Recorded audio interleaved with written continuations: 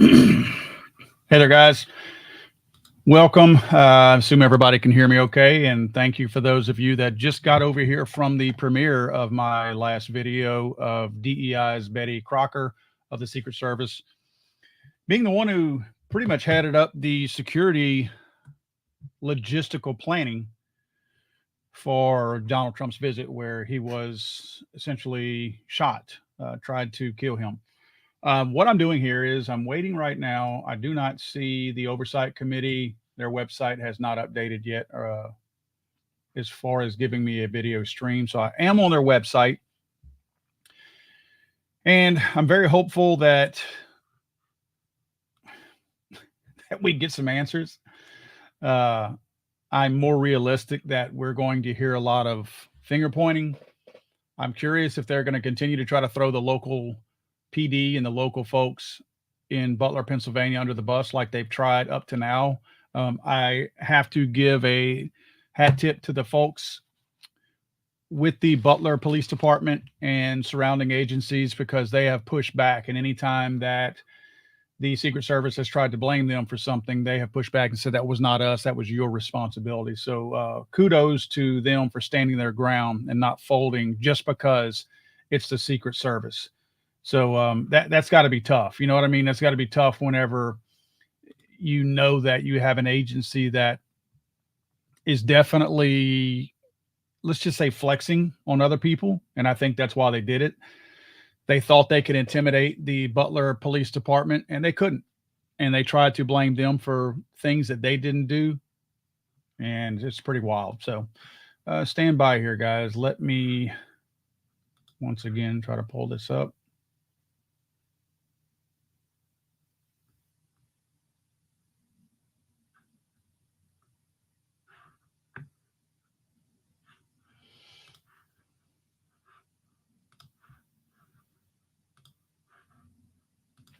Let's see.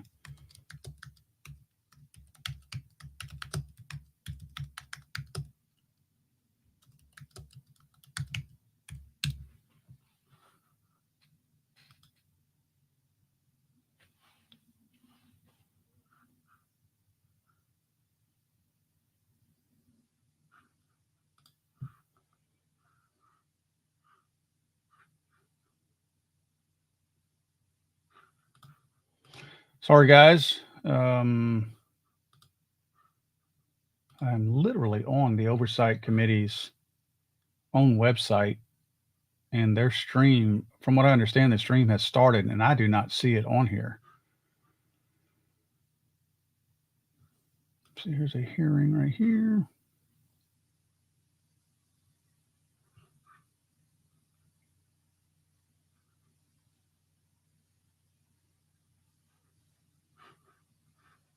Again, my apologies here, folks.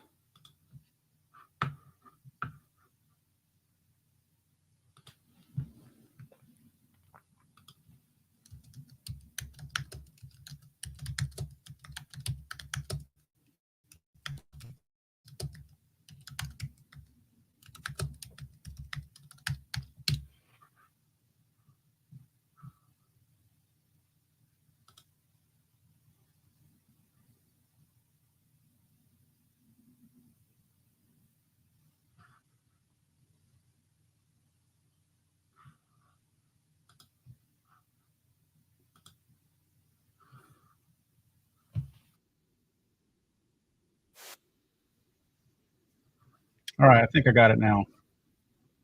Stand by 1 second.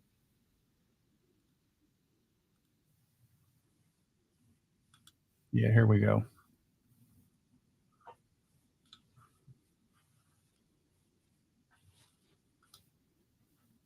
Stand by, guys. Some are calling it a miracle that former President Trump escaped this AR-15 attack. Unlike so many thousands of our fellow citizens who have been killed or seriously wounded in other AR-15 shootings. Whether this miracle is of divine providence or of an adventitious nature will be up to each of us to ponder, but our job in Congress is not simply to marvel at miracles or count on good luck, but to act as public policy legislators to do whatever we can to prevent future political violence, attempted assassinations, and mass shootings. The chairman and I are thus determined to get to the bottom of the stunning security failures that enabled this 20-year-old lone gunman who borrowed his father's AR-15 to perpetrate a mass shooting and assassination attempt at an event protected by the Secret Service as well as state and local police. We'll ask hard questions of Director Cheatle today in order to identify and understand the shocking security failures that occurred and to help transform the operations of the Secret Service to prevent anything like this from happening again. But we can't let ourselves off the hook either, dear colleagues. What happened in Butler, Pennsylvania was a double failure: the failure by the Secret Service to properly protect former President Trump, and the failure of Congress to properly protect our people from criminal gun violence. Oh, We gosh. must therefore also Really? ask hard questions about whether our laws are making it too easy for potential assassins to obtain firearms generally. And That's not what this is AR-15 about, dummy. Mr. Comparatore, former President Trump, and the other rally attendees wounded in Butler are now members of a club no one wants to belong to, the thousands of people who have fallen victim to mass shootings. Unreal. Last year, we had 655 Are you- mass shootings in America. That's not defined true. as 4 or more Lie. people being shot or killed in a single event, not including the shooter. 712 people died and nearly 2,700 people were wounded in these attacks in 2023. Unreal. Mass shootings are commonplace. They happen at political rallies and constituent meetings, in our elementary schools, middle schools, and high schools, in churches, synagogues, and mosques, in movie theaters and parades, in nightclubs and grocery stores, in concerts, and on street corners. Here are the worst mass shootings in the last 11 or 12 years. The list is a grim reminder of the horrific damage and I death thought this was about the wrought Trump by assault rally. weapons and the AR-15 in particular that have taken the lives of our children, parents, colleagues, and neighbors. This is a very partial list. Mass shootings have become so frequent that we don't even hear about them anymore. Since the mass shooting in Butler, So there have already stupid. been at least 10 additional mass shootings in America, 2 of which took place the same day that former President Trump was targeted. One of the mass shootings on that violent Saturday, July 13th, happened at 11 p.m. at a nightclub in Birmingham, Alabama, where 4 people were shot dead and 10 others wounded. It's not a mass shooting. This means, amazingly, that the Butler attack was not even the deadliest mass shooting to happen in America It wasn't on a that mass shooting. day. That was a fight. A weapon that can be used to commit a mass shooting at an event under the full protection of the Secret Service, together with dozens of state and local police, is obviously an intolerable threat to the rest of us who do not receive such protection, and obviously does not belong in our communities. It's time to pass universal background checks and build on this administration's work to ensure that we permanently close the loopholes in the Brady law for gun show purchases, online purchases, and private sales to prevent those weapons from getting into the hands of people we know to be a threat to others. What happened in Butler shows why even closing these loopholes, however, will not keep assault weapons out of the hands of potential assassins and mass murderers. Under federal law, and in the vast majority of states, even young people not old enough to buy a beer legally can legally purchase and own They're the adults. AR-15 and carry it in public. The shooter in Butler used his father's AR-15. We have to find the courage and resolve to pass a ban on the AR-15 and other assault weapons. A ban has broad support. Even the New York Post loudly endorsed such a ban in 2019. We have passed an assault weapons ban before. Republicans and Democrats together passed it in 1994. Alas, in 2004, we allowed the ban to expire. We know this weapons ban worked. One study found that in the decade that followed the ban's This has lapse, nothing to do with the mass Trump shootings went back assassination up attempt. 183%, and deaths from mass shootings went up Even 239%. thinking that. But even as we change the Secret Service and act to ban weapons of war like the AR-15, we still will have fallen short of our duty if we fail to denounce every instance of politically motivated violence in whatever form it takes. Republicans and Democrats, again, have come together to denounce this assassination attempt, just as we did the violent attempts on the lives of our colleagues, Representative Stephen Scalise and Representative Gabby Giffords, and on Paul Pelosi, the husband of Speaker Nancy Pelosi, who was attacked and brutalized in his home. And in the immediate aftermath of the January 6th mass violence waged against Congress and the Vice President and the constitutional transfer of power, Democrats and Republicans alike, including Senator McConnell, Chairman Comer, and other colleagues, all denounced this violent assault on our democracy that wounded approximately 140 officers Jeez, of come the U.S. on. Capitol Police and the Metropolitan Police Department. And I commend them for acting to denounce that attack, just as Democrats moved swiftly to denounce the attack on Congresswoman Scalise. Political scientists tell us that authoritarian attacks on democratic institutions begin with political parties refusing to disavow or openly embracing political violence. We have to reject that on a strong bipartisan basis, as Chairman Comer and I have done, even as we ensure our Secret Service is up to its vital task of protecting presidents and candidates, and as we work to ensure that America. All right, guys, I'm going to cut in here for a second. Obviously, these idiots are going to use their time instead of questioning. They're going to use their time anyway, but instead of questioning this failure of a Secret Service director on the actual topic, he could be talking about whales off the coast of Maine right now, and it would have just as much to do with the topic as what he's talking about now. So I'm going to go back to it, but I apologize for you having to sit through this just like I'm having to, but I was not prepared for this. Do you solemnly swear or affirm that the testimony that you are about to give is the truth, the whole truth, and nothing but the truth, so help you God? Let the record show that the witness answered in the affirmative. Thank you. We certainly appreciate you being here today and look forward to your testimony. We normally limit testimony to opening statement to 5 minutes, but take all the time that you need. Obviously, the rules that we will abide by. When you're finished with your statement, we will then turn to questions. Each member will have 5 minutes. And just a note to the members, I'm going to strictly adhere to the 5 minutes. Once 5 minutes is up, I will hit the gavel. If the director is in the process of answering a question, we'll certainly let her finish her answers, and then we will move on. We're going to have about 100% attendance here today, plus a few additional add-ons. So this will be a very lengthy hearing, and we want to make sure every member gets their 5 minutes uninterrupted to be able to ask these important questions in this very bipartisan hearing today. I now recognize Director Cheatle for your opening statement. This should be good. Thank you. Good morning, Chairman Comer, Ranking Member Raskin, and distinguished members of the committee. My name is Kimberly Cheatle, and I'm the Director of the United States Secret Service. I appreciate the opportunity to appear before you today. The assassination attempt of former President Donald Trump on July 13th is the most significant operational failure of the Secret Service in decades, and I am keeping him and his family in my thoughts. I would like to offer my sincerest condolences to the family of Corey Comparator, a former fire chief and a hero who was killed in this senseless shooting. I would also like to acknowledge those who were injured in Butler, David Dutch and James Copenhagen, and I wish them a speedy recovery.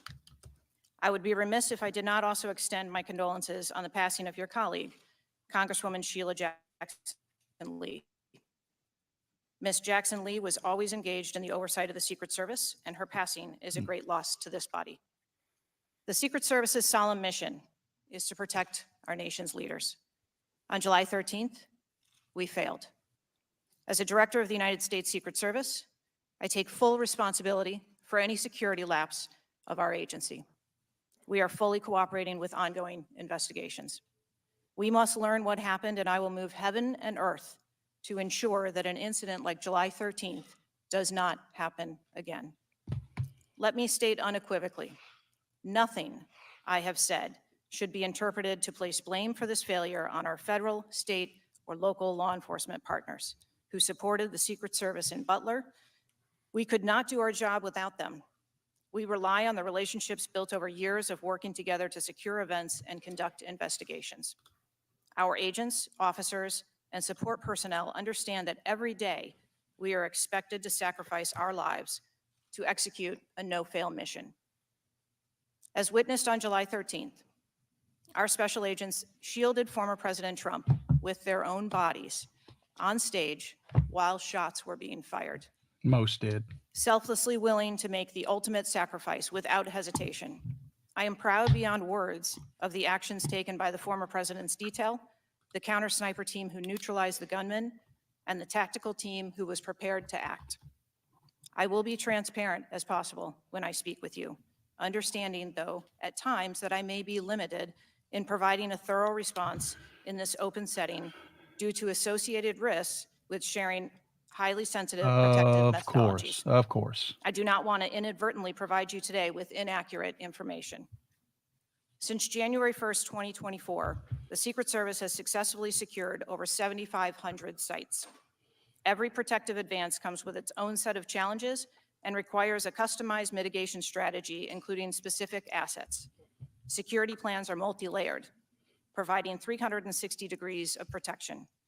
These layers include personnel, technical, and tactical assets, which are a force multiplier for our protective posture.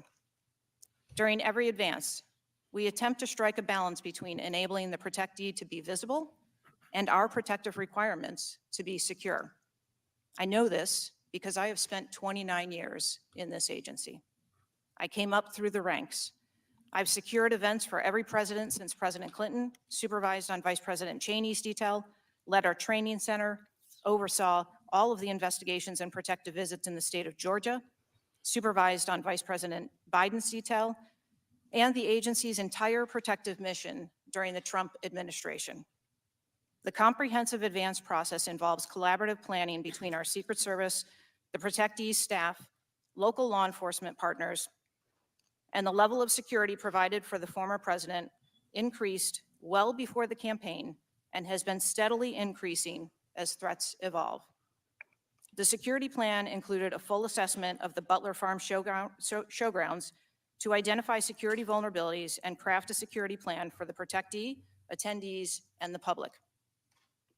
Immediately following the assassination attempt, I directed the activation of my crisis center.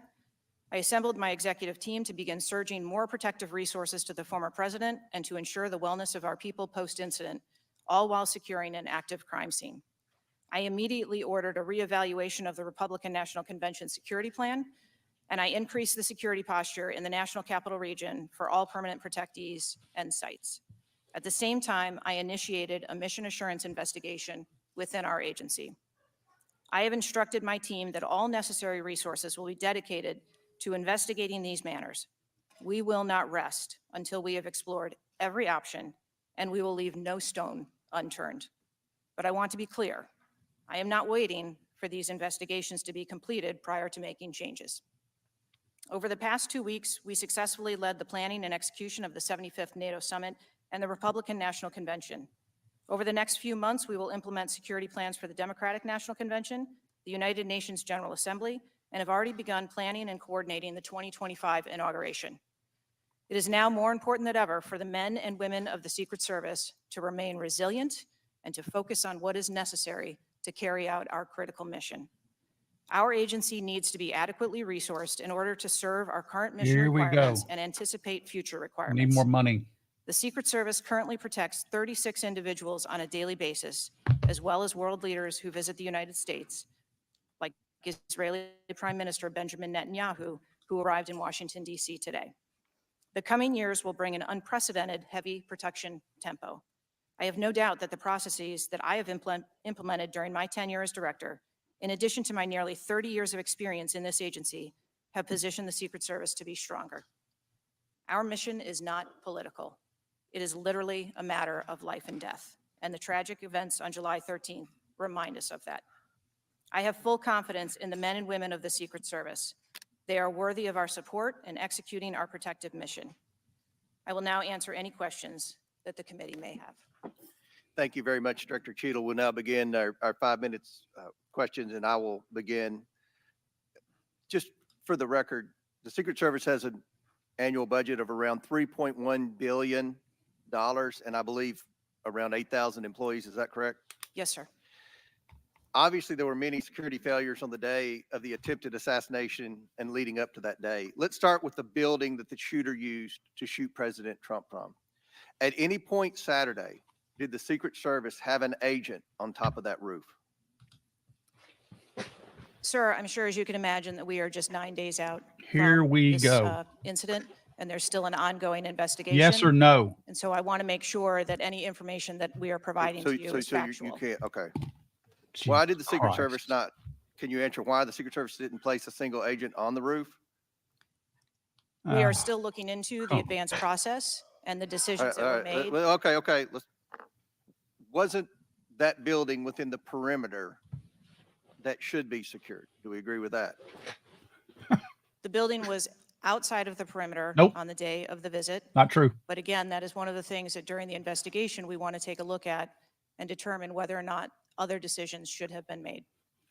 One of the things that you said, I Jesus believe, Christ. in an interview, that there wasn't an agent on the roof because it was a sloped roof. Is that normal? And do you fear that that immediately creates an opportunity for future would-be assassins to look for a slanted roof? I mean, this is a huge question that every American has. Why wasn't a Secret Service agent on the roof? And there have been reports that agents were supposed to be on the roof, but it was hot that day and they didn't want to be on the roof. Can you answer any of those questions, Director? So I appreciate you asking me that question, Chairman. I should have been more clear in my answer when I spoke about where we place personnel in that interview. What I can tell you is that there was a plan in place to provide overwatch, and we are still looking into responsibilities and who was going to provide overwatch. But the Secret Service in general, not speaking specifically to this incident, when we are providing overwatch, whether that be through counter snipers or other technology, prefer to have sterile rooftops. Did the Secret Service use any drones for surveillance that day?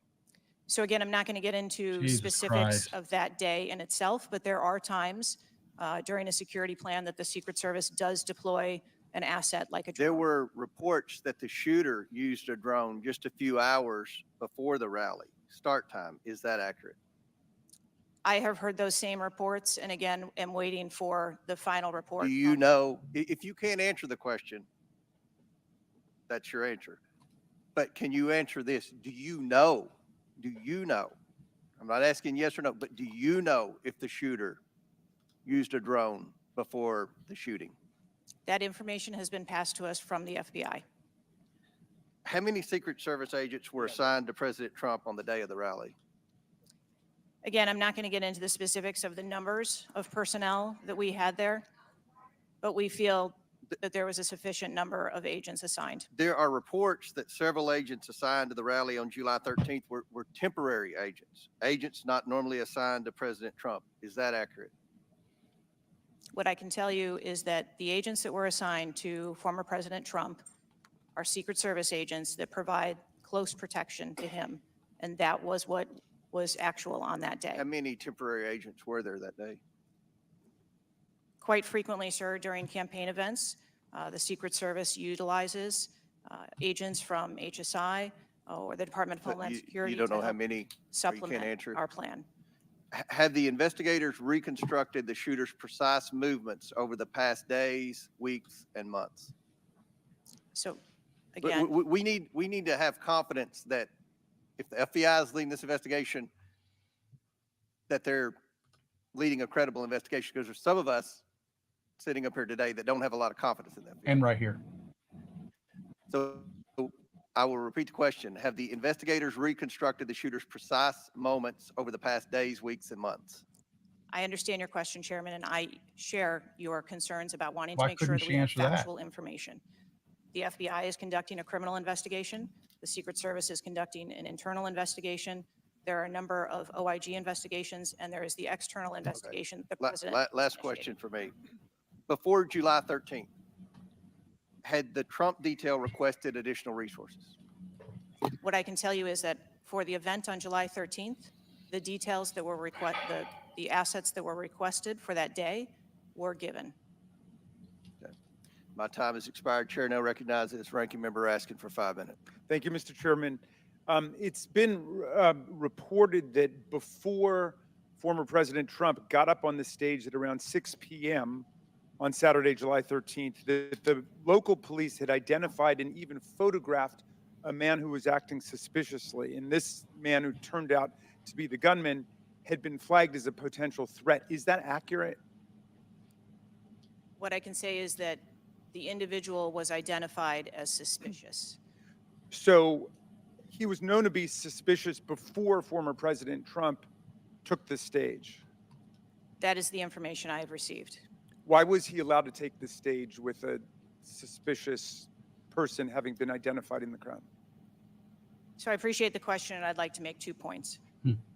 If the detail had been past information that there was a threat, the detail would never have brought the former president out onto stage. That is what we do, and that is who we are. We are charged with protecting all of our protectees. So you distinguish between someone who is suspicious and someone who's threatening, is that right? I do. There are a number of times at protective events where suspicious people are identified, and those individuals have to be investigated and determined what is it that identifies that person as suspicious. So did you deny a request for additional resources that had been made by the Trump campaign?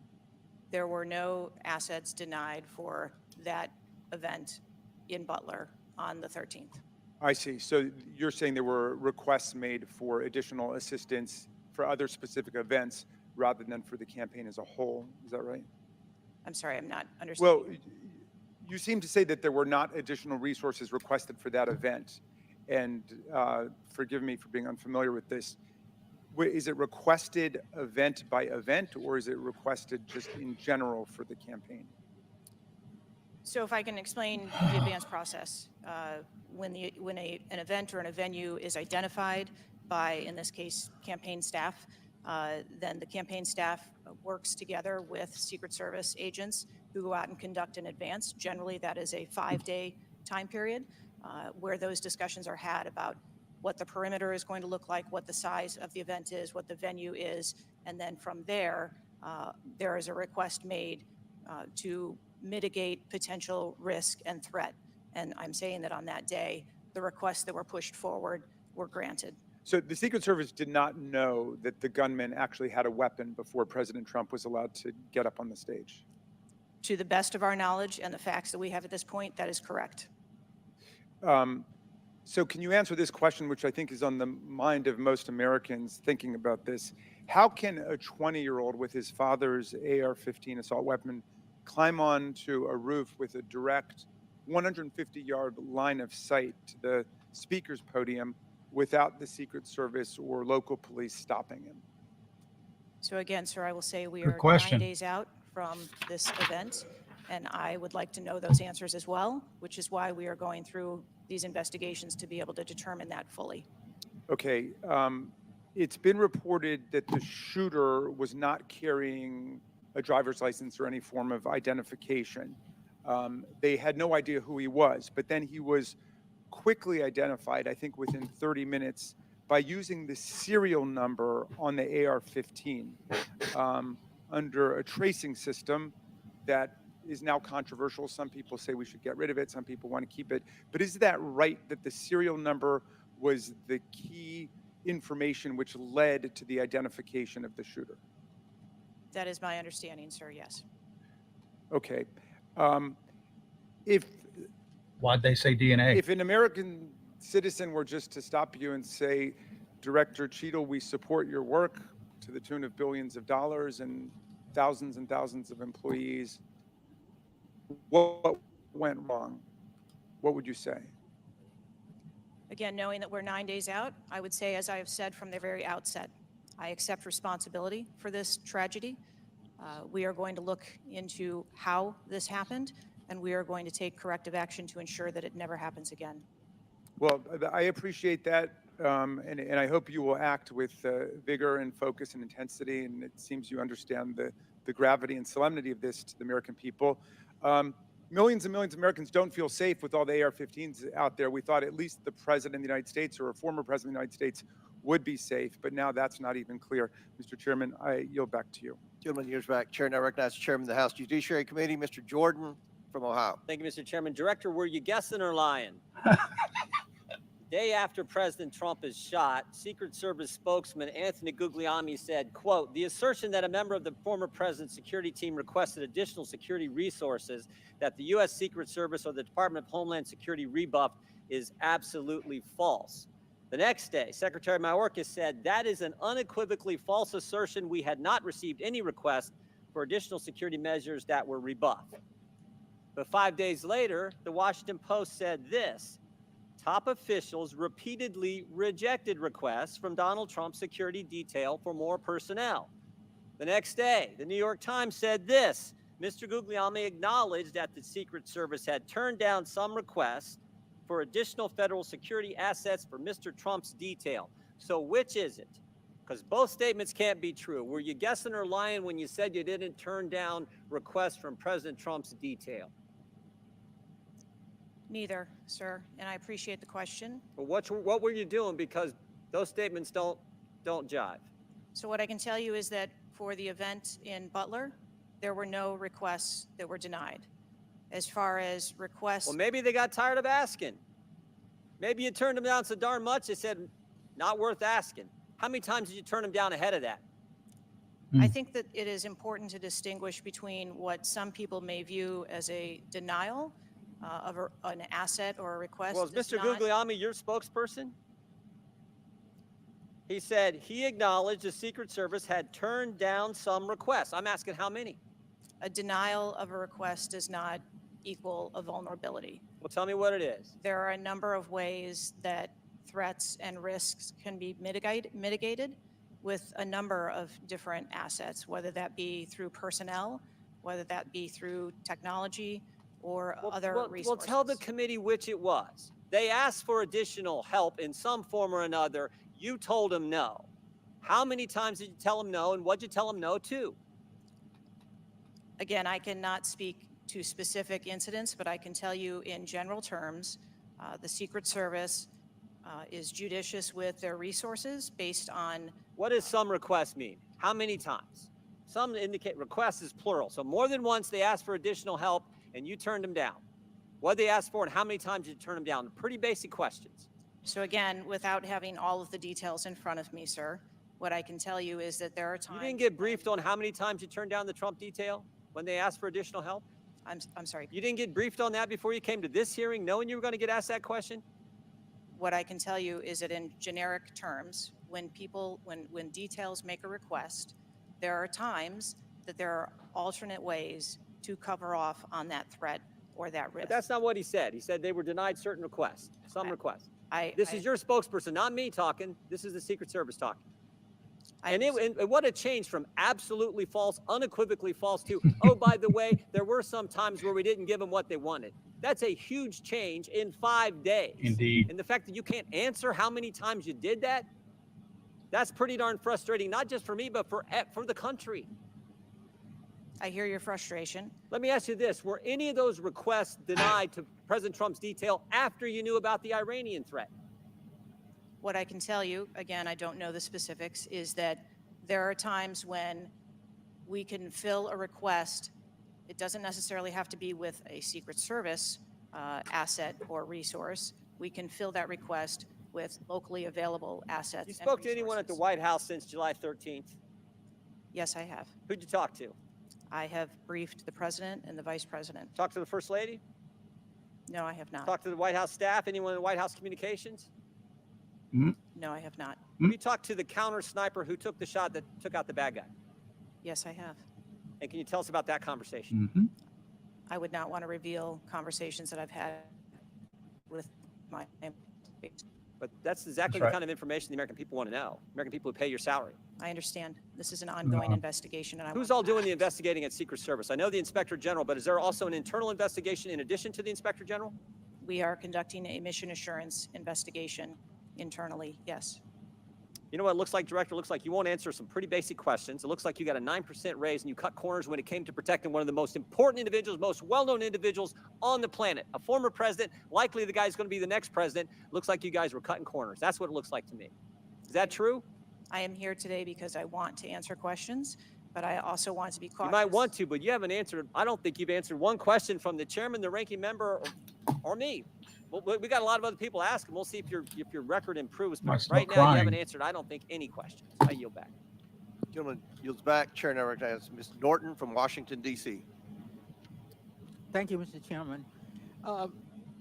In the summer of 1963, as a law student, I traveled to the South to work in the civil rights movement. When I arrived in Jackson, Mississippi, I was met by a civil rights activist who showed me around town and tried to convince me to work in Jackson that summer. I recall talking with him and his wife about the raw atmosphere in Jackson. Later that day, he took me to the bus station for my trip to my assignment. That night, he was assassinated outside his home. His name was Medgar Evers. I condemn the political violence. It is a threat to democracy. I want to discuss one of the roots of We're political Republic. violence, guns. Oh, For oh, years, oh, Republicans, here we go. including a member of this committee, have introduced legislation and amendments to repeal or block the District of Columbia gun violence protection laws, including its bans on assault weapons and large capacity magazines. The shooter at the Trump rally used the mass shooter's gun of choice, an assault weapon, That's not true. specifically an AR-15 style rifle, and presumably a large capacity magazine, which is defined in DC as a magazine that can hold more than 10 bullets. Under current DC law, DC does not recognize concealed carry permits issued by other jurisdictions, but it does uh, issue concealed carry permits to both residents and non-residents. However, DC imposes a number of requirements on concealed carry applicants, including suitability, such as not having exhibited a propensity for violence or instability. Moreover, DC I want you guys to see who's making all these stupid comments. So I'm going to grab a different stream and put it up there so you guys can see the dummies who are actually talking. carry applicants, including suitability, such as not having exhibited a propensity for violence or instability. Moreover, DC residents restricts where the guns can be carried, such as a political demonstration near the White House and Naval Observatory or near people under Secret Service protection, provided the permit holder has been given notice. This week, the House is expected to consider the fiscal year 2025 Financial Services and General Government Appropriations Bill.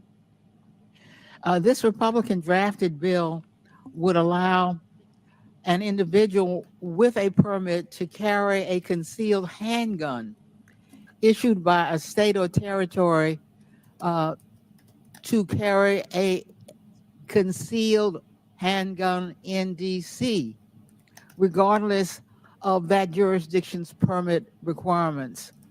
A Republican has filed an amendment to that provision to allow such an individual to carry a magazine of any size with that handgun. In short, the pending bill and amendment would allow any person with a carry permit issued by another jurisdiction to carry a concealed handgun with a magazine of any size in any location in the District of Columbia.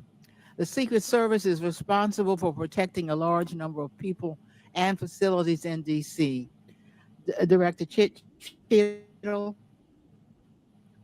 would Secret Service protectees in DC be safer or less safe if people who have exhibited a propensity for violence or instability could carry a concealed handguns in DC? I think being a Secret Service agent and an officer or a law enforcement officer in any state is difficult.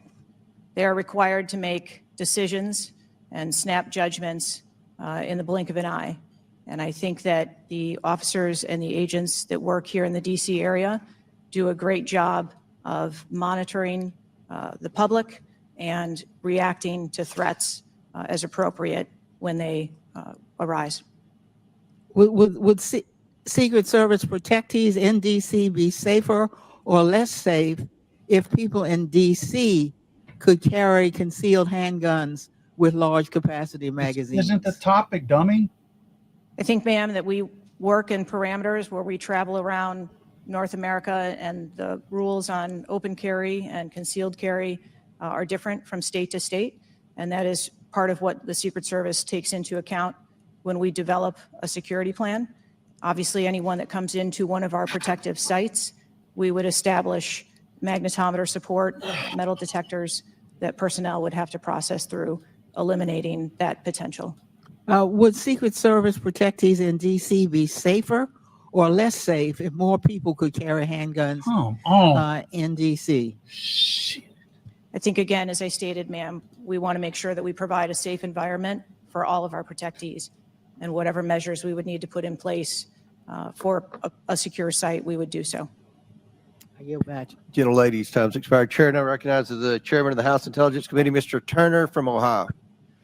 Director Cheatle, your opening statement indicates that the Secret Service constructed a security plan for the site in Pennsylvania. I'm assuming that security plan would also include the security footprint for the site, but it also would be based upon a threat assessment for the risk threats associated with Donald Trump and the crowd in attendance. Would it not include a threat assessment? Yes, it would. So that threat assessment, as we know, basically would have started with, there's a generalized threat against Donald Trump because he is a presidential candidate. Then it would have gone to, he's a former president, and he gets security coverage just as Bush, Clinton, Carter, and Obama do. And then you also have the heightened political environment. Even for those, it's clear that the security footprint, that the threat assessment was insufficient, which permitted then a 20-year-old to actually enter with a weapon and shoot Donald Trump. But I want to ask you about two other aspects of the threat assessment. It is known and public that Iran is a threat risk for Donald Trump. They're a threat risk for John Bolton, former Secretary of State Pompeo, and Donald Trump, because they have indicated they want to assassinate them as a result of retaliation for the killing of Soleimani. That is both, for Iran, a generalized threat. They're targeting these individuals, but also most recently, a specific threat to Donald Trump himself. Now, I want to enter into the record by UC a Department of Justice Public Affairs release, a CNN article, an article from Fox News, and an article from CBS, all of which acknowledge Without objection to order. that this threat exists for Donald Trump from Iran, and that there are specific threats, most recently, that have been acknowledged. Director Cheatle, have you read the intelligence of the generalized threat to Donald Trump by Iran as a result of their desire to retaliate for the killing of Soleimani? I have. Have you read or been briefed about the intelligence of the specific recent threat to Donald Trump from Iran? Yes, I have. Director Wray, when we were getting our briefing, indicated that he thought the threat assessment should have included this threat from Iran. Is it your testimony today that the threat assessment, since you've read this intelligence, was sufficient to protect him from this threat from Iran? My testimony today is that the information that we had at the time was known. Was it sufficient? Director Cheatle, was it sufficient for the Iranian threat that you said you have read the intelligence briefings for? That information was passed to. Well, I'm not asking the bureaucratic issue of who did it get passed around to. Director Cheatle, was it sufficient for the specific and generalized threat to Donald Trump's life from Iran? Yes, I do believe it was. Director Cheatle, is an Iranian assassin more capable than a 20-year-old? Sir, I think we've acknowledged that there was gaps and a failure that day. When I raised this issue with Director Wray, he was incensed. He was shocked that the threat assessment of Iran did not seem to be, as we and I discussed, baked in to your security footprint and your threat assessment. And he went on to say that the generalized threat that he has told the whole country that we are under from a potential terrorist threat. He has said we're under the highest threat level since 9/11, that the lights are flashing red. And he has specifically indicated that people have crossed the southern border as a result of the Biden administration's policy, and that there are in our country today terrorists and individuals who are affiliated with terrorist groups and organizations. That would be a heightened threat environment, Director Cheatle, would it not? Yes. In his public statements, he has said he is making these statements because he wants people to take them into consideration in threat assessments, specifically. Now, that would be a threat not just to Donald Trump, but it would also be a threat to the crowd there, wouldn't it? Yes. Are ISIS terrorists and Al-Qaeda terrorists and international groups and terrorists more capable than a 20-year-old in pulling off either a mass shooting or an assassination of Donald Trump? Sir, again, there was clearly a breakdown and a failure that day. Have you read the intelligence of the terrorists that are currently in the United States that Director Wray speaks, and those individuals that are here that are affiliated with terrorist groups and organizations that are in the process, as Director Wray said, of representing a significant threat of a terrorist attack occurring in the United States? I have read reports that apply specifically to the Secret Service's mission. Director Cheatle, because Donald Trump is alive, and thank God he is, you look incompetent. If Donald Trump had been killed, you would have looked culpable. There is no aspect of this that indicates that there has been any protection to Donald Trump. The threat was identified before he took the stage, and the shooter was only killed after Donald Trump himself was killed. Not only should you resign, if you refuse to do so, President Biden needs to fire you, because his life, Donald Trump's life, and all the other people which you protect are at risk because you have no concept of the aspect that the security footprint needs to be correlated to the threat. I yield back. Chair now recognizes Mr. Lynch from Massachusetts. Thank you, Mr. Chairman. Director Cheatle, there were multiple security failures at the former president's rally in Butler, Pennsylvania. First of all, there was a failure to isolate the podium from exposure to direct fire. Do we know who made that decision to allow that rooftop to remain as an unprotected area? Do we know who came up with that security plan that omitted that? Sir, I don't have a specific person to identify for you. Okay, well, that's what I'm looking for. So let's move on. There's also a breakdown in security in failure to confront the shooter over an hour before the former president began his remarks, when the shooter was identified as a person of interest. What particularly allowed agents or law enforcement to identify him as a person of interest? So I appreciate the question. And again, I will say that we are 9 days out and there are a multitude of interviews that are still taking place. Okay, so did he have a rangefinder? There were some reports that the individual had a rangefinder. That would certainly raise my suspicion. Did he have a rangefinder? Yes, he did. But may I explain that at a number of our sites, especially when you're at outdoor venues, a rangefinder is not a prohibited item. It is sometimes an item that is brought in by individuals if you're going to be in the back. Did anybody confront him on that? Anybody ask him questions? What are you doing with the rangefinder? Anybody confront him on his presence where he was in proximity to the president? So again, to my knowledge, I believe that was the process that was taking place, was to locate the individual. Did they confront him? Did they go up to him? Did they talk to him? I do not have those details at this time. Those are important details. There was also a failure to communicate between law enforcement to act quickly upon information provided by either local law enforcement or rally attendees that the suspect was positioned on the roof. There were minutes of delay before any meaningful action was taken, even though he was several hundred feet from the podium. And this was obviously minutes before the shooting. Let me ask you, there was considerable delay in removing the president from the podium after the shooting began. He was shot in the air. It was still over a minute before he was removed from the stage. Meanwhile, this shooter had multiple clips. They're going to blame that on Trump. Several clips. He got off 8 shots, and he had the capacity and the ability, if he was not neutralized, to basically mow down that whole Secret Service detachment as well as the president.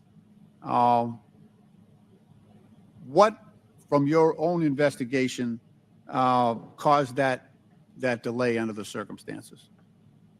What I can tell you is that when the agents identified that the shooting was taking place, in under 3 seconds, they threw themselves on top Oh, of I the understand that president. there was heroism there, no question about it, no question about it. But protocol would indicate, and these are, the opinions of various former Secret Service agents, people who have done this work in the past, that over a minute of exposure on that podium with a shooter with a high capacity weapon who had already wounded the president and could have got off, we don't know how many more rounds, and yet the president remained exposed, even though he was joined in that exposure by the Secret Service in their heroic acts. It just, I don't know if there's a good explanation for that. Our personnel created a body bunker on top of I the get president, that. Yeah, we I know get that. shielding him. We got Yeah, it. We got it. this was an AR-15 style weapon that would have made pretty quick work if he was determined and able to do so. This is not the first investigation that we've had of the Secret Service during my time here on this committee. And the last one we had, our previous investigation determined that the Secret Service was experiencing a staffing crisis that poses perhaps the greatest threat to the agency. And that's a quote. Is that staffing crisis still in place? Is that still something that you deal with on a daily basis? Of course. As of today, the Secret Service has just over 8,000 employees. We continue to hire, knowing that we need to ensure that we keep pace with What would be the full complement of And gentlemen, time's expired, but please answer the question. I'm sorry. what would be the full complement that you're looking for? You've got 8,000, and how many would be a full complement for the service? So we are still striving towards a number of 9,500 employees approximately in order to be able to meet future and emerging needs. Okay, thank you, Mr. Chairman, for your courtesy. I yield back. Chair recognizes Dr. Fox from North Carolina. Thank you, Mr. Chairman. Director Cheatle, what grade would you give the Secret Service's performance in Butler, Pennsylvania on July 13? Oh, As I've stated, ma'am, this was clearly a failure. answer. I would grade the agents and officers who selflessly threw themselves in front of the president and neutralized the threat an A. I think that we need to examine the events that Jeez. led up to Christ. and prior to that day. You stated in 2021 that the Secret Service has a zero-fail mission. It's clear that the events of July 13 show a cascade of failures that cost Corey Comparator his life, nearly cost former president his life, and injured David Dutch and James Copenhaver. When an agency fails spectacularly at its mission, those responsible must be held accountable, and the problems must be fixed so they cannot happen again. Why should the American people or the officials you're responsible for protecting have confidence in your ability to lead the Secret Service after such a spectacular failure? I appreciate the question, and I am committed to finding answers so that we can make the agency stronger after this. You said on July 15 that the buck stops with me. How are you taking accountability for the Secret Service's failures during the July 13 assassination attempt on President Trump? I have taken accountability, and I will continue to take accountability. I am responsible for leading the agency, and I am responsible for finding the answers Resign. to how this event occurred and making sure that it doesn't happen again. So I would like to explore how you got the job as director of the United States Secret Service. Is it typical for the director of the Secret Service to be recommended for the role at the behest of a president's family and senior staff, perhaps at the request of Jill Biden or Anthony Bernal? I got the job as a director of the Secret Service because I spent 27 years in an agency with a mission that I absolutely love. I started my career in Detroit. I worked my way up through investigations and protection. Was there competition for the position? You would have to ask those who were involved in the interview process.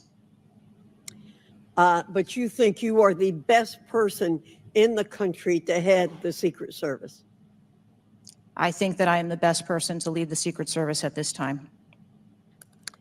The Secret Service receives billions in funding each year, as has been explained by my colleagues here. In fact, you've had an increase in real terms of 55%. As you're no doubt aware, staffing levels for those assigned to protect the president, former presidents, and other senior officials has decreased by about 350 between 2014 and today. Clearly, a lack of financial resources not to blame for the staffing shortage. In 2022, the Secret Service saw nearly half its workforce leave in 1 year, and during the same year, it was ranked dead last among law enforcement agencies in the best places to work in the federal government. Can you explain why your agency was so poorly rated and why so many staff left in just 1 year? So with all due respect, I dispute the statistic of half of the employees leaving in 2022. I think that has been inaccurate data that's been reported out there. But what I can tell you is, as I have returned as the director of the agency, we have had an increase in hiring and staffing and an increase in resources. And we are committed to continue to hire so that we can be staffed appropriately to meet the dynamic mission that we have. Well, you may want to dispute it, but it's out there. My understanding, given the high profile failures and rotten culture at the Secret Service during your nearly 2-year tenure, why should the American people have any confidence in your ability to lead the Secret Service to perform its zero-fail mission to protect our senior leaders? The Secret Service has an incredible culture. Our men and women place service over self. They come in every day willing to risk their lives for our protective mission. And they work investigations that thwart people who would do harm to children, child exploiters. We have an incredible mission, and our culture is we will get the job done no matter what. Well, those on the front line certainly have a great culture, and they were willing to risk their lives for President Trump. But I'm not sure the leadership at the agency has this right kind of culture. I yield back, Mr. Chairman. Chair now recognizes Mr. Conley from Virginia. Thank you, Mr. Chairman.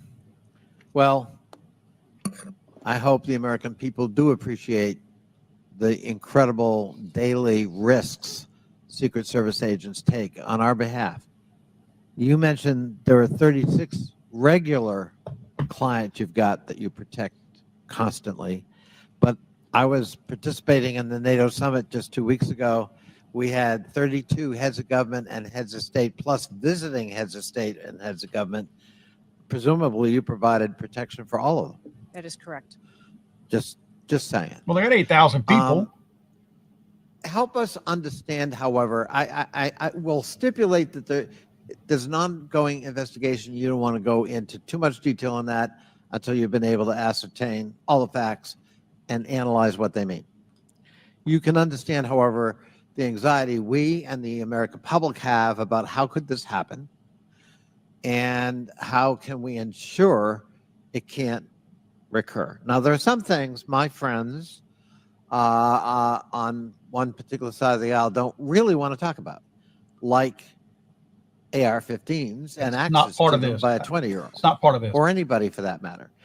Presumably, Director Cheatle, the ubiquity of weapons, guns in America, especially assault weapons or semi-automatic weapons, that's helped your job and the mission of your agencies, right? It's made it less complicated. Isn't that true? I'm sorry, I'm not understanding your question. Real simple. Babbling. More guns, especially dangerous ones, have made your job protecting people easier. Is that not right? I think from every Director Cheatle, this is simple English. More guns, do they make your job more complicated or less complicated in protecting these 36 clients and visiting heads of state and heads of government that come to Washington?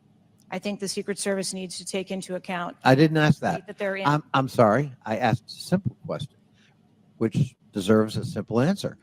the ubiquity of guns, Ongoing dangerous investigation. weapons Say in that. America, like AR-15s, has that made your job, that is to say the mission of the Secret Service, easier or more difficult? I think the threat environment for protecting our Secret Service protectees is always difficult, and that's dynamic, and it's always evolving. We stipulate it's always difficult. Again, this is a simple one. Does the ubiquity of guns make your job easier or more difficult today? I understand the Second Amendment rights of individuals. I didn't ask that question. I'm not questioning the Second Amendment. I'm asking a simple analysis, Director Cheatle. And I can tell you, He can't get his you're answer. not making my job easier in terms of assessing your qualification for continuing on as director. Oh, he's threatening her now. Please answer the question. You're the head of the Secret Service. You're speaking on behalf of 8,000 members who put their lives on the line. We just had a failure by your own admission. Do guns make your job easier or harder? I think the job of the Secret Service is difficult on every day, and we need to make sure that we are mitigating all threats, whether that be That weapons, isn't my question. personnel. That is not my question. And now I think you're evading the answer, Oh. which is not a hard one. I am sorry that you feel that way, sir. How else could I feel, Director Cheatle, when you're clearly avoiding a direct answer to a very simple declarative question? We almost lost a presidential candidate the other day.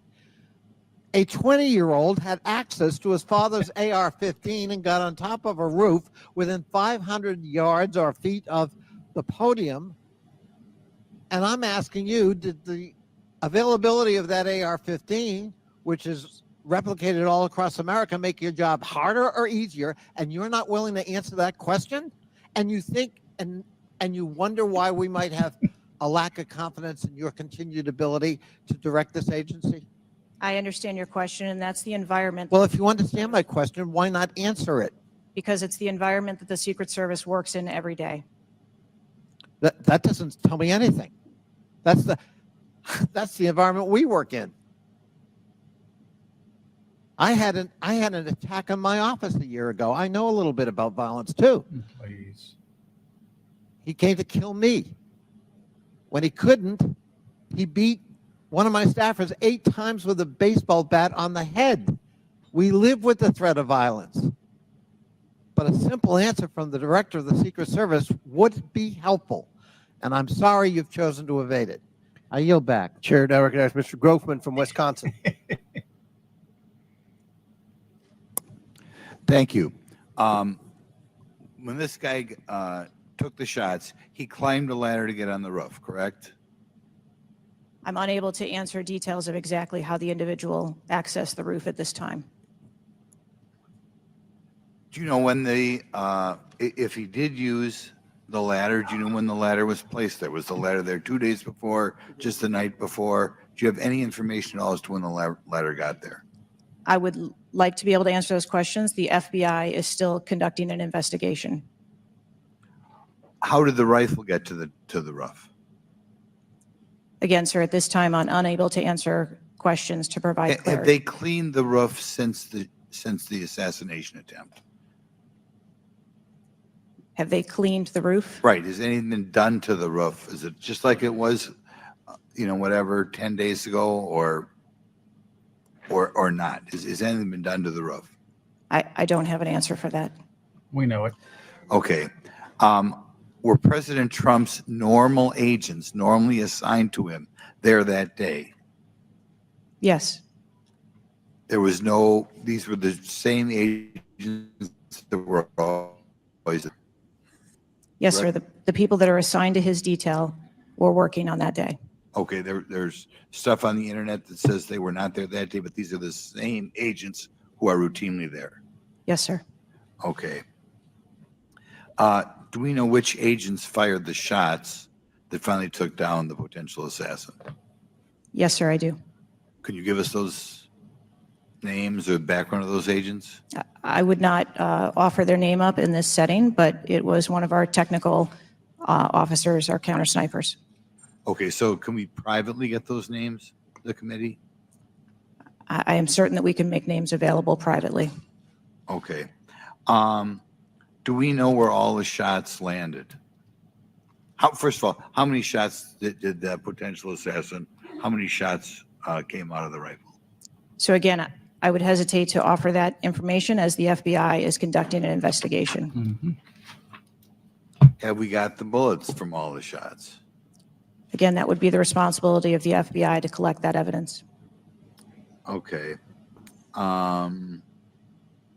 Do we have the correspondence from the shooter? Has that been recovered from his phone, whatever? Again, I would have to defer you to the FBI for details on that investigation. Okay. You've spent some time trying to change the makeup of the Secret Service. Okay, you feel there are, whatever, too high a percentage are men. Does this affect at all who you are hiring for the Secret Service? I've spent my time as the director trying to increase the number of people that we hire in the Secret Service so that we have the best and the brightest, and that's been my concentration as the director. Okay, you ever not hiring men because of your desire to hit certain targets? I am hiring the best qualified candidates that put in an application that want to work for our great organization. It's not true. Okay. Next question. The shooter obtained a direct sight of President Trump from the position on the rooftop. I assume that is not something that should ever happen. It should never happen. Do you want to elaborate a little on how that happened, or what you wish you had done differently, or would do differently next time there's a Trump rally? Nope. Again, sir, the facts of this particular event are still unfolding. 9 days, there have been a number of reports that have been out there. So I do not want to provide information that perhaps would contradict something that has been erroneously reported or is not factual. But there clearly was a mistake, and we will take every effort to make sure that this never happens again. Could you elaborate why you want 1/3 of the Secret Service to be women? I've never stated that I want 1/3 of the Secret Service to be women. 30%. Or something. You had some target, no? She said 30%. Okay, Would you have me yield? I'll yield. What was, Director, what was erroneously reported? You said, to Mr. Grothman's question, you said something was erroneously reported. What are you referring to? I'm referring to their... His question was in the context of the shooter using a ladder to get on the building. What was erroneously reported? Because you won't tell us anything, but you'll tell us something that wasn't reported accurately? I'm saying, sir, that there have been a number of reports that are out there that have been speculation, and until we have the actual facts, I don't want to report anything that would contradict speculation that has been out there. Thank you, gentleman, for yielding. Chair recognizes Mr. Krishnamurti from Illinois. Thank you, Mr. Chair. Thank you, Mr. Ranking Member, for bringing us together this morning. One question I get asked a lot from my constituents is, what can Congress actually do to stop this from happening again? And I'd like to share a graphic from a very recent study conducted by Professor Robert Pape, a world-renowned expert in combating political violence. The graphic shows that 74% of Americans want this Congress to come together to denounce political violence of all stripes. And you can tell it's across party lines.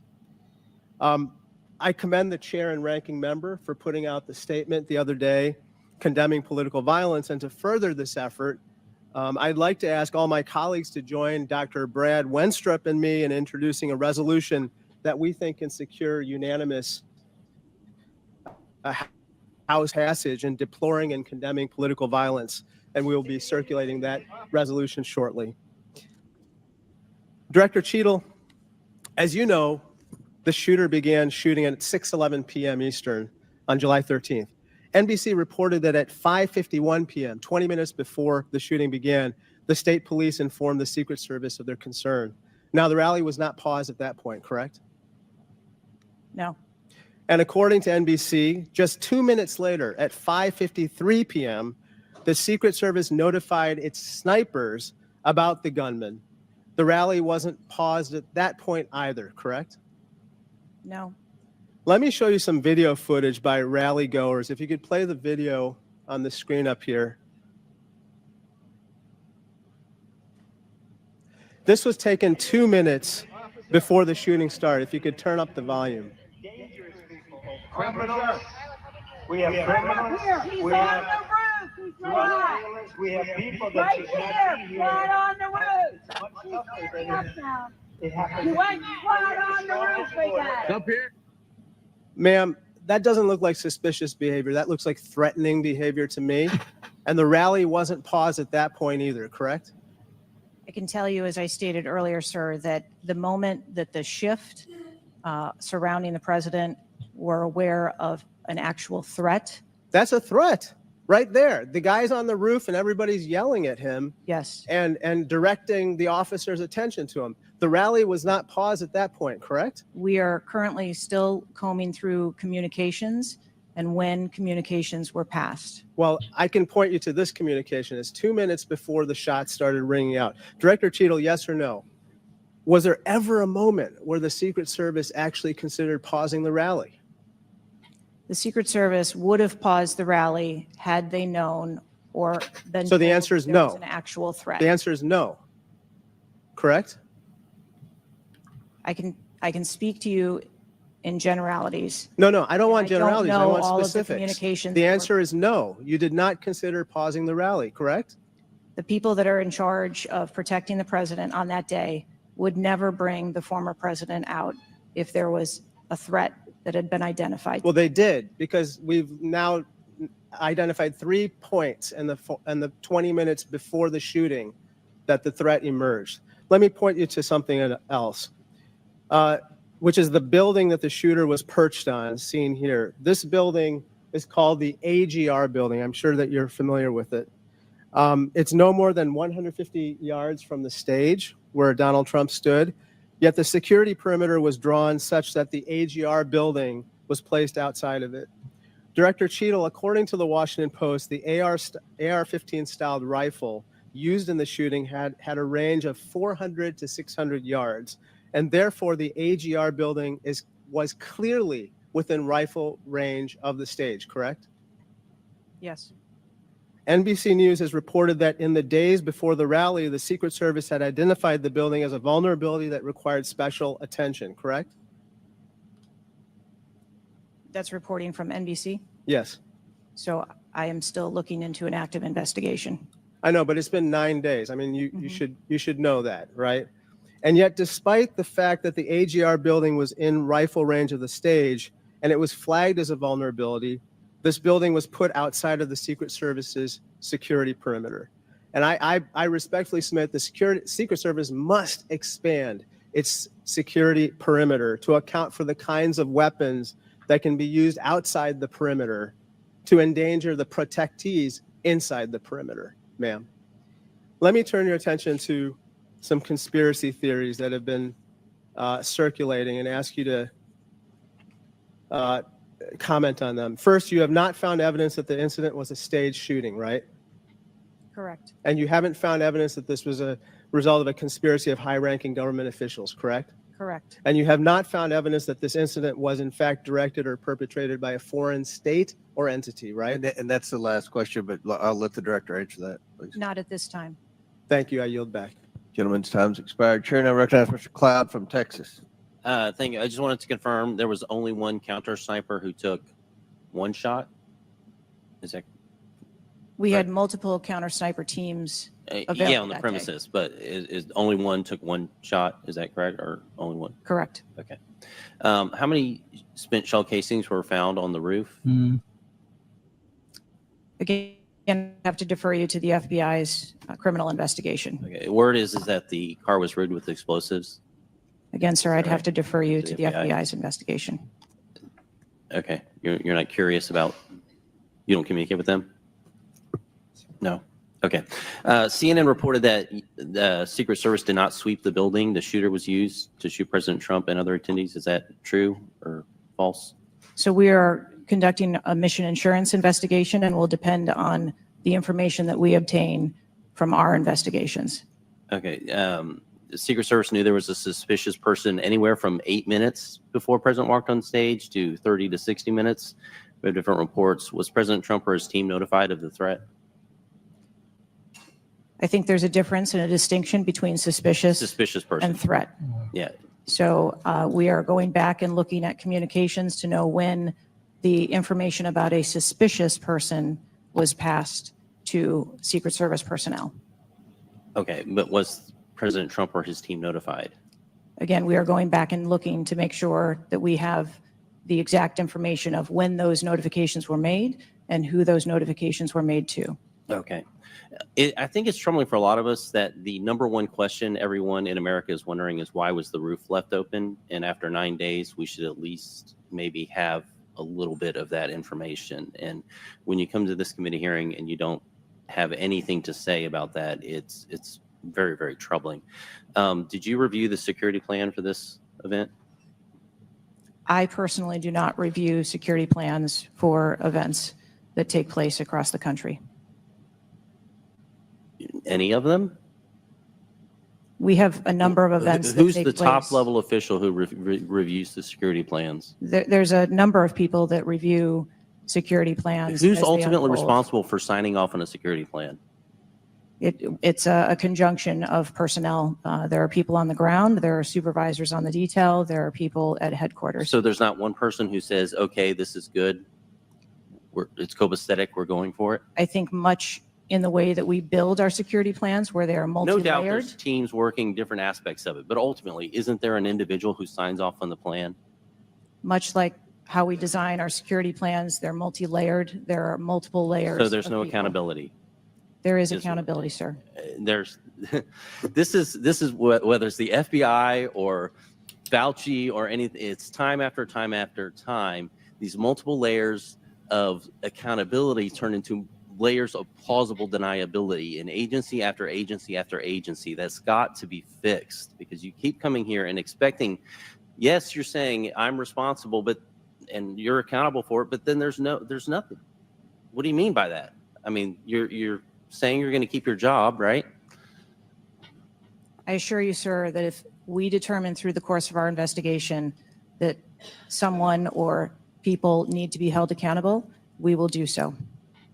What level of, if President Biden, God forbid, had been shot and killed, would you think that was worthy of resignation? I would do the same thing that I'm doing here, where I would want to make sure that we are conducting an investigation, that there is continuity in that investigation, and that we could find the You answers do not to think what the happened. assassination of somebody under your details worthy of resignation? I think that this event was tragic and deserves answers. The thing that you've said so far is that you want to make sure that this never happens again. The thing is, everyone in America knows that's not the job description that you're tasked with. The job description you're tasked with is to make sure it never happens, period. One of your goals in the strategic plan is to champion diversity, equity, inclusion, and accessibility. You've accomplished the accessibility part. What standards, do you keep the same standards for all applicants and all, or does every Secret Service agent meet the same qualifications, or do you have different standards for different people? Yes, sir. Everyone who moves through the application process has to meet the same standards to become a special agent. Okay. The trouble I think we're having with right now, so far, you gave a lame excuse for sloped roof. You said that local law enforcement's job was to cover up the building before backtracking on that. We were told that President Trump's team did not ask for security before you backtracked on that. You haven't provided the audio recording that this committee, the chairman, requested that it was due Thursday. You didn't give us an advanced copy of your opening statement, but yet there was reporting on it somewhere else. There seems to be more information from YouTube videos than you're able to provide for us, and it begs the question to anyone, you're in charge of the investigation of your own failure. So how is anybody in America supposed to be able to trust the results of that investigation as being anything transparent and genuine? That's the last question, but please feel free to answer the question, Director. Sir, I've been a Secret Service agent for nearly 30 years. I have led with integrity, and I follow our core values of duty, justice, honor, loyalty, and courage. And I am doing that in this case, and I assure this committee that I will provide answers when we have a full and complete report, in addition to cooperating with all of the other investigations that are ongoing. Chair now recognizes Mr. Khanna from California. Thank you, Mr. Chair. I want to thank the chair and the ranking member for convening this hearing on a bipartisan basis. I join them in condemning the horrific assassination attempt on the former president. I am relieved for the sake of the country that he wasn't seriously hurt and that he survived, and my thoughts with him and his family during such a traumatic event. I also want to express condolences to Corey Comprator's family and recognize his heroism in saving his daughter's lives, and to the victims of that awful event. Now, Director Cheatle, would you agree that this is the most serious security lapse since President Reagan was shot in 1981 of the Secret Service? Yes, sir, I would. And, you know what Stuart Knight did when he was in charge at the time of the Secret Service? You know what he did afterwards? He remained on duty. He resigned. He resigned. And Stuart Knight was not a Democratic appointee or a Republican appointee. Look, I'm not questioning your judgment. I just don't think this is partisan. If you have an assassination attempt on a president, a former president, or a candidate, you need to resign. That's what Stuart Knight did. He was a Republican appointee, and he took responsibility. And I think you need to reflect. This is not a question of you. It's a question of the American people. You cannot go leading a Secret Service agency when there is an assassination attempt on a presidential candidate.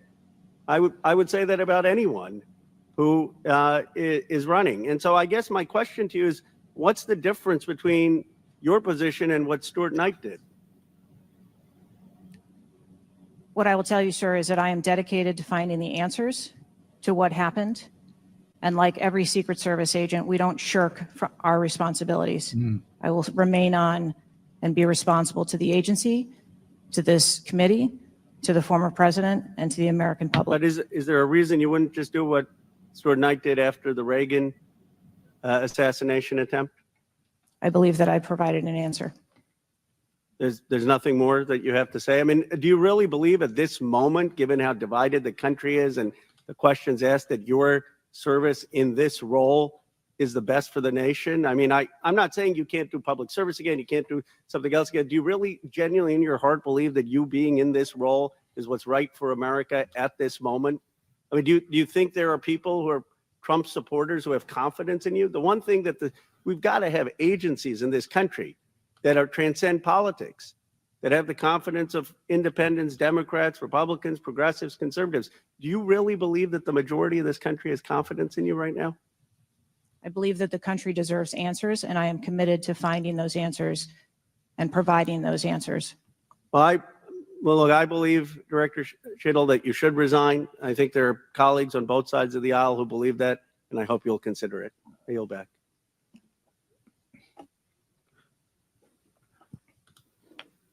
Chair now recognizes Mr. Palmer from Alabama for 5 minutes. Director Cheatle, did local law enforcement ESU teams have compromise authority to engage a perceived threat? Yes. Why do you think they didn't use it?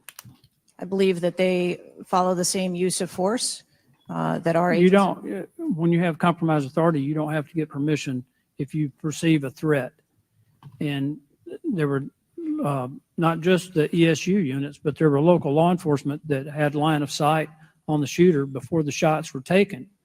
So one of my questions is there was supposed to be a briefing with the Secret Service sniper units, your counter assault team members, with the contract team, with the local ESU teams. That didn't take place. Why was that? So I have been told that there has been a briefing. There was a briefing that took place. I've been told that there wasn't one. And again, we are still looking into the facts of the investigation. So Let me ask you this. When were you informed that there was a credible threat against President Trump, former President Trump? When did you learn of that? Sir, the former president has a number of threats. I didn't ask you that. There was a credible threat from Iran. When were you informed of that? Answer the question. We have been monitoring the threats. You for the knew former before. president. You knew before the rally. Okay, right. The site security plan is generally drafted by the site supervisor and the site agent, probably out of the Pittsburgh district office. Did they take into account the credible threat against President Trump? Our personnel take into account the threats that are Then out why there. would they leave a building? And I will correct the distance that's been quoted. It was about 140 yards with clear line of sight to the president. Why was that building not occupied on the roof? I mean, you could have put Barney Fife on the roof and kept somebody from getting up there. So why wasn't that It done? was sloped. The plan that was developed that day encompassed a number ma'am. of security mitigations. The issue is the site supervisor, the site agent, and the special agent in charge, who I think signed off on the plan, did not include that in the inner perimeter, and they didn't have a plan to secure the building. As I understand it, the Butler County ESU unit was situated on the second floor of a building next to that, but they didn't have a clear line of sight of the roof. The angle was too severe. The photograph that was taken of the young man, of the shooter, when he had the rangefinder, was taken at 5:15. It wasn't until 5:38 that photograph was transmitted to the Secret Service sniper units. I don't understand the lack of interoperability here in the communication process. I don't understand why people didn't perceive that as a credible threat. The video that Mr. Christopher Morphy had shown there was clearly a credible threat. So how is it that all of these mistakes could be made? How many explosive devices were found on or near the site? Again, I would have to defer you to the FBI. Madam, I believe Details they of were that. in his car, and I think there might have been one near a main gas line. It wasn't just the fact that he had a rifle. It was the fact that he had the ability to inflict enormous harm, enormous numbers of casualties had those devices exploded. I want to know also, when your agents conduct a site review, are they fully informed of all of the threats that are being made against the principle that they're protecting? What I can tell you is that when our agents go out to conduct an advance, their whole goal is to ensure I the safety understand and what the security. goal is. The failure to secure that building not only put the former president's life in danger, it put the lives of individuals in the crowd in danger as well. I mean, the Reagan shooting, there were other people shot at that time as well. And the Secret Service members' lives were in danger. So I don't understand how you can continue to stay in the position you're in when this was a failure of historic magnitude. 43 years without anything like this happening. And you failed in this case in a spectacular way. Mr. Chairman, I yield back. Gentleman yields back. Chair recognizes Mr. Mfume from Maryland. Thank you, Mr. Chair. I want to commend you and the ranking member on your joint statement and for holding this hearing that we might all at least attempt to try to get some answers. Some of us, Ms. Cheatle, grew up in an era not too unlike what we see today in terms of political violence. And some of us remember the November 22nd, 1963 assassination of President Kennedy. Some of us, like myself, remember 2 days later when Jack Ruby on live TV shot and killed Lee Harvey Oswald. We've seen over and over and over since that time these kind of attempts, whether it was the assassination of Martin Luther King or Bobby Kennedy, or the attempted attack on George Wallace in Laurel, Maryland, the shooting in 1981 of Ronald Reagan, our friend and colleague Steve Scalise shooting here in D.C. and the unfortunate attack on Paul Pelosi, and now this matter regarding former President Trump.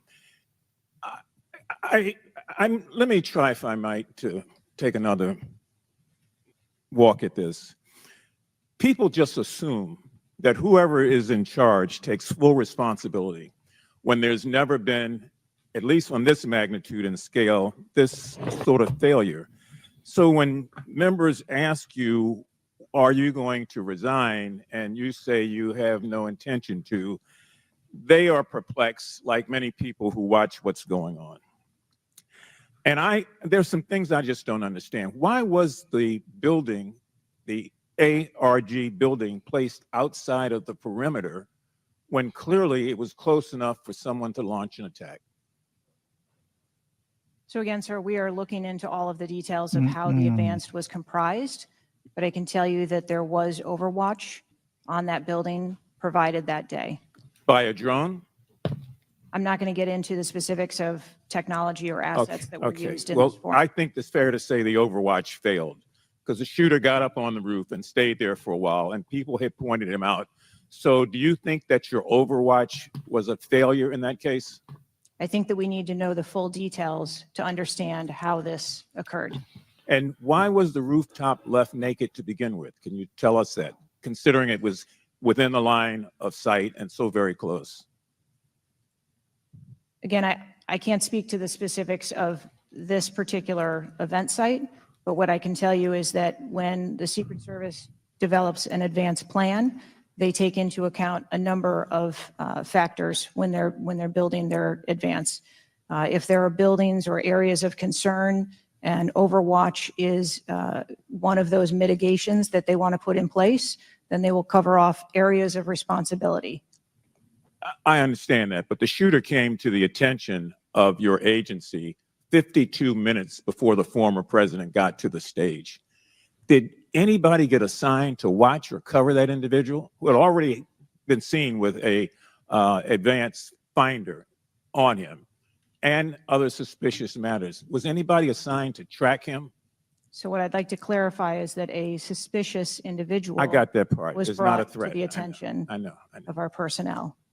And again, having a rangefinder at an outdoor event. Well, let me ask you this. When the suspicious person was brought to the attention of the Secret Service, was anybody in the detail ordered to follow and stay with that suspicious person just because they might become a threat? So we have a number of teams that are on the ground. And again, we are trying to verify the timelines of when those notifications were made to our personnel so that they could assume the responsibility of trying to track that individual.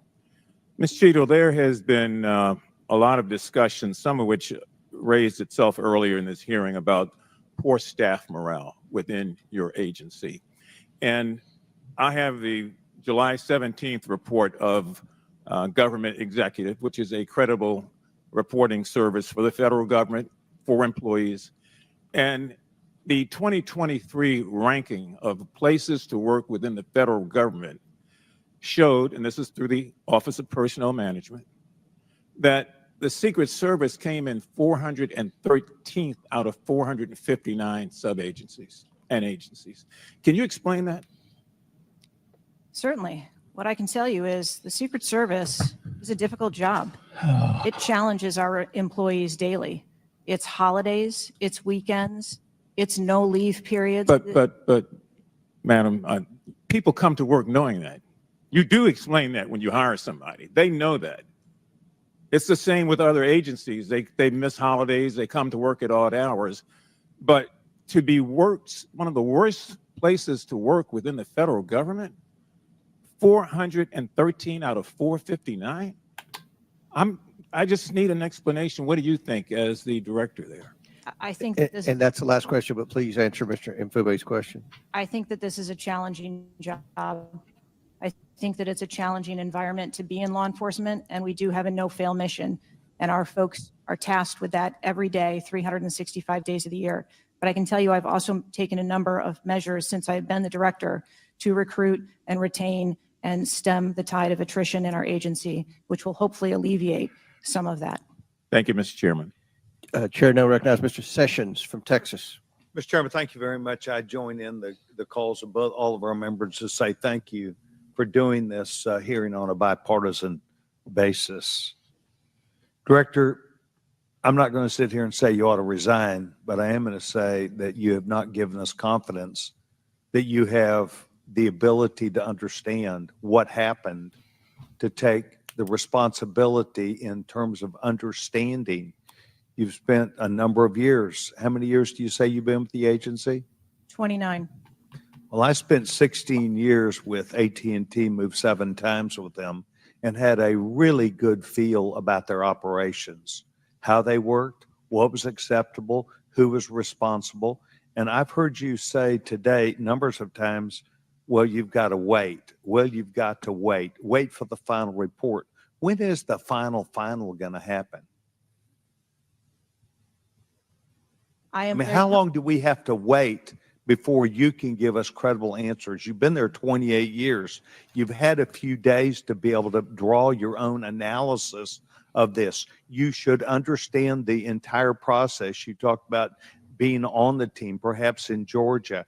You have talked about your experience in this. You've talked about the professional nature of the agency. That I don't doubt. But the director, just like it was when I ran my operations at AT&T, was responsible for making sure they worked. And in business, it either works or it doesn't work. There's no in between. It either works or it does not work. And your job as the, in essence, administrator, the director, is to make sure it looks right and works. And I've not heard you say one thing about my analysis is, I have asked these questions. It's always, I've got to sit back and wait for someone else to decide that. So I'm going to ask you a question that maybe you can answer. Have any employees been disciplined for their role in Butler, PA? Nope. Incident? No, sir, not at this time. I am asking those questions. So no employee has been disciplined and no employee has been placed in any position that would place their job in jeopardy nor their standing in the agency. We are still in the process of That's not interviewing what people. I asked. You're the person that runs the place. You're the person that knows right from wrong, good from bad.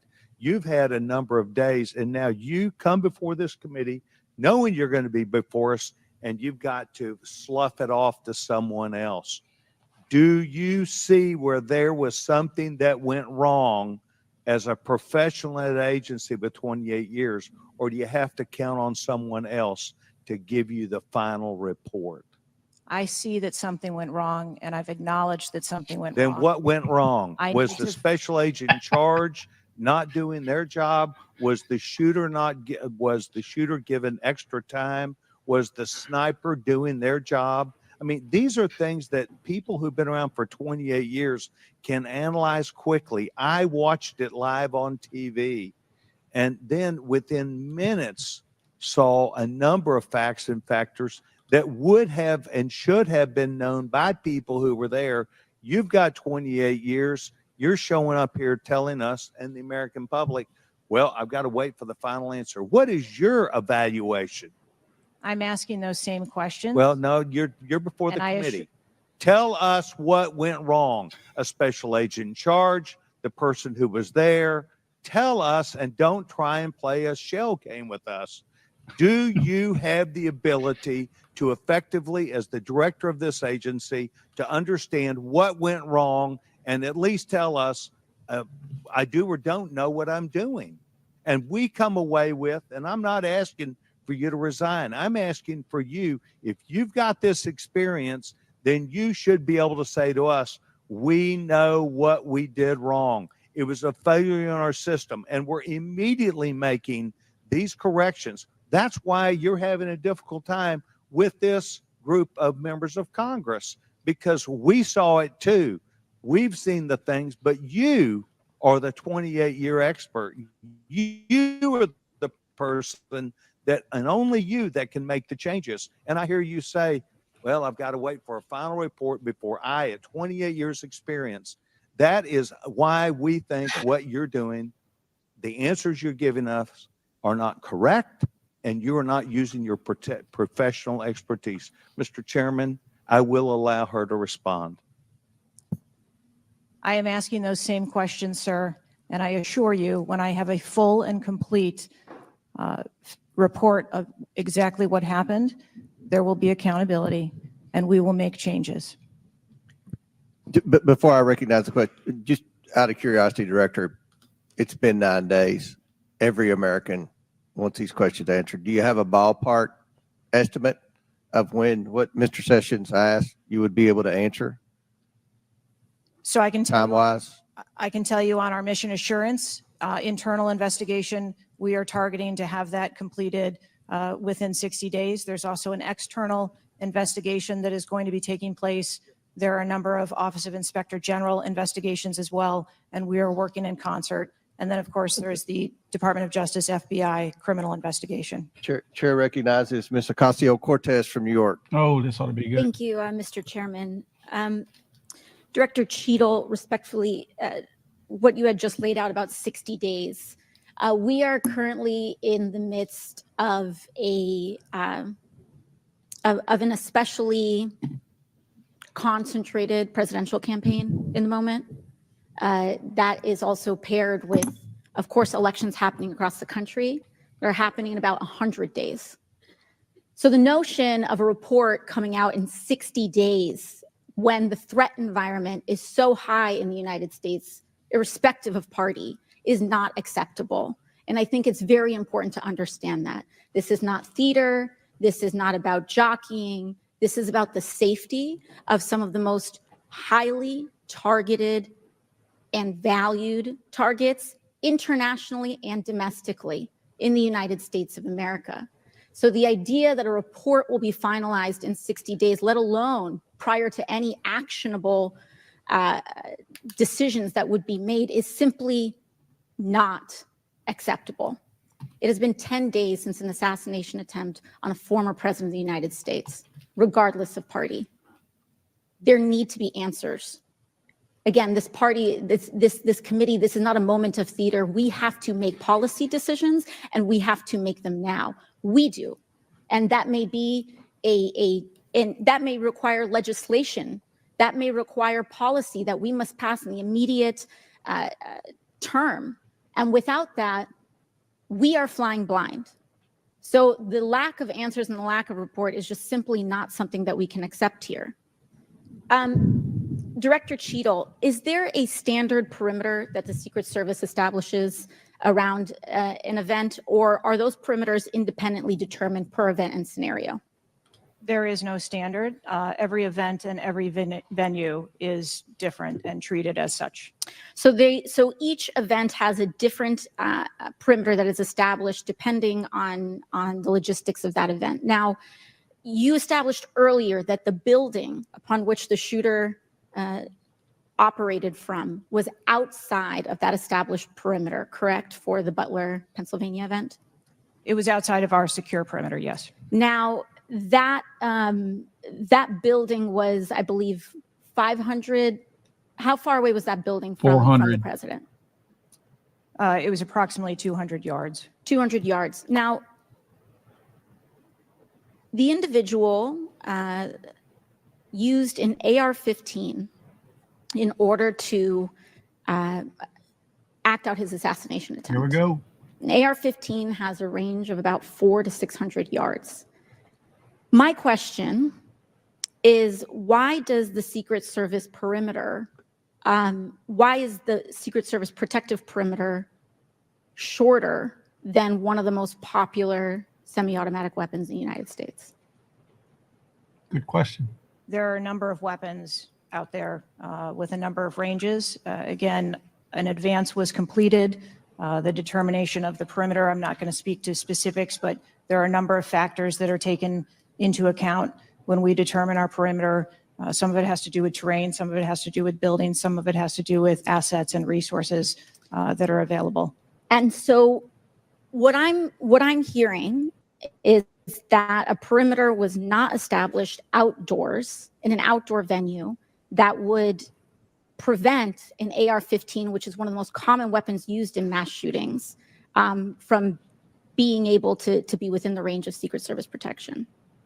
A perimeter was established, and even though there were buildings that were outside of that perimeter, it wasn't just that building. There were a number of buildings in the area, and there was overwatch that was created to help mitigate some of those buildings.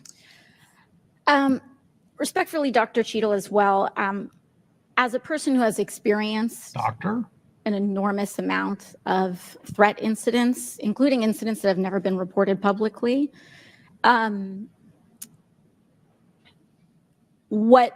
there is a common pattern that happens here, whether it's Secret Service, FBI, Capitol Police, local departments.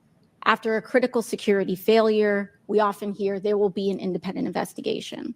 That independent investigation gets set up. Usually the expectation is between 2 to 3 months after the incident, and then nothing really occurs from there. The report is usually not satisfactory to the questions that are usually being raised here. And most importantly, corrective action is rarely taken. If I were to state anything that I think is profoundly important, is that we need to have answers to the public.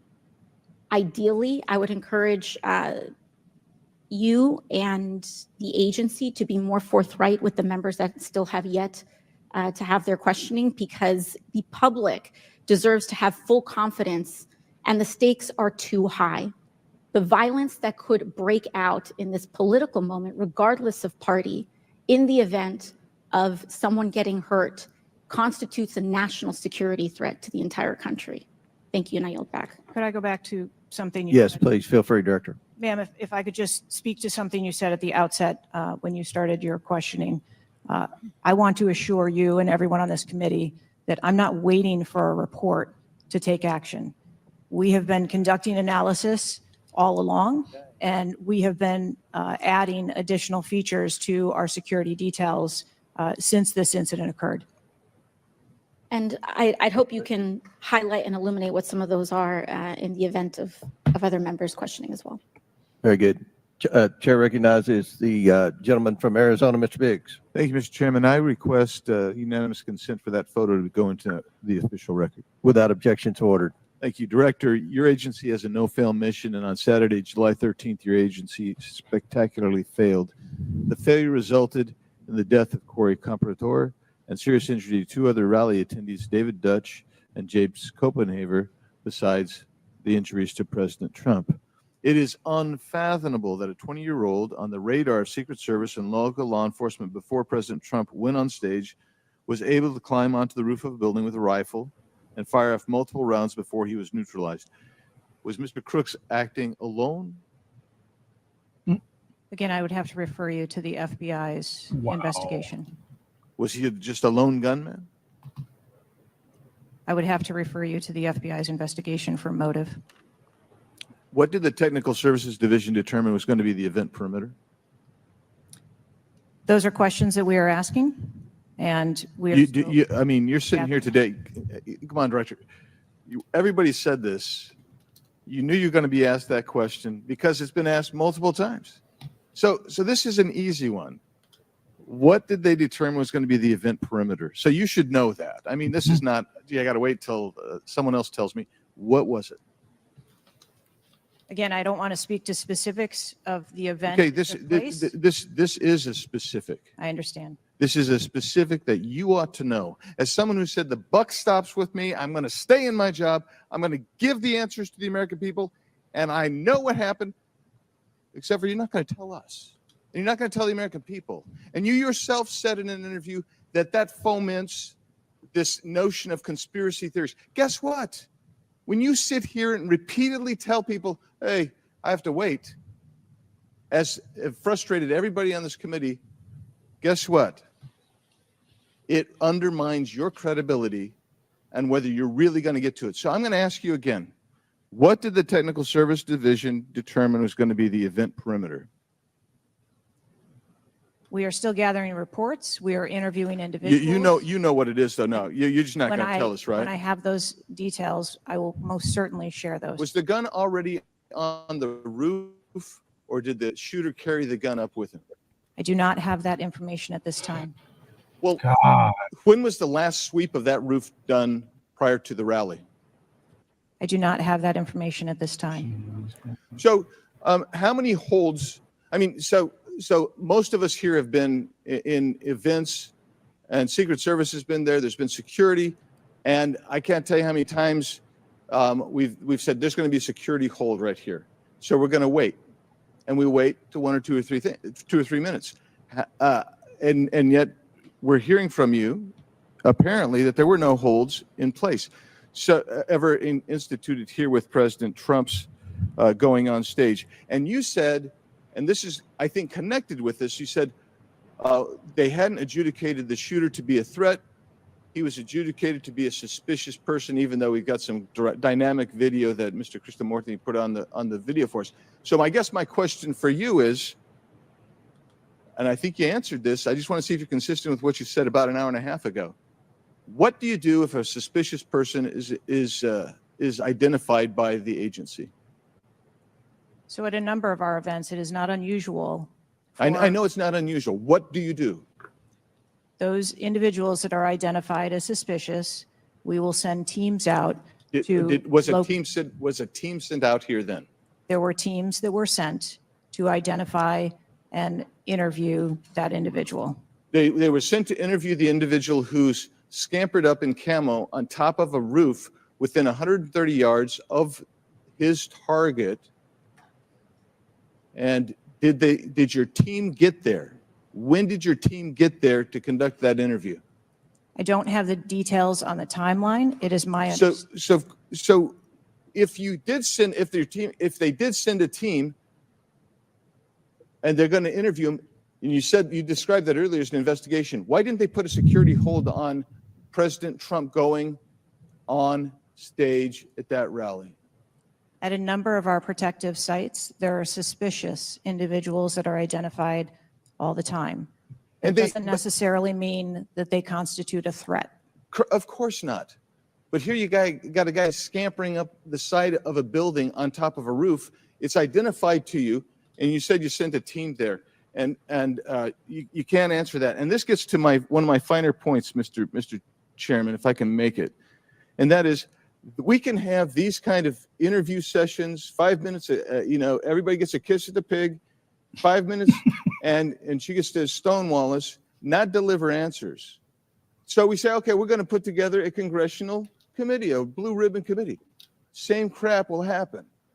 I am calling, and I'll support that, but I will tell you this, I am calling on the speaker to give us and put together a truly independent commission of qualified former Secret Service agents, presidential and VIP protective services people who can actually conduct this kind of investigation and give us real answers, because I don't think you're going to give us those answers. You should have come today ready to give us answers. I call upon you to resign today. And I also would say I've got a bunch of UC requests, if I can go ahead, Mr. Chairman. Proceed with the request. Thank you. I apologize. It might that's all right. Go ahead. It might take a moment. Very important. Anthony Guglielmi, the Secret Service spokesman, one from him. Without objection, so ordered. Article, U.S. Secret Service says it previously denied Trump requests for additional resources, New York Times reports. Without objection, so ordered. Secret Service says it denied earlier Trump requests for more federal resources. Without objection, so ordered. Secret Service acknowledges denying some past requests by Trump's campaign for tighter security. Without objection, so ordered. Preliminary findings by Senator Ron Johnson and his committee. Without objection, so ordered. Articles entitled, Notice Anything Different About Trump's Secret Service detailed. Next, former Biden official corrects herself after saying Dems must turn their fire on Donald Trump to beat him. Secret Service director says buck stops with her, but she will not resign. Disney Star Wars Mark Hamill cracks joke about Trump's ear bandage following assassination attempt. Biden, I haven't engaged in inciting rhetoric. Trump has. I'm just talking about threat to democracy. Piece called Who is Secret Service Chief Kimberly Cheatle? Charlemagne the God says Trump solely responsible for violent rhetoric that led to attempt on his life. Video actress Amanda Seales pushes conspiracy theory Donald Trump assassination trip was staged. Report Secret Service identified rooftop as a potential vulnerability days before the rally. Watch BlackRock removes ad showing former President Donald Trump's would-be assassin. Why does the Biden administration have 100% confidence Secret Service after assassination attempt? Secret Service director, we didn't put snipers on the roof because it was kind of sloped. Here's what Thomas Matthew Crooks did in the days leading up to Trump assassination attempt. Secret Service director under scrutiny for diversity initiatives after Trump assassination attempt. The official story on Trump's shooting makes no sense at all. Andrew McCabe says Trump assassination. Mr. Chairman, point of order. I'm happy to assent to all of them. I just so as to facilitate You don't want me our to read? proceedings. Is it too tedious? Well, we're not even really hearing them anyway. So if we could, it's up to you, Mr. Chairman. You would like me to slow? I'll slow it down. I was probably going too fast. Secret Service's explanations for security failures ahead of Trump assassination attempt are not adding up. U.S. reportedly received intel of Iranian plot to assassinate President Trump. What WTH? Secret Service now saying that they didn't put any agents on the roof because slight slope was too dangerous. Report, U.S. officials received intel of Iranian plot to assassinate Donald Trump before Crooks' attempt. Exclusive GOP rep Cloud. Homeland Security Agency is interfering in House's assassination investigation. Why Trump's raised fist after surviving assassination attempt is triggering the liberal media. Questions swirl over the security lapse at Trump rally, reviving old concerns about Secret Service. Secret Service scrambles to shift blame after Trump shooting as backlash hits hard. Nobody contacted me. Must see 6-camera split screen of assassination attempt captures everything shooter was in open 2+ minutes. Murillo, 5 reasons you should be angry. Breaking, shooter spotted up to 30 minutes before firing, reported multiple times. Pictures taken, no one stopped him. Cheatle calls the 30 minutes between noticing and neutralizing shooter a very short period of time.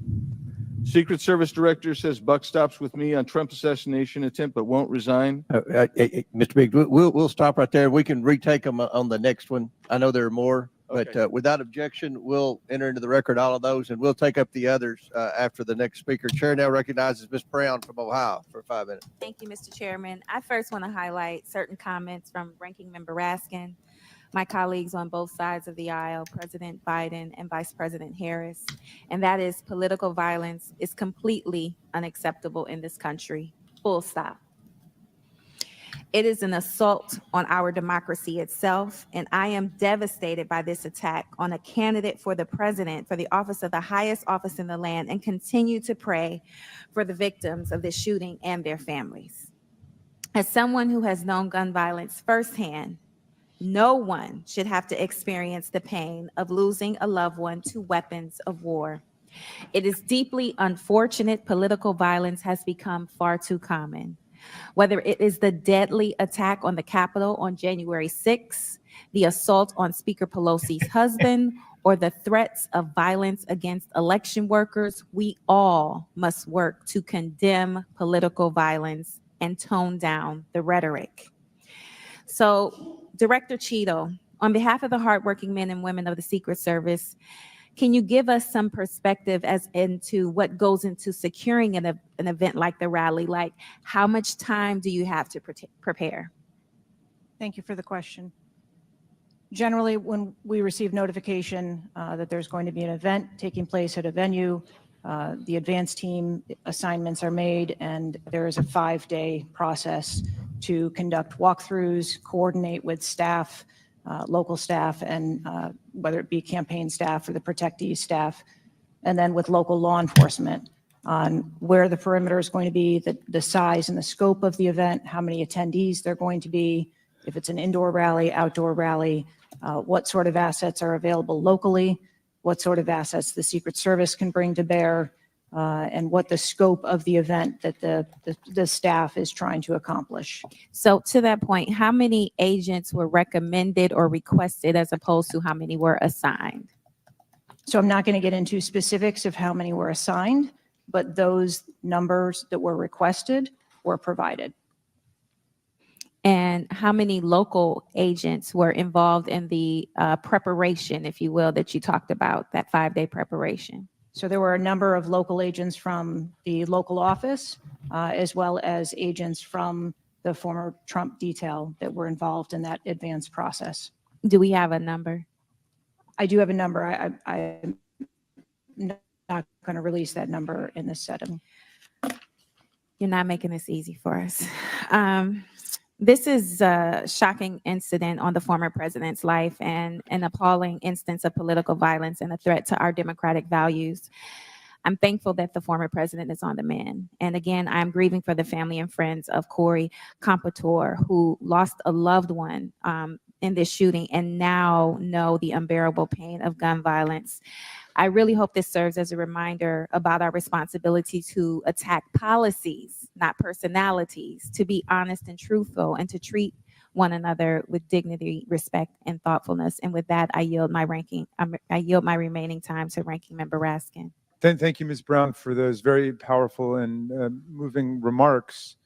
Director Cheatle, we don't want to lose a presidential candidate to an AR-15 attack. We cannot lose a presidential candidate to an AR-15 attack, and we can't lose any more citizens to AR-15 mass violence. Unrelated. Shootings. Unrelated. And we certainly don't want an attempted AR-15 assassination or assassination attempt to set off political violence or riots in America. So this is deadly serious business. The vice ranking member pointed out that a report in 60 days won't do it for us because we have a responsibility. Members of Congress have a responsibility to take action now if there's anything we can do to prevent this. So my question for you is, what is informing your operational decisions right now that you've invoked without a report? Can you tell us what are the preliminary judgments, or if you don't want to foreshadow the report, fine. What are your personal professional judgments informing the operational decisions you're making right now? Certainly, and I appreciate that question. I don't want to make any preliminary judgments on what happened on this particular day, but I can tell you that we have looked at, as we did immediately in the aftermath, what the security plan for the Republican National Convention was going to be, and we made adjustments to the interior of the perimeter there. We looked at the protectees that we have here in the Washington, D.C. area and our protective sites, and we did make some adjustments to their security posture. And as we continue to move through the next several weeks, even yesterday with the announcement of the president no longer running, we have made adjustments to the vice president's detail. We are already prepared for an eventual VP nominee, and we continue to make those assessments. I think it just shows how dynamic the environment is that this agency works in every day. So you've made the same kinds of common sense judgments and intuitive recommendations that members of the public and members of Congress are asking about right now. Yes. Okay, thank you. I yield back, Mr. Chairman. And before I recognize Ms. Mace, I have to say, Director, we're pretty close to the halfway point during this. You answered more questions with an ABC reporter than you have with members of Congress. We have a lot more questions. The American people are demanding that we get answers to those questions, and that's what the purpose of this hearing is today. So I'm sure a lot of the questions that have already been asked are going to be asked again, and hopefully we can get some answers to those questions. I strongly implore you to answer those questions. You're here with a subpoena, and we expect you to answer the questions. Chair now recognizes Ms. Mace from South Carolina. Thank you, Mr. Chairman. Director Cheatle, the American people are watching, and they're wondering if there are any questions you can answer honestly today. So, Director Cheatle, I have a series of questions, very specific questions. I want very specific answers. Most of my questions are going to demand a yes or no answer. Do you understand? I do. Okay, my first question. Both sides of the aisle today have asked for your resignation. Would you like to use my 5 minutes to draft your resignation letter, yes or no? No, thank you. Was this a colossal failure? It was a failure. Yes or no? Was it a colossal failure is the question, yes or no? I have admitted this is a terrible. This is a yes or no series of questions. Was this a colossal failure, yes or no? Yes. Was this tragedy preventable, yes or no? Yes. Yes. Has the Secret Service been transparent with this committee? Yes. Would you say the fact that we had to issue a subpoena to get you to show up today as being transparent? Yes or no? I have always been eager Yes to or no? come You didn't and want to talk answer to the committee. question. We had to issue a subpoena to get you to show up today. That is not transparent, by the way. You stated earlier, Secret Service is not political. Is that correct? Yes. Okay. Would you say leaking your opening statement to Punchbowl News, Politico's Playbook, and Washington Post several hours before you sent it to this committee as being political? Yes or no? I have no idea how my statement got out. Well, that's bullshit. So, Mr. Chairman, I would like to ask unanimous consent to enter into the record articles by Punchbowl News, Political Playbook, Washington Post, all done at 5:24 a.m., 6:12 a.m., 6:34 a.m., a solid 3 to 4 hours before this committee got your statement. Without objection, so ordered. Okay. Is the Secret Service fully cooperating with our committee? Yes. Okay, you say you're fully cooperating with this committee. On July 15th, this committee sent you a list of demands of information that we wanted.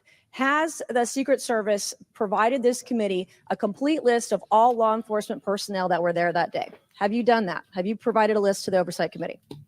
Yes or I no? will have to get back to you on that. That is a no.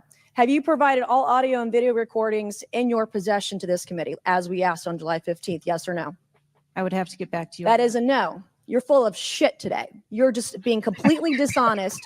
Mr. Chairman, Completely Mr. dishonest. Chairman, I want to. Mr. I'm Come gonna on. We have to continue. maintain decorum in this committee, Any, no matter have how you provided upset we any get. and all memos to this committee that we've asked you on July 15th? Have you provided all memorandums within the Secret Service? I would have to get back to you on That is a no. You are being dishonest or lying. Like you're being dishonest here with this committee. These are important questions that the American people want answers to, and you're just dodging and talking around it in generalities. And we had to subpoena you to be here, and you won't even answer the questions. We've asked you repeatedly to answer our questions. This isn't hard. These are not hard questions. Have you provided us all communications from the Secret Service related to that day and that rally? Have you provided this committee? We've asked for this information on July 15th. Have you provided any of this information that this committee has asked of the Secret Service? Any of it? I'll have to get back to you. Have you even read this letter that we sent you? Did you even read this? Yes. Okay. And you have said you don't know, you have no idea. The answer is no. We haven't gotten a single document or piece of information or data from you or your agency in related to the rally that we have asked you for. So was this attempted assassination of Donald Trump a failure of training or execution or both? I think that those are answers that we need to Training, examine. execution, or both? Which one? I think those are answers. All we right. need How to many determine. how many Secret Service personnel have lost their jobs due to this colossal failure? At this time, none. How many Secret Service personnel have been required to take a refresher course on how not to let people shoot Donald Trump? Our personnel are currently operational. We are examining the facts of this investigation, and we will make the changes necessary. What time did law enforcement become aware that there was an individual on the roof with a clear line of sight to President Trump? I am still verifying timelines. Of course, 9 days in, you have no answers. How many minutes went by between the time law enforcement saw and took photos of crooks and the shooting? How many minutes? I am still verifying timelines. 57 minutes. Thank you, Mr. Chairman, and I yield back. Gentlelady yields back. Before I recognize Mr. Stansberry, I believe I want to recognize Mr. Mfume for a unanimous consent. Yeah, thank you, Mr. Chairman. I beg your indulgence. I meant to do this earlier. I'd like to have unanimous consent that it be submitted for the record.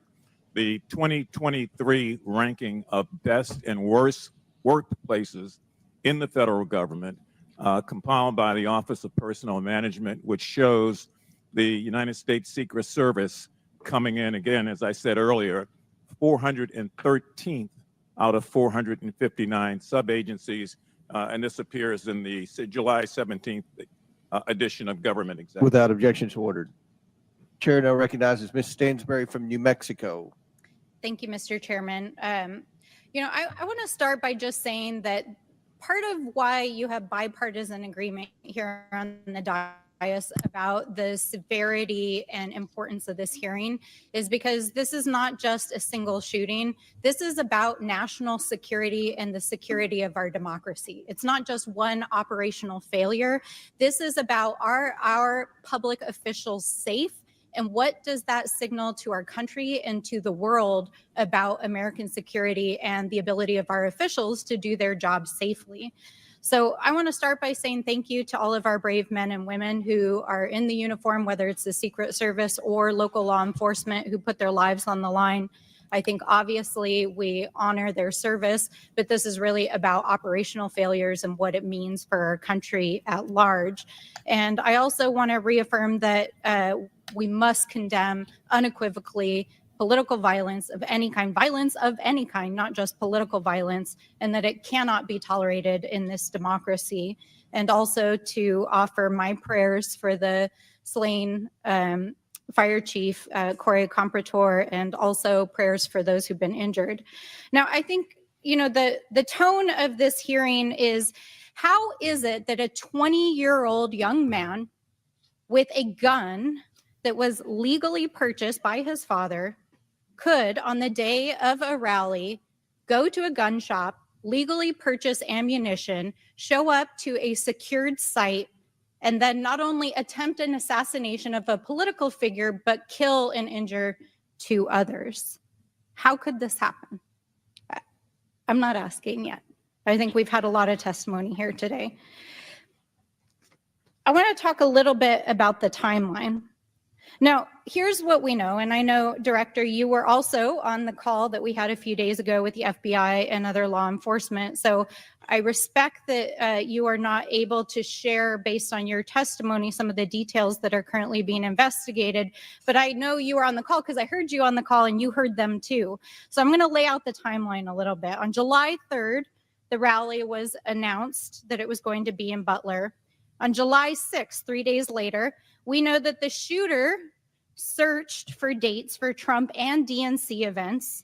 On July 7th, so this is 4 days after the announcement, the shooter went to the site. He actually physically went to the site. On July 12th, the shooter went to a gun range where he and his dad regularly go and practiced shooting. And the next day, on July 13th, he went to the site again before the rally began. We know that he then went and searched online for a gun store, where he went and he purchased 50 rounds of ammunition, went home, got his father's AR, which was legally purchased, and returned to the venue. At 5 p.m. that evening, this is more than an hour before Donald Trump actually took the stage that evening, local law enforcement were made aware that there was a suspicious man. In fact, at 5:20, local law enforcement flagged that he had a rangefinder, and they radioed their concerns and sent around pictures of the individual. At 5:40, 20 minutes before local law enforcement actually identified the shooter, and at 5:51, Secret Service was notified of the suspicious person by the state police, and 1 minute later, they distributed that information. That was before Donald Trump even took the stage. That was 11 minutes before he took the stage. So the Secret Service was aware that there was a suspicious person. At 6:03, he took the stage. At 6:09, rally goers, as was shown in the video, identified this gentleman climbing on the roof. At 6:11, 3 shots were heard, 3 rounds of shots. And of course, the president and the other victims were shot. This shooter was a 20-year-old young man, no criminal record, legally purchased gun and ammunition, who for days in the lead up to this shooting was searching mass shooters. He even had a picture of a mass shooter on his cell phone the day of the shooting. He searched for explosives. He searched high-level officials. So the American people want to know, how did a 20-year-old young man with access to a military-style weapon actually bring it onto an unsecured perimeter, who for days had been planning a mass shooting event?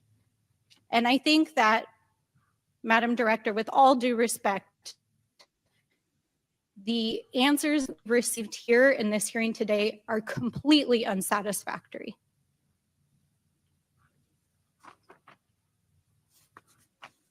How could this happen?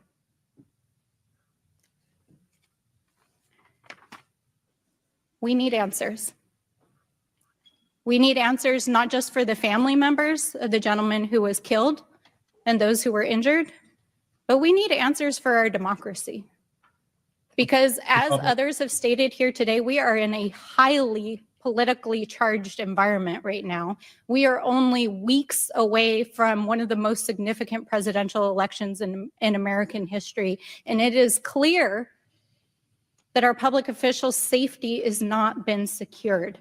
And it is not just a matter of one shooting, it is a matter of national security. So I hope that you will take our comments to heart. I hope that there will be accountability, and we need answers. And with that, I yield back. Chair now recognizes Mr. LaTurner from Kansas. Thank you, Mr. Chairman. Director Cheatle, I have a question just right off the bat. Something that you've bragged about repeatedly is that you've increased protection for the 36 individuals that the Secret Service is also entrusted with. Is that correct?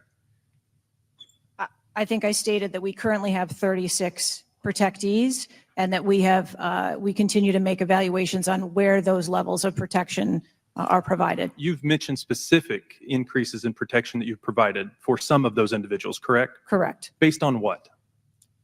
Well, some of it has been as a result of the tragic incident that occurred on the 13th. We went back and reassessed where we were at in providing protection and wanted to make sure that we were not, overlooking anything considering this most recent incident. So the Secret Service needed to learn that allowing a rooftop 150 yards away from a protectee, not putting that in a perimeter, not having someone guarding that roof, that information is new to you and it's caused you to increase protection to other folks that are under your care?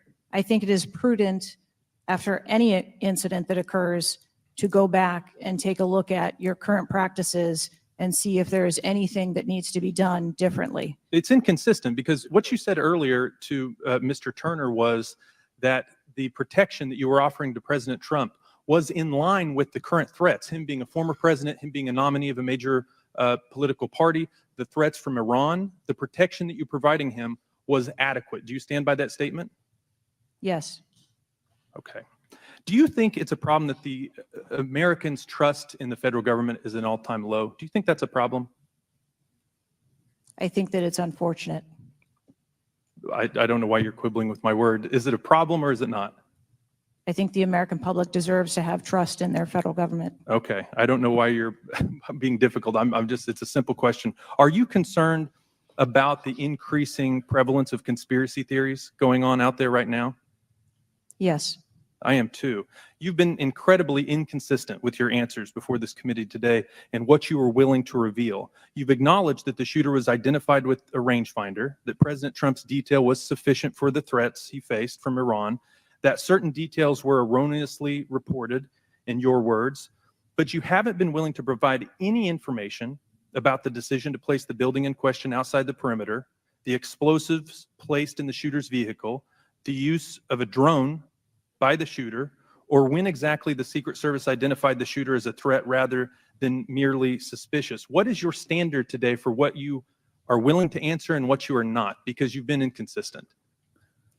I'm certain that you can understand that some of the information that's been provided to you thus far has come from the FBI's investigation and has come from information that we have released. I want to make sure that information that is being provided to this committee is consistent and is factual. But the question about the drone that the chairman asked at the beginning of the hearing, he said, do you know this information? And you acknowledge that, yes, you do know the information, you just don't want to tell us. I guess my question is that if you wanted to wait till the end of the investigation to draw conclusions, which you've acknowledged you're not, you're drawing conclusions right now and making changes. But if that was your standard, that you want to wait till the end of the investigation to draw conclusions, okay, at least you would be consistent in that. But what we're wanting to know today, and what would dispel some of the conspiracy theories out there, what would increase trust with the American people, is for you to let facts out, for you to tell us what you know. And I want to understand from you, why is that a problem? Why is it inconsistent with a quality investigation to release to the American people today at least the information that you know for sure? Because you certainly know for sure more information than you're willing to give us today. I have released that there was a failure and that there are gaps that we need to make sure that they don't happen again. That's not acceptable. That's not enough. That doesn't quell any conspiracy theories out there. In your 27 years of experience, would you have been concerned about an elevated location within 150 yards of a protectee that did not have a Secret Service presence? Just based on your experience. What I can tell you is that every site and every venue. No. advanced I'm asking differently. for your experience. Looking at this situation, would that have been of concern to you? Or would you have agreed that it's fine, it doesn't need to be covered? What I have explained today You're is not going that to answer. there was. Is it true that at 5:45 p.m., approximately 18 minutes before President Trump took the stage, the Beaver County Emergency Services Unit noticed the shooter on the roof and photographed him? Is that a fact or not? That is the information that I have from the FBI's report, yes. You haven't been willing to share whether or when this was communicated to the Secret Service, so I'd like to get into the difference between suspicious activity and threatening activity. Is it suspicious or threatening if an individual is seen around the perimeter with a rangefinder? Is that just suspicious? That could be termed as suspicious. If that same individual with the rangefinder is found on a rooftop, is that still just suspicious, or is that considered threatening? That could be termed still as suspicious. All right, my time is over. Mr. Chairman, I yield back. Thank you. Chair now recognizes Mr. Frost from Florida. Thank you so much, Mr. Chair. And obviously, I want to start by stressing that political violence is always unacceptable, and acknowledging that this is still an ongoing investigation. But oversight hearings like this are essential components of an investigation, and I want to thank the chair for pulling this together. Madam Director, I appreciate you for being here. The events of July 13th raised serious questions about the efficacy and thoroughness of the security protocols in place. The gravity of the fact that an unsophisticated gunman was able to secure his perch and take a shot at a former president despite multiple layers of security and intelligence are not lost on me. Before I came to Congress, I used to work advance for a major political candidate and have interacted with many different law enforcement agencies on large political events like the one that just happened. How many times was the Secret Service alerted about a suspicious person at the July 13th campaign event prior to the first shot being shot? I don't have an exact number to share with you today, but from what I've been able to discern, somewhere between 2 and 5 times there was some sort of communication about a suspicious individual. To the Secret Service specifically? Mm-hmm. According to reports, the shooter was photographed twice by security officers prior to the shooting. A police officer saw the shooter on the ground and reported him with a photograph as a suspicious person. Multiple local law enforcement officers identified the shooter, radioed that he was acting suspiciously near the event's magnetometers. A local law enforcement tactical team saw the shooter on a roof and notified other security services and also photographed him. One police officer who photographed the shooter saw him scoping out the roof and carrying a rangefinder. My question is, and you've answered this, but why, or you haven't answered this, why wasn't the event paused right then? Again, I'm not clear on the timeline of when the Secret Service shift and the counter sniper were notified. But earlier, Madam Director, earlier you said that the Secret Service would have paused the rally if they identified a threat. Correct.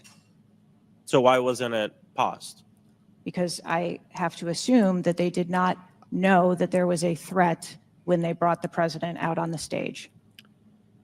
I feel like this is a breakdown in communication between local law enforcement, you all, and other actors at the rally. And again, as someone who's worked on these, I understand that there's multiple people with multiple decision, with the ability to make different decisions on the ground.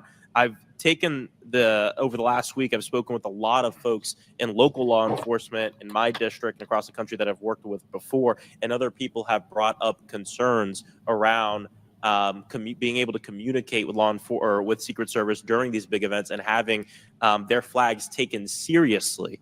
I do believe that if Secret Service believed that there was a legitimate threat, that they would have paused the rally. My concern is before that. that something was flagged and it wasn't taken as seriously as it should have been taken. So I think this shows an issue with communication. And I want to know, Madam Director, what you intend to do to fix that, not in 6 days, but now. We are in the middle of a presidential election. Obviously, a former president who had an assassination attempt, another rally goer who was killed due to this gun violence. We now have a presumptive nominee of the Democratic Party who's also historic, first Black woman to be running for president. And so I am worried about everybody's life. What do y'all intend to do to fix this communication breakdown and making sure that you actually take what local law enforcement, local folks are saying more seriously? We take what local law enforcement relays to us seriously. Let me just be clear on that. As far as the communication, But not this time. we always trust our law enforcement partners and have a great relationship with them. We are looking at whether or not there was a communication breakdown. If that was the case, we will take steps to ensure that we correct that, because to your point, we cannot have a communication breakdown. Madam Director, does you mentioned that the perimeter of the event did not include the rooftop where the shooter was. Does your responsibility and the Secret Service's responsibility to protect the principal stop at the perimeter of an event? Our responsibility is to ensure the safety and security of the event itself and the protectee who is attending that event and the personnel who are protecting. So you would say the fact that the rooftop was outside the perimeter is not an excuse for what happened, saying that it was outside the perimeter of the event? I am not offering that as an excuse. Okay, thank you. I yield back. Gentleman yields back. Chair now recognizes Mr. Fallon from Texas. How did a 20-year-old loner with a week's notice pick the absolute best location to assassinate President Trump when the entire Secret Service missed it? Director Cheatle, in your leadership, your agency got outsmarted and outmaneuvered by a 20-year-old. How can we have any confidence that you could stop a trained professionals from a nefarious nation state? Those are absolutely questions that we need to have. I know they're answers questions, to. but the fact of the matter is we can't have that confidence. Director, do you have the ability personally, and do you have the authority to beef up security of any of your protectees? Yes, I do. Okay. So were you also aware there was a credible threat President Trump was facing? He was facing a heightened security threat to a foreign adversary? Yes. So given that there was an increased threat to President Trump's life, was he provided a full security complement akin to what a sitting U.S. president would receive? He was provided a full complement of security based on the threat assessment that we had. That's not my question. And the venue. My question is, if he'd been the sitting president, would he have had the same security he had on July 13th, or would have been beefed up? There is a difference between the sitting president So your answer is he didn't. and continuity of government and the responsibility So he that we did have. not. Okay, there wasn't a CAT team, a full CAT team on site. There wasn't counter surveillance teams on site. But this is the thing. You just said you had the ability to beef up the security. You knew about the threat, and you didn't. And that's as telling as it is chilling. We have satellite images from the Butler Fairgrounds. Have you visited the site? No, I have not. 9 days and you have not visited the site. Wow. You should have been there that night. Did you talk to, that evening, did you talk to the team, the heroes that surrounded the president? Did you call them that night? They were still operational work. So that's an answer is no. Did you call them the next day? President. Yes, I spoke with. You called them the very next day, not the day of, or was it 72 hours after?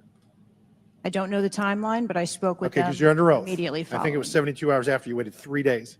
What is immediately clear is that there are a number of structures that need to be secured. Of these, Director, other than the first, immediate 4, what's the most dangerous site that should have been secured? Because security 101, you got to mitigate the high ground. Yes. Okay. Do you know what the next most dangerous site? What was the closest structure to the president, other than the 4 immediate ones that you had your counter sniper teams on? There are a number of structures around that event site.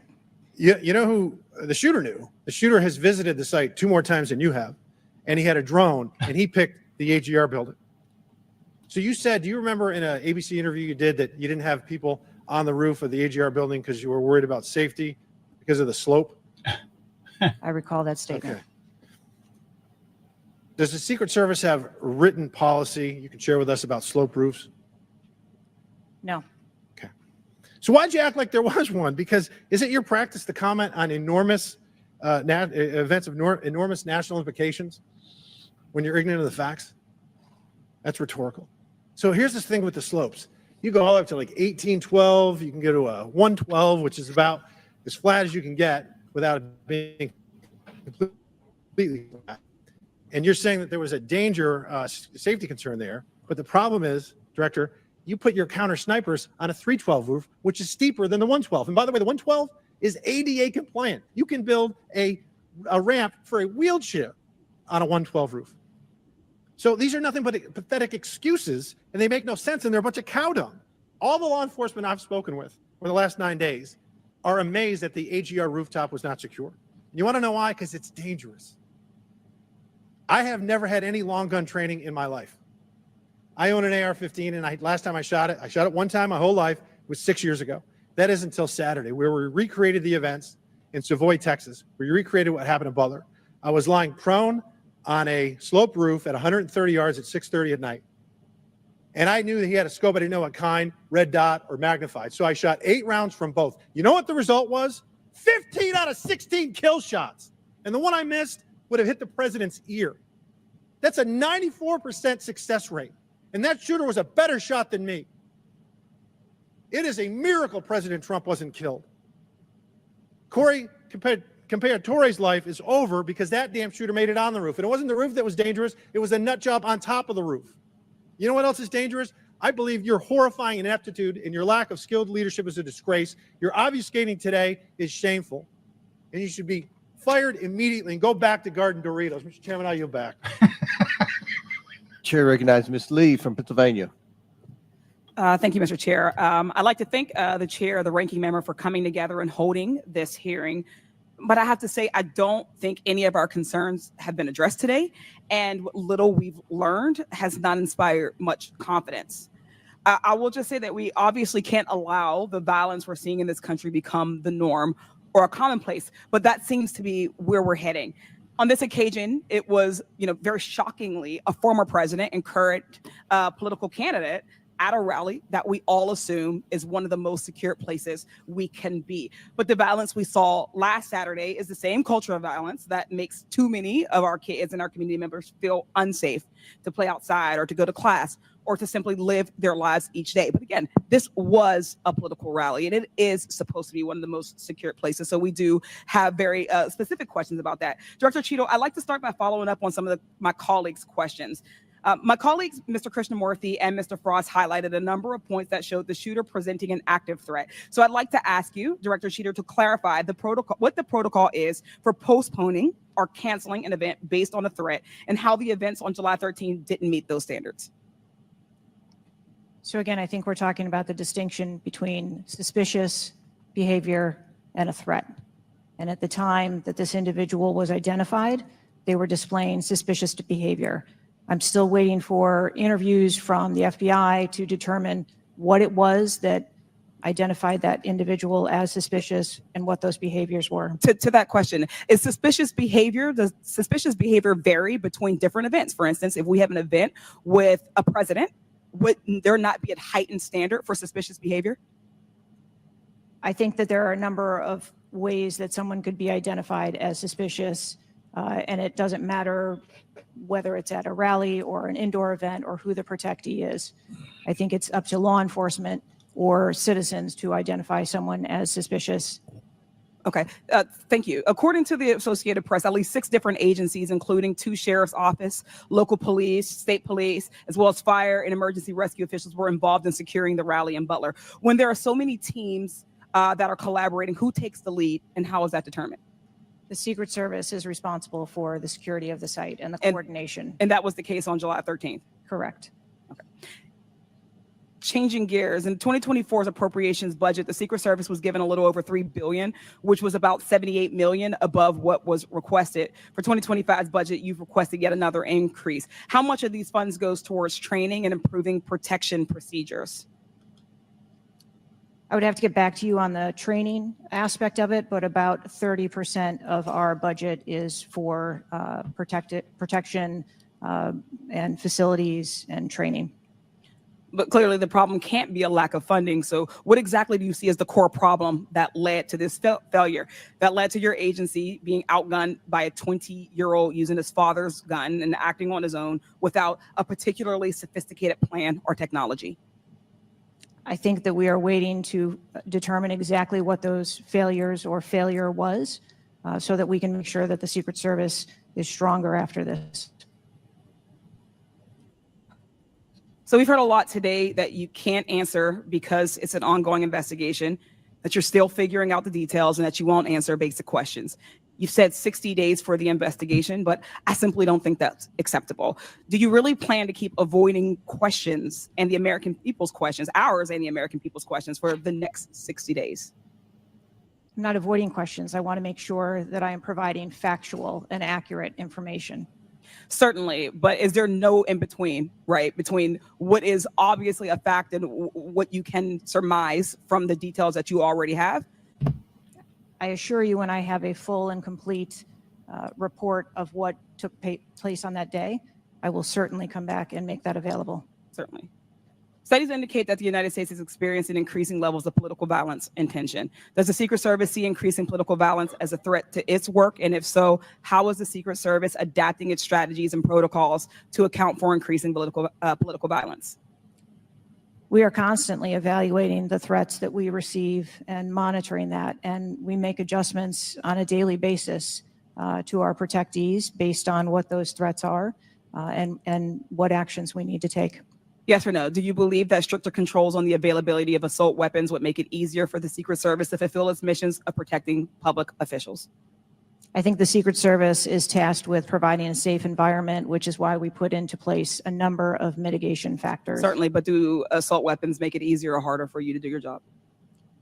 I think that any weapon makes it difficult for us to do our job. Okay, I yield back. Chair Dale recognizes Mr. Donalds from Florida.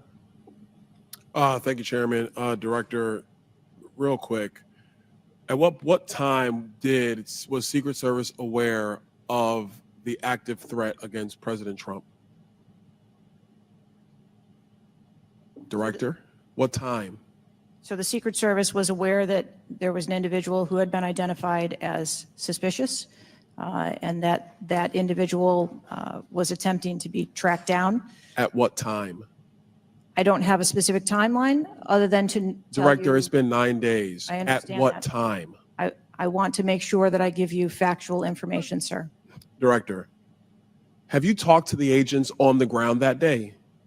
Yes, I have. You've talked to all of them. Mm-hmm. Your senior team has talked to every agent that was on the ground that day. Yes, we have. Have they all corroborated the same time they identified the shooter or they were made aware of the shooter, either by attendees in the crowd or local police department? There are a number of reports of when those times were made. Was it those 5 minutes notifications. before the first shot rang out? No, Generally speaking, was it 10 minutes before the first shot rang out? no. It Was it less- 15 minutes before the first shot rang out? It was less than that time frame when it was identified as a threat. How many days before the shooting took place did Secret Service actually do their advance work to secure the facility that the rally was going to be held at? 5 days. In the 5 days prior, when the security advance team did their work, did they identify the rooftop as a potential threat? Again, I'm pulling those reports and that information. It's been 9 to days, conduct those Madam interviews. Director. Did they notice a rooftop 150 yards away that was a potential threat? Yes or no? I am certain that the rooftop was noticed. I am pulling the reports. What was the security parameters around securing that rooftop? What did they do? There was overwatch provided for that rooftop. Did Overwatch fail? I am waiting to hear what the results of the investigation were so that I can identify where the failure was. Who did you talk to that was on the ground that day that was responsible for Overwatch? What are their names? I'm not going to provide their names in this setting. Did you talk to the people that were providing Overwatch that day? I've talked to the people that conducted the advance on that day and that were working the shift and were the counter snipers on that day. So you talked to the counter sniper team. You talked to the people who were providing Overwatch that day, and you talked to the advance team, correct? Yes, sir. What did they tell you? We are putting together a comprehensive report so that I can identify exactly where the gaps and the failures. When the counter sniper team was on the roof and they identified that there was suspicious activity on the roof in question, what was the chain of command's orders around the person on said roof? Because I'm quite sure somebody saw in under your organization, the Secret Service, I'm quite sure somebody saw the shooter on the roof. So what was the communication through the chain of command to deal with said person? What I can tell you is that when the individual was identified by the counter sniper, they took one shot and neutralized that individual. But that was after the shooter already took a shot. Is that correct? That is correct. So what you're saying now is that the Secret Service did not see the shooter on the roof until after the shooter took a shot? I do not have all of those details at this time. If you don't have those details after 9 days, Director, then what you're telling me is that you guys didn't see it. Is that correct? I am telling you, I don't have all the details of the sequence at this time. Director, it's been 9 days. Either you have the information or you do not. Is that correct? We are still in the process of conducting interviews and an investigation. Some of my colleagues have texted me over the last couple days, bipartisan, about whether you should lose your job. And I've been quiet on that question because I wanted to see what you were going to do today. In my opinion, you do need to be fired immediately.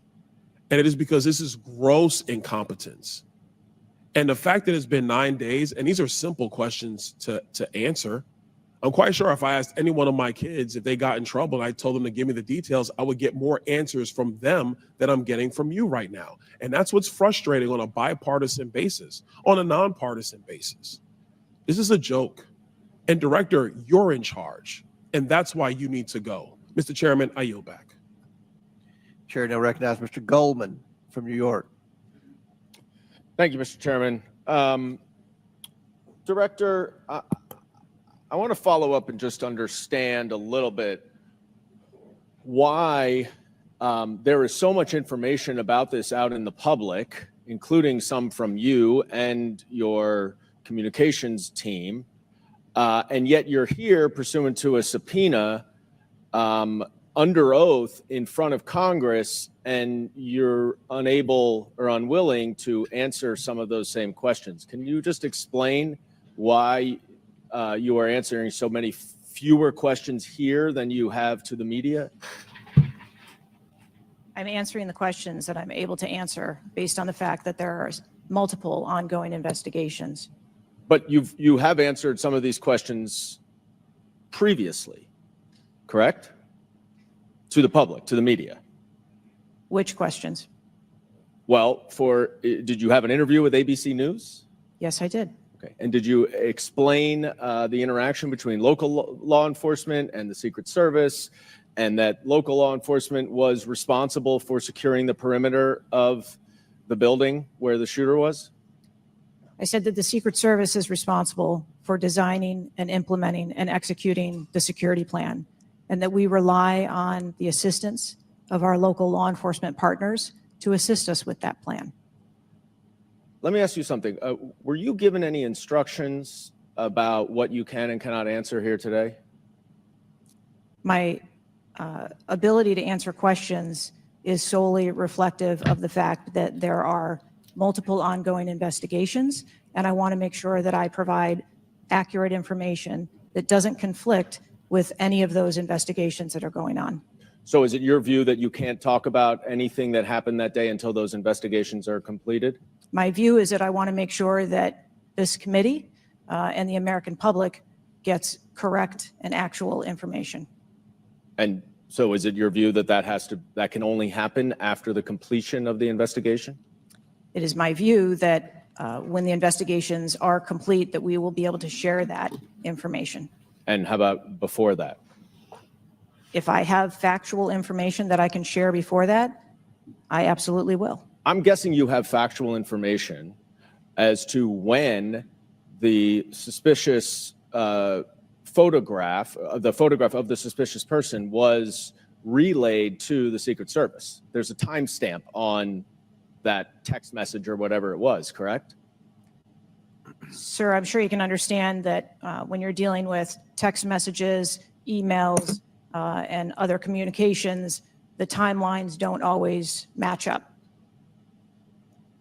Not really if they're time-stamped, but let me move on. Because you have acknowledged that this was a major security failure. Is that right?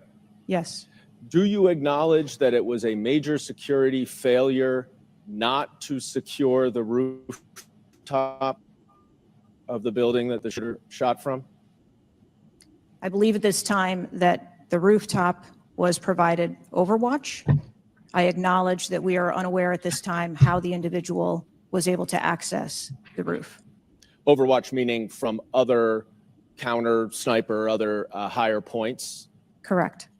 And so was it a failure then that when that shooter was on the rooftop that Overwatch did not identify him before he fired his shots?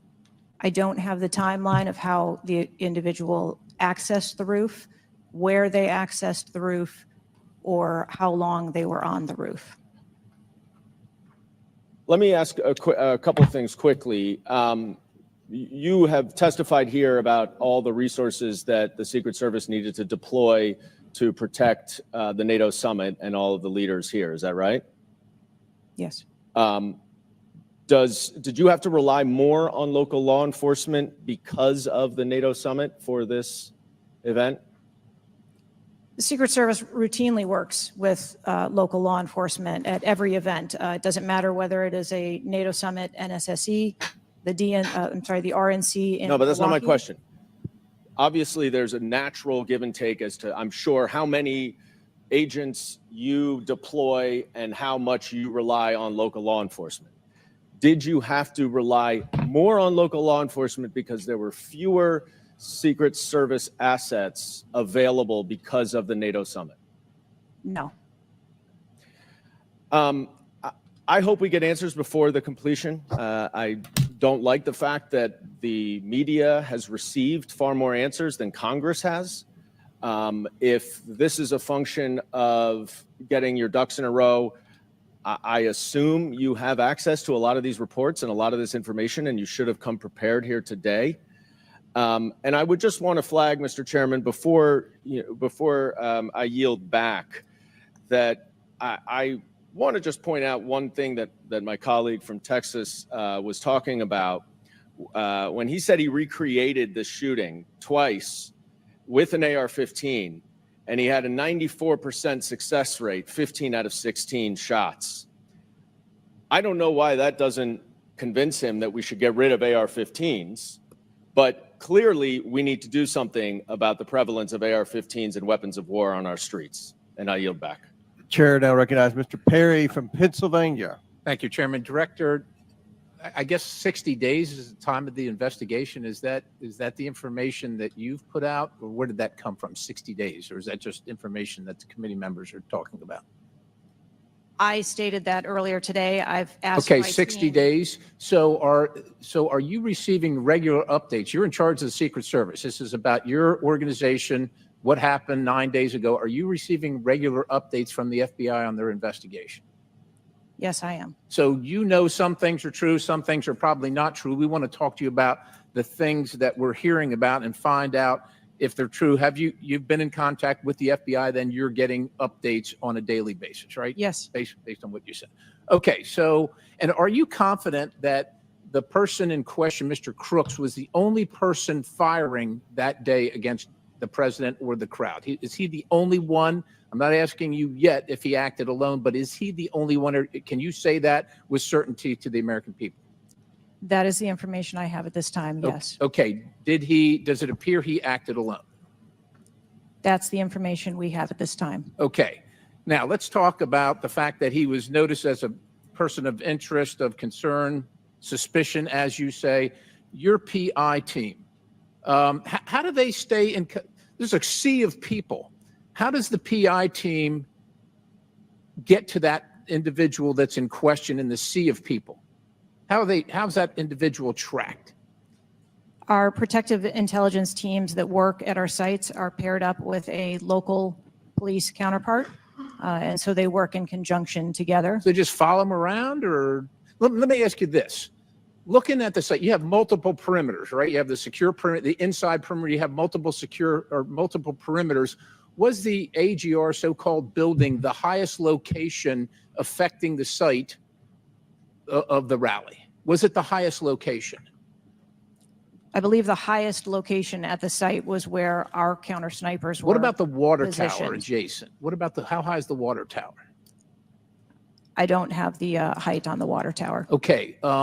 Seems like water towers are pretty high, at least in the photo. It looks like there might actually be a building right behind the AGR building that is even higher than the building that Crooks fired from. You're familiar with cover, concealment, and defilade, right? You're familiar with those terms? Yes. So how would your sniper team or your PI team track the individual and give vectors to Secret Service on the PI team to get to that individual to question him? And how would you cover the defilade, the cover and concealment of low areas that you can't see from where your sniper team immediately adjacent to the president were sighted? How would you do that if you're not up on the high ground? So when our counter sniper teams go out and conduct an advance, they have a methodology and provide a grid system that our response teams are able to vector in if they see something that is troubling. So when Mr. Jordan asked about the assets that were requested, let me just ask you about assets requested. Were aerial assets requested for this event from either the Secret Service or state police or anybody else, drone, manned, otherwise? Aerial assets, were they requested? I can't speak to what the local Just asking police if they were may requested. have conversations with the local police, but I can tell you that the assets that were requested from the Secret Service for the site that day were all granted. But were aerial assets required? I didn't ask if you used them or what you used. Were they requested? Overwatch was requested and it was Aerial. provided. Is that aerial? Because Overwatch could mean on the water tower or not on the water tower. Can you be specific, ma'am? I'm running out of daylight here. I understand. If you're asking me about specifics, whether or not there was. Is it not clear what I'm asking you? Were aerial assets requested by the president, by Secret Service, by anybody? Were they requested? The Secret Service, we felt that we had a good plan in place. Okay, fair enough. How about K9 assets with bomb sniffing or explosive sniffing capabilities? Requested. Didn't say they were present. Were they requested? Those requests were fulfilled. They were requested and fulfilled. Mm-hmm. So was the Crooks vehicle inside any of your perimeters? No, it was not. It was not. How did you? So it was not within it was not. So what was there a device located on Mr. Crook's body to detonate the vehicle? That is the information that I have. So what would be the point of detonating the vehicle if it was not inside the perimeter?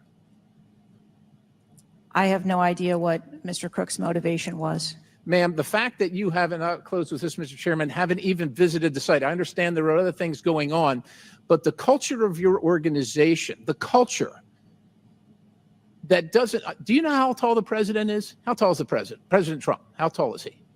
He's over 6 feet tall. I don't know. Okay, so do you assign agents based on their ability to cover physically and carry if necessary the president of the United States when you assign them to this mission? Is that a parameter that is considered? I assign agents to work our protectees that are capable and have been trained by the Secret Service. I understand they're trained, but if you're not tall enough, it has nothing to do with, we're not mad at you, but if somebody's 7 feet tall and you're 5 feet tall, there's going to be a delta there that is problematic in protecting the protectee. And I'm asking, is that a consideration when these agents, not saying you, but when they're assigned to the protectee?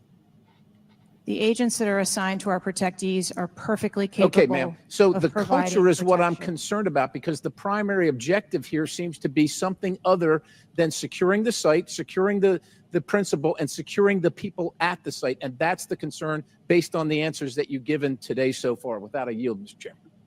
Chair now recognizes Mr. Moskowitz from Florida. Thank you, Mr. Chairman. Thank you for this hearing. I want to thank the subpoena that you sent. I want to thank Ranking Member Raskin and your work, the letter you sent to the committee. And I also support the creation of a commission to get to the bottom of what happened. Director, I just want to give you an honest assessment of how this is going for you today. Did you happen to catch the hearing many months ago in education where there were a bunch of university presidents and Elise Stefanik asked a very easy question and couldn't get an answer? Did you see that hearing? No, I don't think I did. Okay, well, let me tell you, it didn't go well. And the short end of that story was those university professors all resigned. They're gone. That's how this is going for you. This is headed, okay? This is, I don't know who prepared you for this. I don't know how many times you've testified in front of Congress, but a president was almost assassinated live on television, not just for Americans, but for the world to see.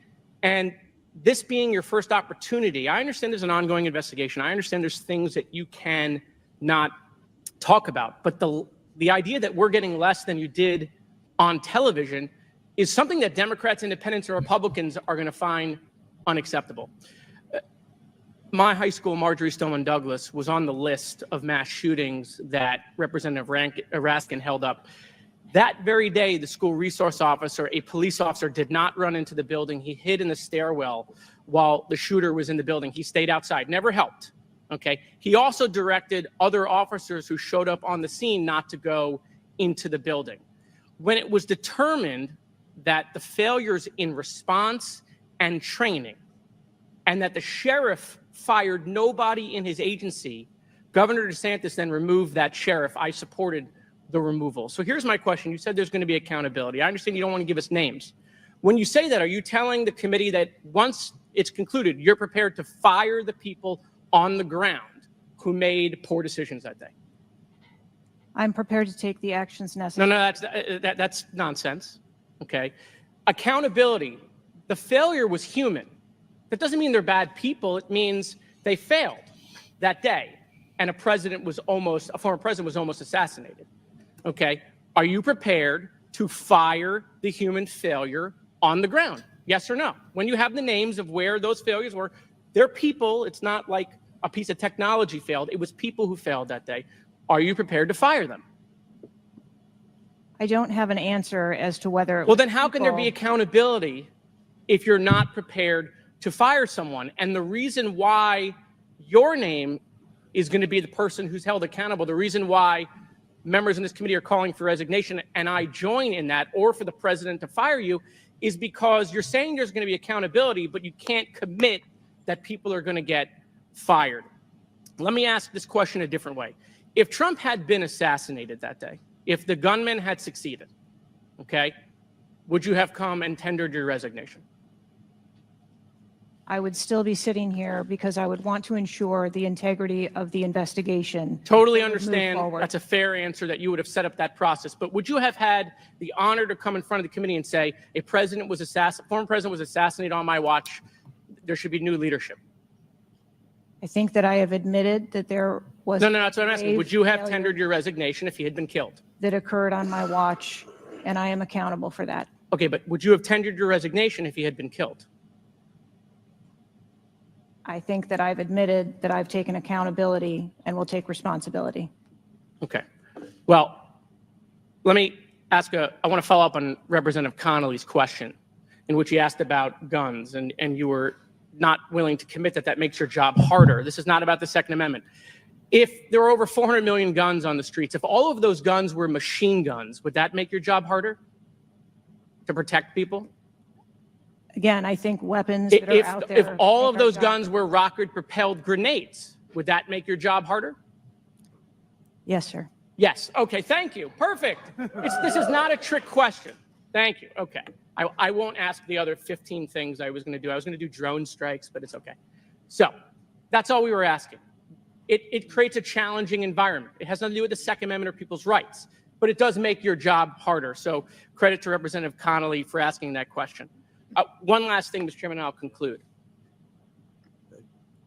there was a question asked, is an Iranian assassin more capable than a 20-year-old? And I have been tough on Iran. I probably have more resolutions on Iran than almost anyone in Congress. But I can tell you it isn't Iranians walking into schools and grocery stores and movie theaters and churches. It is 20-year-olds, right? And some of them are mentally unstable. And they have access to guns. And they're domestic terrorists. Someone talked about Christopher Wray. Christopher Wray has talked about domestic terrorism. And so, yes, we collectively come together on foreign threats. And I am not at all debasing the fact that there are foreign threats here and abroad. But there are domestic threats. And we have to get to the bottom of how we stop domestic terrorism, because it was a 20-year-old who walked into my high school and killed 17 people. He was plenty capable, and he was an Iranian. Thank you. Chair now recognizes Mr. Timmons from South Carolina. Hey, Mr. Chairman. Director Cheatle, we've asked you a lot of questions and haven't really got a lot of straight answers. I have intentionally created a line of questioning that I think that you can't answer. So the first question is, do you agree that the allocation of Secret Service resources should correspond with the risk profile of any given event? A higher degree of risk at one event should get more resources. Is that fair? That is fair. Okay. And when two events occur at the same time in the same geographic vicinity, that the risk profile of each event should be taken into account, and whichever event is greater risk should receive greater resources. That is correct. Okay. So I'm going to go over the Trump event. So this was publicly announced July 3rd, Butler, Pennsylvania. The venue is an outdoor fairground, open air, no existing security. The crowd size was expected to be tens of thousands. It ended up being over 20,000. There were general and specific threats from foreign adversaries. As the chairman of intelligence remarked, Iran has said they want revenge, as well as when President Trump was in office, he made a lot of people mad, terrorists to be included all over the world. And, President Trump is the former president and the future president. So I would say that that is a fairly high risk event. Would you agree? Yes. Okay, let's conversely, the First Lady had an event at a casino in Pittsburgh, just a few dozen miles away. It was a dinner for the Italian Sons and Daughters of America. It was publicly announced on July 10th. What's interesting is that the casino is actually extremely secure. They already have magnetometers existing prior to this event even being announced. It was in a ballroom. And the size of the crowd, a mere 400. There were no specific threats. There may have been general threats. And the asset is the First Lady. Those seem like there's a huge disparity relative to risk. Would you agree? Yes. Okay, thank you. Multiple whistleblowers and various media outlets have reported that the Pittsburgh field office of the Secret Service allocated 12 additional post standers to the First Lady's event and 3 additional post standers to the Trump rally. Is that correct? There were no assets that were diverted from the First So no. Lady's This is a very simple question. I'm not asking if anyone was diverted. Did the First Lady's event that was relatively secure, especially compared to Trump's rally, get 12 assets? And did the First Lady's event get 12 assets and Trump's get 3 from the Pittsburgh field office? That's a yes or no question. If you don't know, don't answer it. I mean, if you don't know, don't The number answer of it. personnel that were allocated to both of those events were comparable to the risk at both of those events. Wow. Really? So you think that the Pittsburgh casino, 400 person in a ballroom with ingress egress through probably a very well-guarded parking garage was 4 times more dangerous than a 20,000 person rally on an open field with the former president and future president? You think that that's 4 times more dangerous, the casino then? I didn't say that at all. Well, they got 4 times the resources from the Pittsburgh field office, who was likely in charge of the final walkthrough for both events. I mean, we've continually highlighted the failures of the Secret Service at the Trump rally. And, you have the former and future president getting shot. You have multiple injuries, 1 fatality.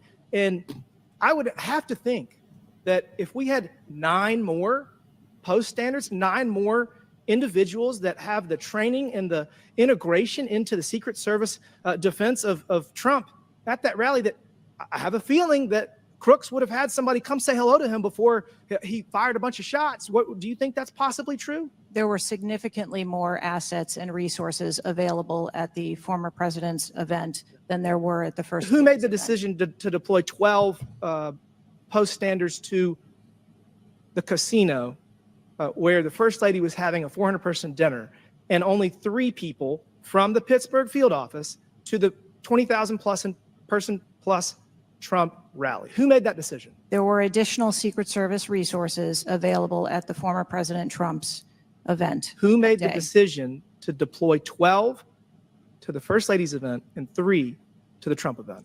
The allocation of resources is decided based on the availability of personnel and their location and where they are, but there were sufficient resources What did you just that say? were given to. Did you just the say there were former sufficient president's resources? President Trump event got that shot. day. Someone got killed. There were not sufficient resources, clearly. There was And a it gap. doesn't take 27 years of experience to know that. And whoever made that decision, it probably wasn't you, needs to be fired. And then you need to resign because this is absolutely unacceptable. You've lost the trust of the American people. With that, Mr. Chairman, I yield back.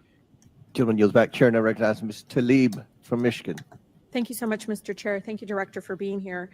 You know, when we hear the headline, a 20-year-old young man with access to an assault weapon commits an act of mass violence, I mean, we've heard this before, over and over again. But the unfortunate thing is that my residents don't get a committee hearing. We have not had one committee hearing about the over 260 mass shootings that we've had, killing hundreds of people, injuring hundreds, changing their lives forever. And don't get me wrong, to many of my colleagues, I mean, I watched, and even the pool of blood, the screams, it was horrific. But it made me think about the images I saw after mass shootings at schools, grocery stores. I mean, I think of Buffalo, New York at a supermarket where a racist gunman killed 10 shoppers with an AR. In El Paso, AK-47 style assault rifle killed 22. In Florida, in Parkland, Florida, 17 students and teachers murdered, again with an AR. In Pittsburgh, at a place of faith, Tree of Life Synagogue, 11 murdered. And don't get me about Newton, Connecticut, which still breaks my heart. 26 murdered, including 20 elementary school children. This year in Michigan, we've had, Mr. Chair, 2 mass shootings. 21 shot in Detroit. One of the most horrific shootings we've seen. 2 killed at a splash pad in Rochester Hills, Michigan. 8 shot there. Again, an assault weapon used. But the difference here is the former president gets a hearing in his attempt to assassinate, but our residents don't get a hearing about mass shootings, about gun violence in our country. You know, Mr. Chair, I ask this wholeheartedly. You know, they don't have Secret Service to protect them. They don't. I don't have these mass agencies protecting our kids in the schools or the supermarket, movie theaters, or going to a block party in Detroit. I don't have that. We don't have that.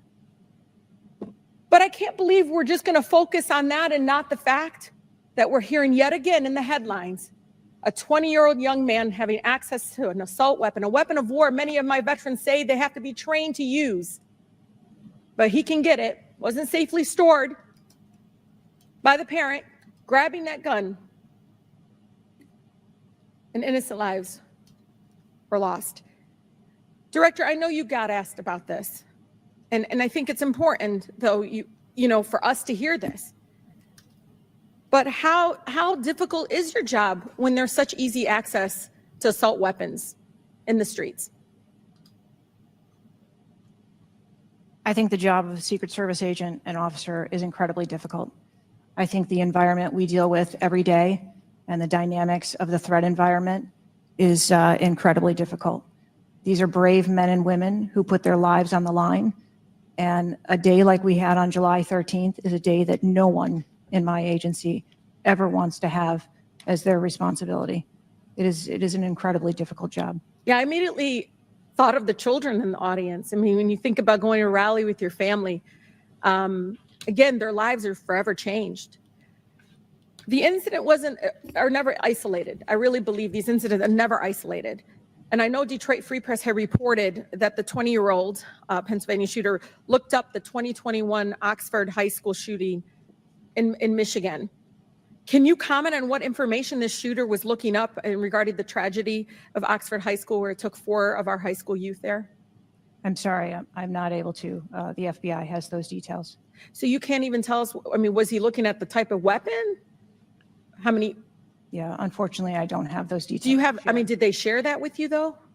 I don't have the full content of what his searches were. I think that they are still in the process of examining all of his devices.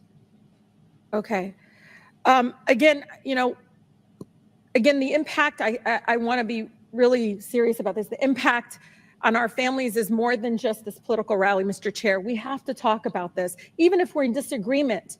Let's talk about it, because I've seen statistics that show that we could be saving lives now if we ban these weapons of war from being able to buy it at the local store down the street. I mean, we just can't continue to allow this to happen. And unfortunately, my residents are not former presidents of the United States. They don't get a hearing. They don't get Secret Service, any of that. And even among those that are expressing the failed in the system, they just deserve better. They truly do. Thank you, and I yield. Chair now recognize Mr. Burchett from Tennessee. Thank you, Mr. Chairman. Ms. Cheatle, the shooter was set up on the roof of the AGR International building, as we know. Was the roof identified as a potential vulnerability days before the rally? To my knowledge, yes, it was. Were agents or officers inside the building? If so, what floor were they on? We had local police officers inside the building. The roof looks like it's a tin roof. How did no one inside that building hear someone moving on top of a metal roof? I don't have the details of all of the interviews that have been conducted yet. When will you have those? I have been asking, and I want to have that information as soon as you do. Okay. As well. Why did Secret Service fail to block the line of sight from that roof? I think that the Secret Service put together a plan where they were counting that roof in as part of their overwatch. And that was the plan that they had put in place that day. If you weren't going to put a security personnel on the roof, why not at least use drone technology or aerial surveillance to monitor the rally?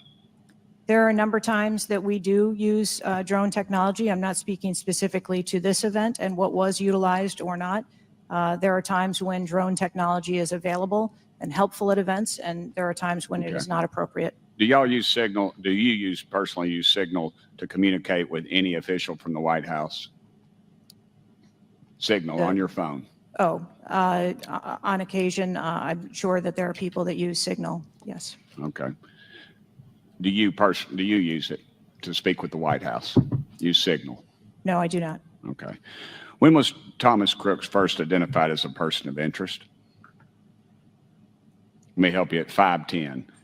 He was spotted with a rangefinder at 5:51. And when did Secret Service notice him? Again, I don't have those specific timelines, but it was a relatively short period of time. Let me help you. 5:52. Ms. Cheatle, why was President Trump allowed on stage 10 minutes after the Secret Service spotted a suspicious individual? That seems to me to be the worst thing of all. Of all the breakdown and all this communication, all the BS you've been feeding us here today or not feeding us, that seems to be the question. So as I've stated before, there are a number of events where suspicious people may be identified. That doesn't necessarily. Ma'am, I submit to you, you got a guy who's going to be the next president of the United States. He's on stage. I've been to these events. We've all been to these events. A car backfires and there's a 15-minute dadgum wait. That's not acceptable. Did the Secret Service tell President Trump they'd spotted a suspicious individual before he was shot? I am unclear as to what the communication was with the former president. Okay, at that I'll time. take that as a no. Did y'all deny President Trump's request for more security? Yes or no? And when was the most recent request for additional security? The rally request for security, all of those requests were fulfilled. And were there any personnel redirected to Jill Biden's rally? No. Who made the decision on the direction of agents at either one of those rallies? I'm unclear as to your question on the direction of the agents. I said, who directed those agents to be at Miss Biden's rally or President Trump's rally? the specific agents? So there is a methodology in which agents are available for assignments, and they are assigned based on either geographic location or logistics or flight. Ma'am, I appreciate all that, but that methodology about got President Trump killed. Was the security detail guarding President Trump a temporary detail? The personnel who are assigned to the former president's detail are assigned to him. Why was there a different detail on the opening night of the convention than the detail that was guarding him in Pennsylvania? The president has a very large permanent protective detail assigned to him. They work shift work, and so it could be that people you saw at the rally were not working the same shift the day that he was. I can assure you, ma'am, somebody that's a lot shorter than the president was not at the convention, and the people that were cowering down behind the mass of agents that were on top of the president were not in the convention hall. At least I didn't see them. You can't seem to answer a single question about an ongoing investigation, ma'am, and you don't know when the information will be released publicly. Are you waiting for the administration to sign off? No, I am waiting for the results of the investigation, at which time. Okay. Let me ask you one more question. You found explosives in the shooter's possession. Is that correct? The FBI found explosives. Do we know who directed this young man how to make those explosives? I believe that the FBI is still looking into that on their investigation. Ms. Cheatle, you said that the buck stops with me, and I agree. I don't think you should resign. I think you should have been fired. Ma'am, you are a DEI horror story. I've told my daughter multiple times, my wife and my daughter, we talk to her all the time about how she's going to succeed in life. She'll succeed in life by achieving. Ma'am, you have not achieved today. You've let the American public down. If it was up to me, you'd be gone. Thank you, Mr. Speaker, Mr. Chairman. Chair now recognizes Mr. Crockett from Texas. Thank you so much, Mr. Chair. And let me just pick up where my colleague from Tennessee left off. Director Cheatle, was the incident on July 13th due to DEI, or rather systemic failures in communication and potentially safety protocols? The incident on the 13th has nothing to do with DEI. The incident on the 13th has to do with a failure or a gap, either in planning or communication. Thank you so much. In fact, I have a few articles that I will enter into the record once I wrap up that actually acknowledge a number of women specifically for their valor in their service, whether it's been in various levels of law enforcement. But, you know, I want to stick here for just a second, because earlier you had a conversation in which there was a discussion about training. And I want to talk about training, and I want to talk about the fact that there's been a little bit of dancing around as it relates to this being a suspicious person and this being a situation that was perceived to be a threat. And it seems as if there's a different analysis that takes place. One of my questions has to do with if you have any bias training that your officers undergo. And the reason that I ask that, because as a civil rights lawyer, I have learned so many times in having to deal with law enforcement that there usually is not a perception of a threat when it is a young white male, even if they are carrying a long gun. Yet a lot of times, at least in this country, when it comes to law enforcement, there is a perceived threat just by somebody having a little bit more melanin in their skin. So I'm curious to know, because a lot of times, one of the things that we have consistently pushed for on my side of things, and when I say my side, is once we are looking at a tragedy in which law enforcement made an error, is the bias training and whether or not our officers are getting it. So I'm curious to know, in some of the training that you talk about that is part of your budget, has bias training been part of that? Yes, it is. Okay, thank you. I know that today is a rough day, and on that day in Pennsylvania, it was a rough day. And the reality is that I understand it, and you may or may not know the answer to this question. In the space in which this event took place, it was an open carry space. Is that correct? That is correct. Okay. So I hail from the state of Texas, and interestingly enough, I was serving in the state house right after there was a mass shooting in El Paso. We had an opportunity to do right by our citizens in Texas, but we did not. Instead, they passed permitless carry. And what my colleagues kept trying to get you to answer, because we want to come up with solutions, we don't want to keep pointing the finger. And right now, you've got a bunch of fingers that are pointed at you. But our job is to solve problems for the American people. And to be perfectly honest, the numbers are clear.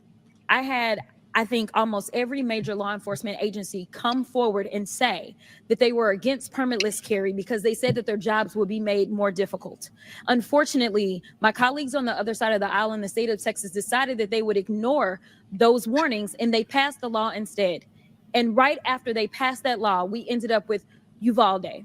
And we heard the stories of those officers that were scared to go in and save those babies because of the firearm in that case, 18-year-old had in his hands. They also were given an opportunity to say, hey, raise the age and make it to where at least you have to be 21 before you can possess this type of weapon. And they chose not to. And we have the facts. It shows, and I'll enter this into the record as well if there is no objection, deaths from firearms keep climbing in Texas decades after lawmakers began weakening gun regulations.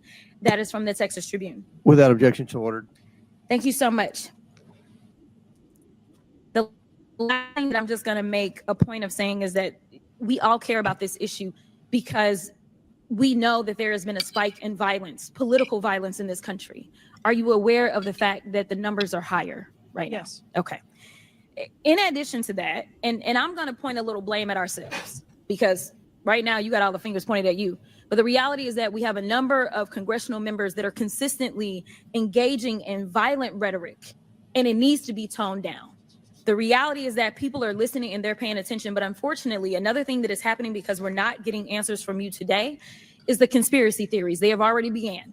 Have you heard of any of the conspiracies? Yes. Okay. The problem with these conspiracies is that when people believe that, say, the president of the United States ordered a hit, or they believe it was an inside job, or whatever conspiracies they believe because they don't have any facts in front of them, that potentially incites the next level of violence at the next event in retaliation for this. So we are only begging for your job as it relates to being the director, as well as the men and women that you are protecting as their director, that you keep them safe by making sure that the American people have the information that they need so that they can feel as if Secret Service is on the side of the American people. And ma'am, I don't doubt that Secret Service is on the side of the American people. But right now, so long as these conspiracy theories continue to fester, it is going to make your job that much harder. Thank you so much, and I yield. Chair now recognizes Ms. Marjorie Taylor Greene from Georgia. Thank you, Mr. Chairman. Ms. Cheatle, I'd like to remind you that you're under oath. The site team has a senior supervisor, an advanced team, a protective intelligence team, a counter sniper element, and detail. Who was the agent in charge? How long has she been the agent in charge? And what is her Secret Service background? So I'm not going to provide a name. Why not?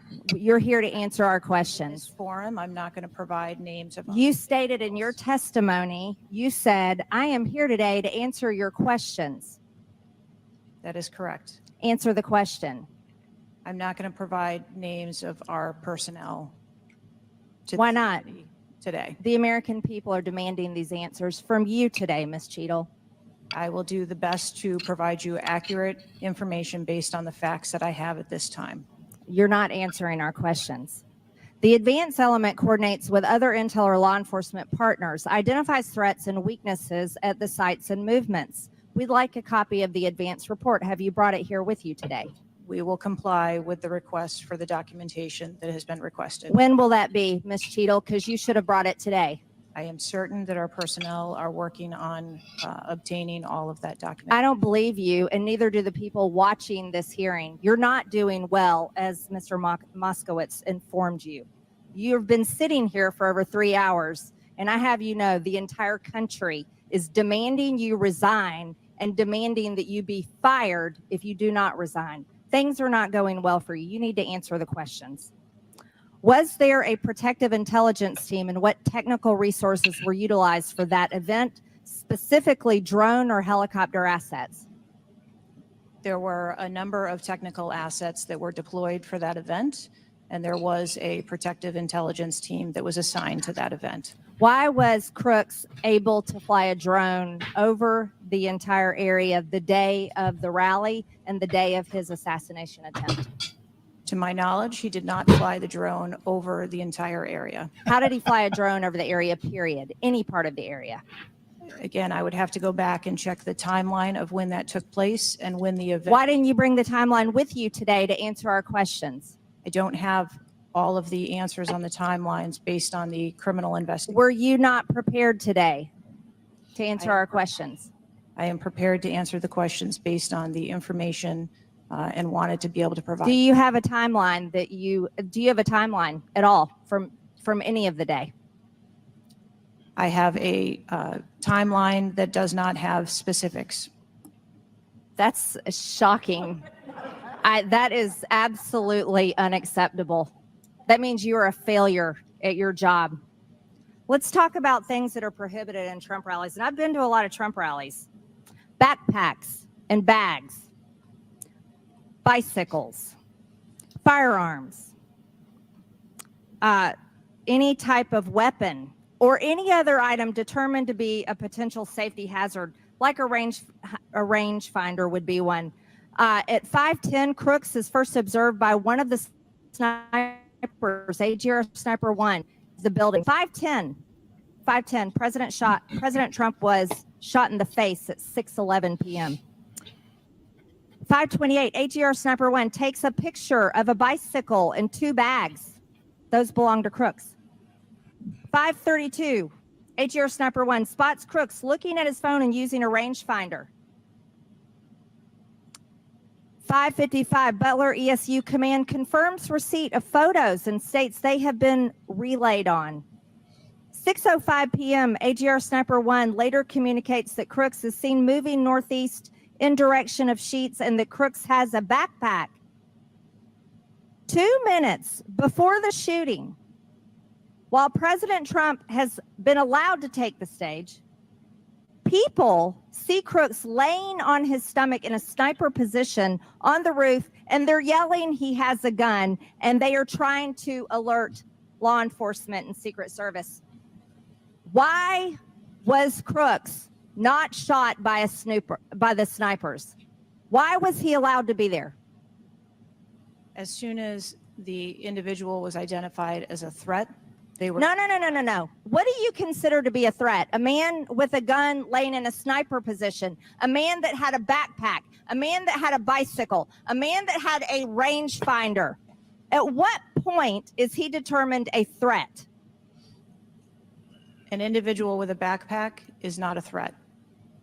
An individual with a rangefinder is not a threat. What about a man laying on a building that has direct line of sight of President Trump with a gun that people are screaming and pointing out? Is that a threat, Ms. Cheatle? Once that individual was identified, they were neutralized. No, they were neutralized. Crooks was neutralized after he shot President Trump in the face, Ms. Cheatle. Is he only a threat once he fires the weapon? As soon as the counter sniper identified that individual, they were able to neutralize them. How were people in the crowd? Okay, then let's just take it this way. People under your command did not consider him to be a threat, yet people in the crowd knew he had a gun and considered him to be a threat. That means that you are a complete failure as the director of the Secret Service, that people under your command don't perceive a man laying on a roof with direct line to the president with a gun. They don't perceive that to be a threat, yet the people in the crowd do. How is that possible? That's the last question, but please answer the question, Ms. Director. I'm not certain at this time how the information from the people in the crowd was relayed to any law enforcement personnel. No, you knew that everyone knew. The people there knew that there was a danger. They knew there was a threat to President Trump, and it was allowed to happen. Was there a stand down order, Ms. Cheatle?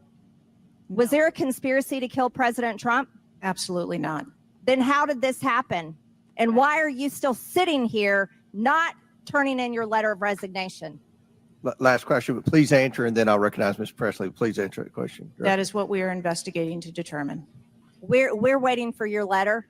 We are waiting for your letter of resignation, and you really need to consider doing that before you leave today. Chair now recognizes Ms. Presley from Massachusetts. Thank you. No one, absolutely no one should fear for their life at a political rally, in a classroom, in a faith house, or in their home. We must do something about political violence in all its forms and gun violence in all of its forms. Now, Director Cheatle, you have noted that numerous investigations are ongoing related to the Secret Service response and that we can expect a report in the next 60 days. With the election nearly 100 days away, that is an unacceptable timeline, and it makes people less safe.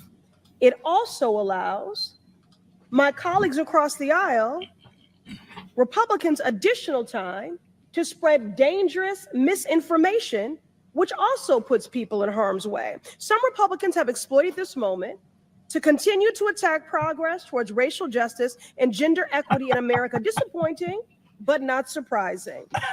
I hesitate to repeat their racist and sexist tropes, but in summary, Republicans have wrongfully and shamefully stated that hiring women and people of color hindered the response to the shooting. I didn't see people Now, of color. this is part and parcel of Republican strategy to constantly attack necessary diversity, equity, and inclusion efforts,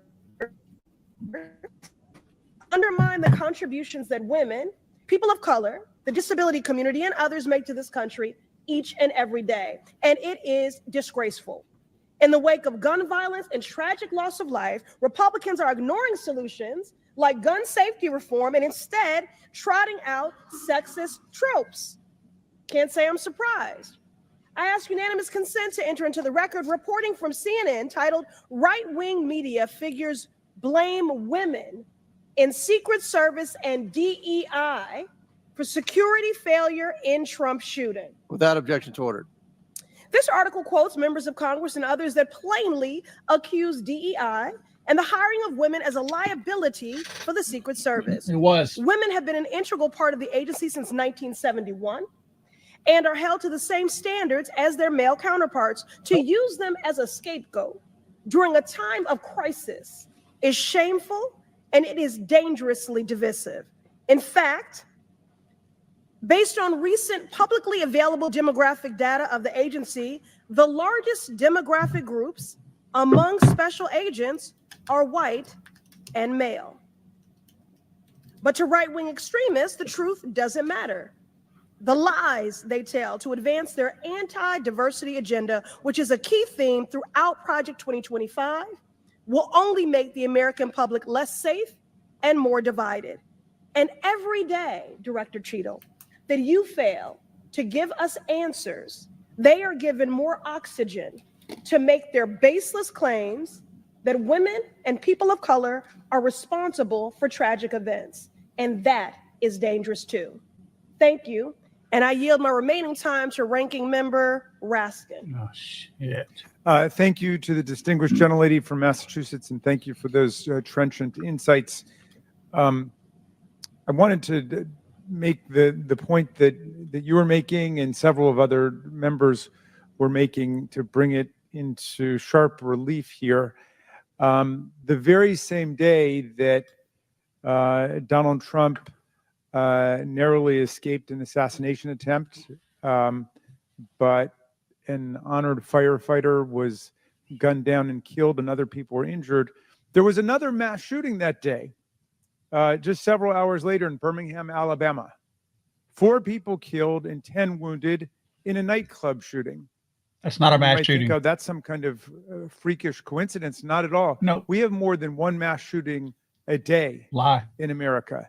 They're so commonplace now that they are barely reported in the national news. It's, of course, local news in Birmingham, Alabama, that 4 people were killed and 10 other people were shot and seriously wounded, being treated at the hospital. These things are a nightmare for the families of the victims who've been killed, for the families who have to take care of people who've been seriously injured and wounded.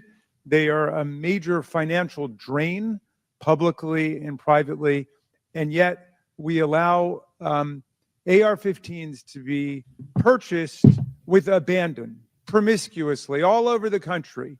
People can just go out and get an assault weapon. And the distinguished gentlelady from Michigan was right. We have a hearing when it affects the President of the United States, but on all the other days of the year, we don't have a hearing about it. And I think it is because of an honest disagreement we have about the Second Amendment. There are some people who think the Second Amendment means you've got the right to arm yourself with whatever weaponry you need to overthrow the government of the United States. And we reject that as a false interpretation of the Second Amendment and a false interpretation of the Constitution.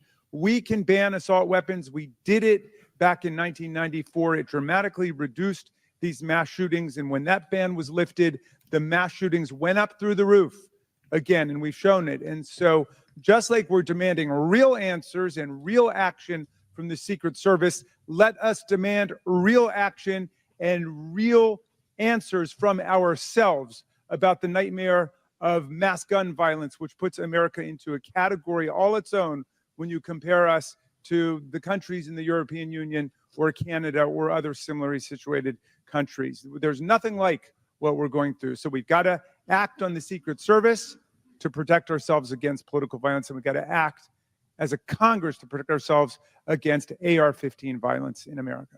Chair recognizes Ms. McLean from Michigan.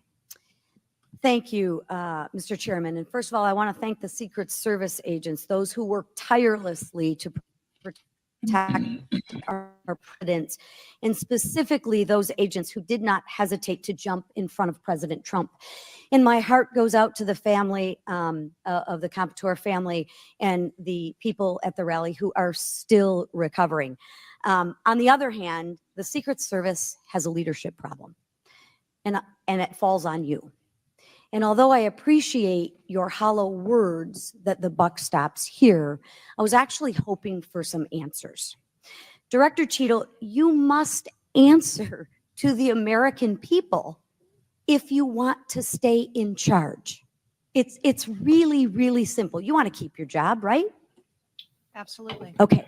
The best way to keep your job is to answer the questions, not play this shell game, not sing the Slim Shady song, wasn't me.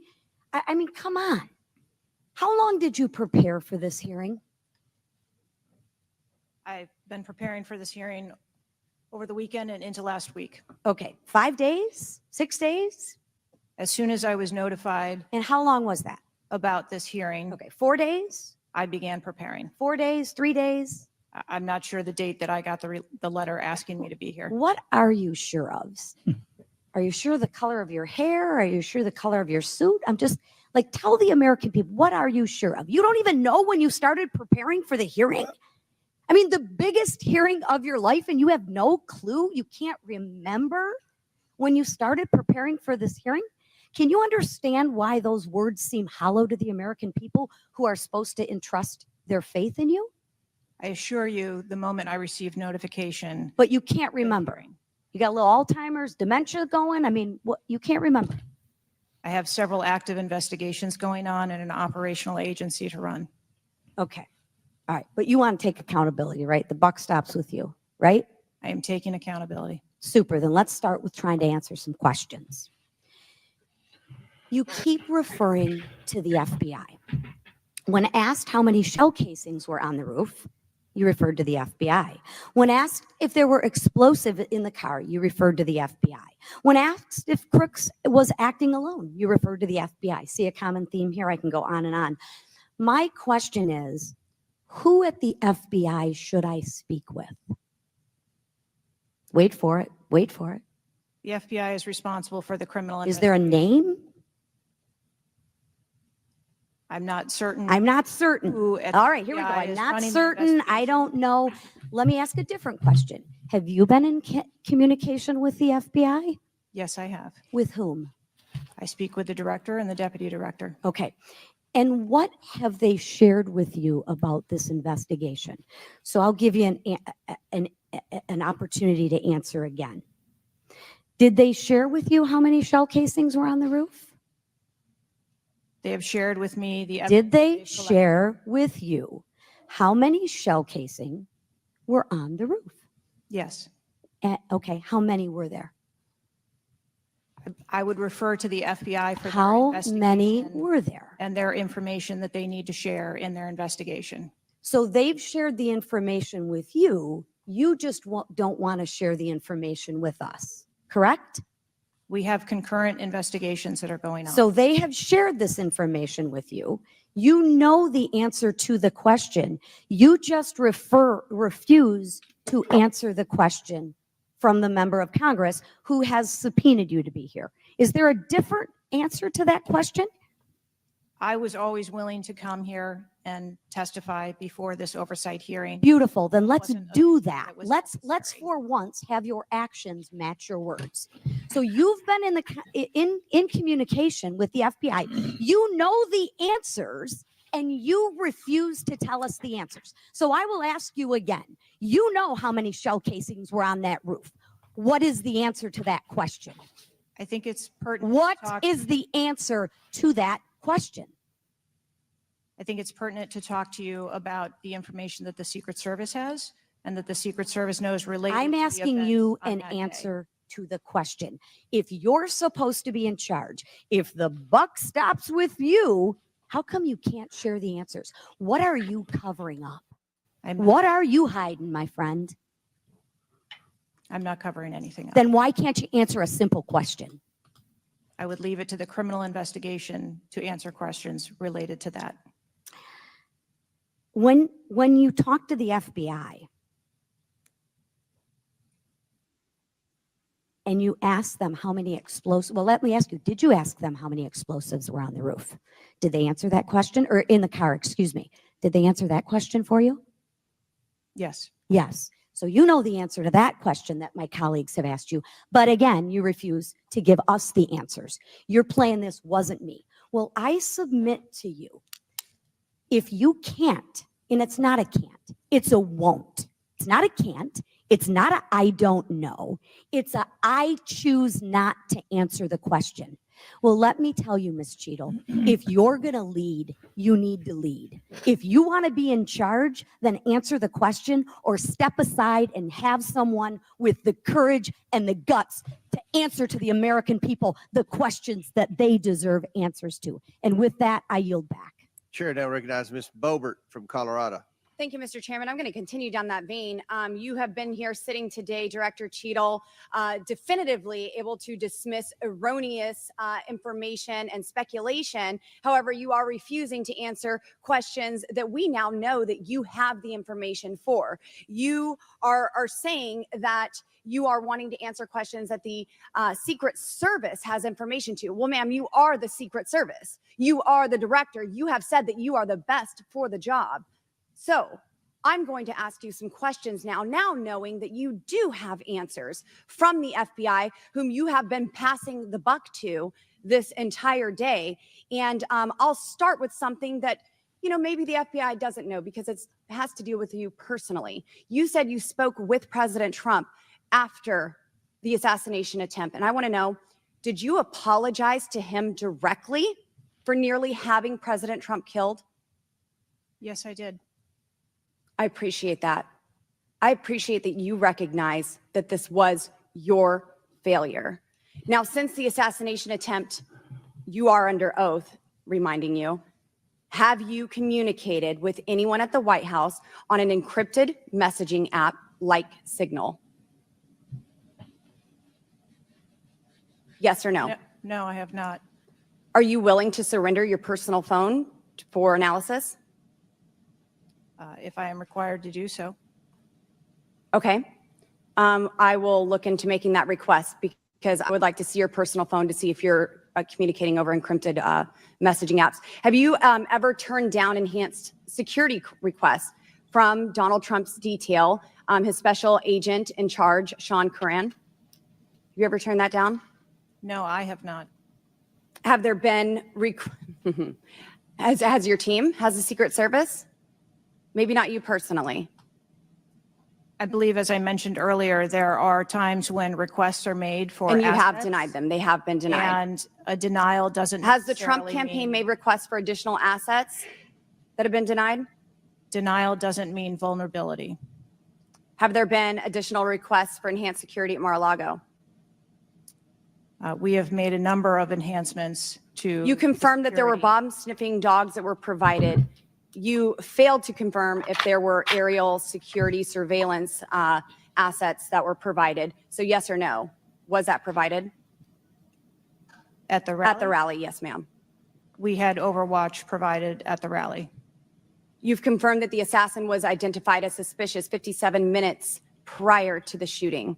Was the suspicious individual ever approached by an agent? Was any contact ever made with him? Not to my knowledge. Is that the standard protocol for someone who is identified as suspicious? The protocol would be to locate the individual and. And you said conduct that he an was interview. located 2 to 5 times approximately? No, I said that the information was passed potentially somewhere between 2 to 5 And he was never times. located by an agent? To my knowledge, that individual was not located by an agent. We have dozens of rally goers who have identified him and not one agent on the ground. There are many agents on the ground, local law enforcement, Secret Service. No one was able to identify him and have sights on and see him. What I'm saying is that the agents that were on the ground at the time, I have no knowledge that they were able to interview him or locate him. Thank you. Was there a local law enforcement officer who approached the roof and saw the shooter and saw that he was present on the roof?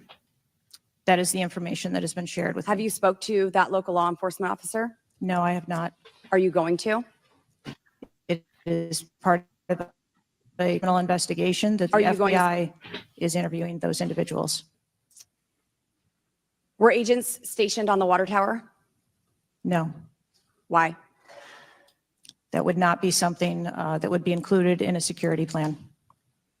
Has a man who is reported to have been present wearing a gray suit who allegedly requested a photo of the dead body of the assassin on top of the AGR roof been identified? I don't have that information. Is that something that you've heard of? No, Were ATF agents present at the rally? to attend or to work, To work. not to my knowledge. How long did the counter sniper have crooks in his sights before the shooter opened fire on President Trump? I don't have that specific timeline.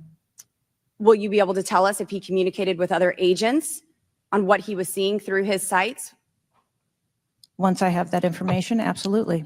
Because we need to know why he waited for multiple rounds to be fired at President Trump before the threat was neutralized. We need to know if he was given an order to hold fire. Now, it's you've excused the roof of being unmanned because of the slope of the roof. Do you continue to assert the slope of the roof as a credible reason for leaving this position undefended? First, I'll go back and correct that there was no order to hold fire. Our agents and officers have the ability to neutralize a threat at the time So you that don't they know, see it. I'm sorry, you don't know the communication that was taking place or how long he had him in his sights because you haven't spoke to him, but you do know that there was no order to hold fire. I can tell you the way that our personnel are trained. They are trained on the use of force scale that when they see a threat, they are authorized to neutralize that threat. They don't have to ask for permission. You excuse the roof being unmanned because of the slope. Do you stand by that assertion? The roof was not covered with an individual on it because there was overwatch provided. Apparently not. No, there was no overwatch provided.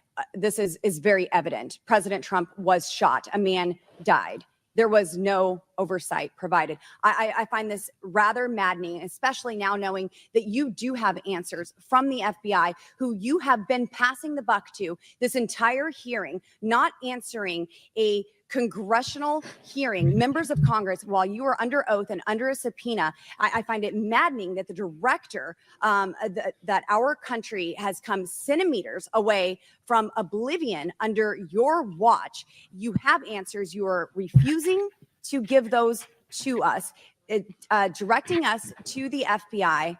And this entire thing is a waste of time. You are responsible for the loss of a life and the shooting that took place on President Trump You do need to resign. This is bipartisan. You need to be fired. You do not need to hold this position. You are not the best for this job. I am over my time, but I cannot tolerate your watch any longer. And I'm going to continue to call daily for you to be removed from your position, ma'am. Chair recognizes Mr. Fry from South Carolina. Thank you, Mr. Chairman. Director Cheatle, how long have you been with the Secret Service? 29 years, right? That's correct. And how long have you been director of the Secret Service? Just under 2 years. During your tenure as director under the Secret Service, I know we're here today to talk about the assassination attempt on President Trump, but how many other security lapses have occurred with protectees under your watch?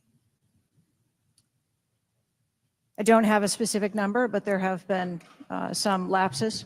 There have been other lapses. Was one of them Jake Sullivan? Yes, sir. What happened there? There was an individual who was able to access Mr. Sullivan's residence. His residence. A protectee, somebody was able to break into his house. And what happened? Did anyone get fired because of that? There were individuals who have been reassigned. Reassigned. What other steps have taken? What I'm seeing. What other incidents have occurred other than Jake Sullivan?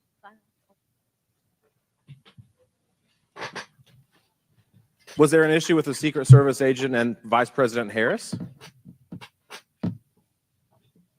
I would not call that a security incident. Well, it seems to me, I mean, you have security lapses with President Trump. You have security lapses with Jake Sullivan. You have issues with your personnel related to Vice President Kamala Harris. There seems to be a repeated theme here. Would you not agree with that? I think that we are talking about separate categories of incidents. Well, I would disagree with that. I mean, I think there's a repeated theme when you've got protectees and you're not upholding your core mission. Let me ask you something else. Does the Secret Service routinely record communications between and amongst detail? Radio communications? Any communication? Email communications are captured, as well as text messages. And then depending on the detail, radio communications are recorded. Does the Secret Service have recorded communications from the July 13th event? We do not have radio communications from that day. But you have text messages? We do have emails and text messages. Emails, okay, great. Does the head of the Trump detail or someone else embedded in this detail have command decision-making authority, or do they need to seek authorization from someone outside that detail? The head of the detail has the decision-making authority for things that are necessary for that detail. Is that standard for protection details? Yes, it is. Okay. Let me ask you something. During campaign events, is it common for the Secret Service to utilize other agencies? Yes, it is. What other agencies would be providing assistance to the Secret Service? There are a number of other agencies that provide assistance to the Secret Service during campaigns. We utilize personnel from the Department of Homeland Security. We utilize personnel from the Department of Defense, and we utilize local law enforcement partners. Are you on the same radios? Do you provide the radios to all the assets that are taking part in protection of an event? We provide radios to the personnel from the Department of Homeland Security that are assisting us. But not local law enforcement? Local law enforcement is working on their own radios. Are you on the same frequency? We ensure that we have counterparts in the security room, and so the local law enforcement will place one of their personnel in the security room with our personnel so that we have interoperability communications. Let me ask you something just about the timeline, because I think this is really interesting that we can't nail that down. I mean, I think there are lay people out there with more knowledge about the timeline than you seem to come before a subpoena in front of Congress. Was Mr. Crooks observed at the AGR building prior to the shooting? He was observed on the grounds outside of our perimeter prior to the shooting. At approximately what time was that? You don't have to give me the specific minute, but at approximately what time was that? I believe it was about 45 minutes or so prior to. Did the sniper team take a photo of Mr. Crooks? The local team did, yes. So it was a local team and not a Secret Service sniper? That took the photo. Okay. And did he relay that photo to Central Command?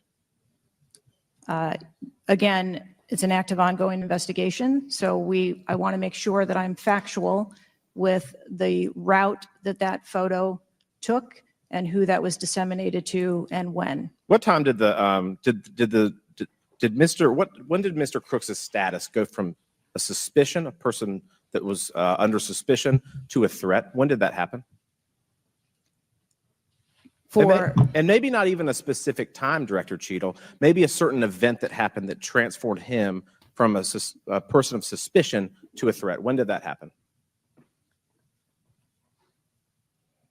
To the best of my knowledge, based on what I've been told thus far, it's approximately 5 minutes to where individuals relayed that there was an incident or an issue, being worked at the 3 o'clock of the president.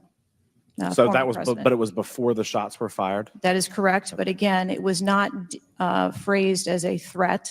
It was just that something was being worked. Yeah, but my question is, when did he become, when did he transform from suspicion to threat? Because they're treated very differently. People can be suspicious, but they're not a threat until a certain point in time. So when did that happen? I believe that it was seconds before the gunfire started. Seconds. My gosh, we actually have a few questions that we got answered today. Listen, I'm going to wrap up here, Mr. Chairman, but here's the frustration that people have. The buck stops with you. You've said that yourself. But the problem in Washington, D.C., it is the only town in America that you can be so bad at your job that you actually get a promotion or don't get fired. You have not been able to answer the number of agents, whether or not requests were denied on additional security, whether or not law enforcement were able to engage before the shooting with the assassin, how he got on the roof, how the rifle got on the roof. You can't tell us how many shots he fired, whether the casings were recovered. You can't tell us anything about his cell phone. You can't tell us whether the rally was supposed to be postponed, given the intelligence that you were receiving. You can't tell us whether the car had a bomb. You can't even tell us his motive. And the American people are incredibly distrustful because it has taken 9 days to even get a scintilla of evidence out of you. Maybe if I was CNN or ABC or NBC, I would have gotten much more thorough and accurate information, but we have not received that in a subpoenaed hearing in front of this Congress. That is why the American people are frustrated, and I echo the bipartisan calls on this committee and all across this country that you should resign, or maybe when the president wakes up from his nap, he can fire you. Thank you, Mr. Chairman. Chair now recognizes Ms. Luna from Florida.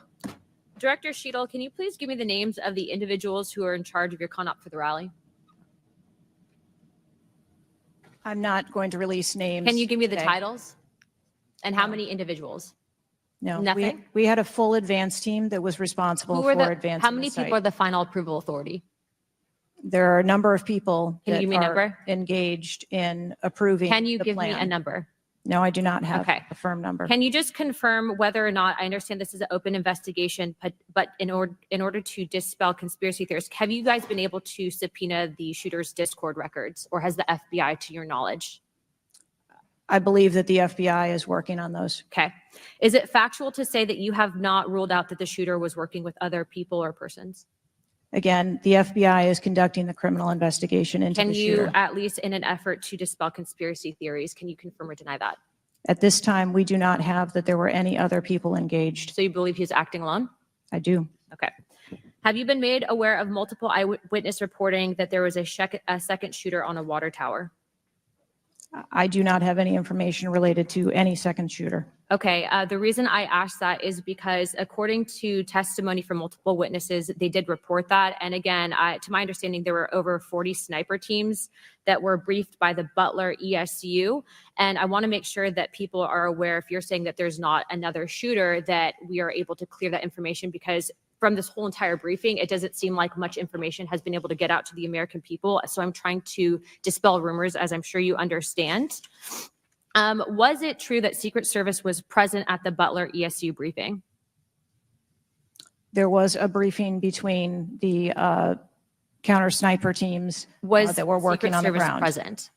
Yes, to my knowledge. Okay, I want to read you a report from people that seem to be throwing you under the bus and stated that they were in attendance and that Secret Service was not in attendance at the security briefing, according to individuals with knowledge, to also include that the AGR building where the shooter Thomas Matthew Crooks was located was actually not a part of their security perimeter for that. So there was not Secret Service present.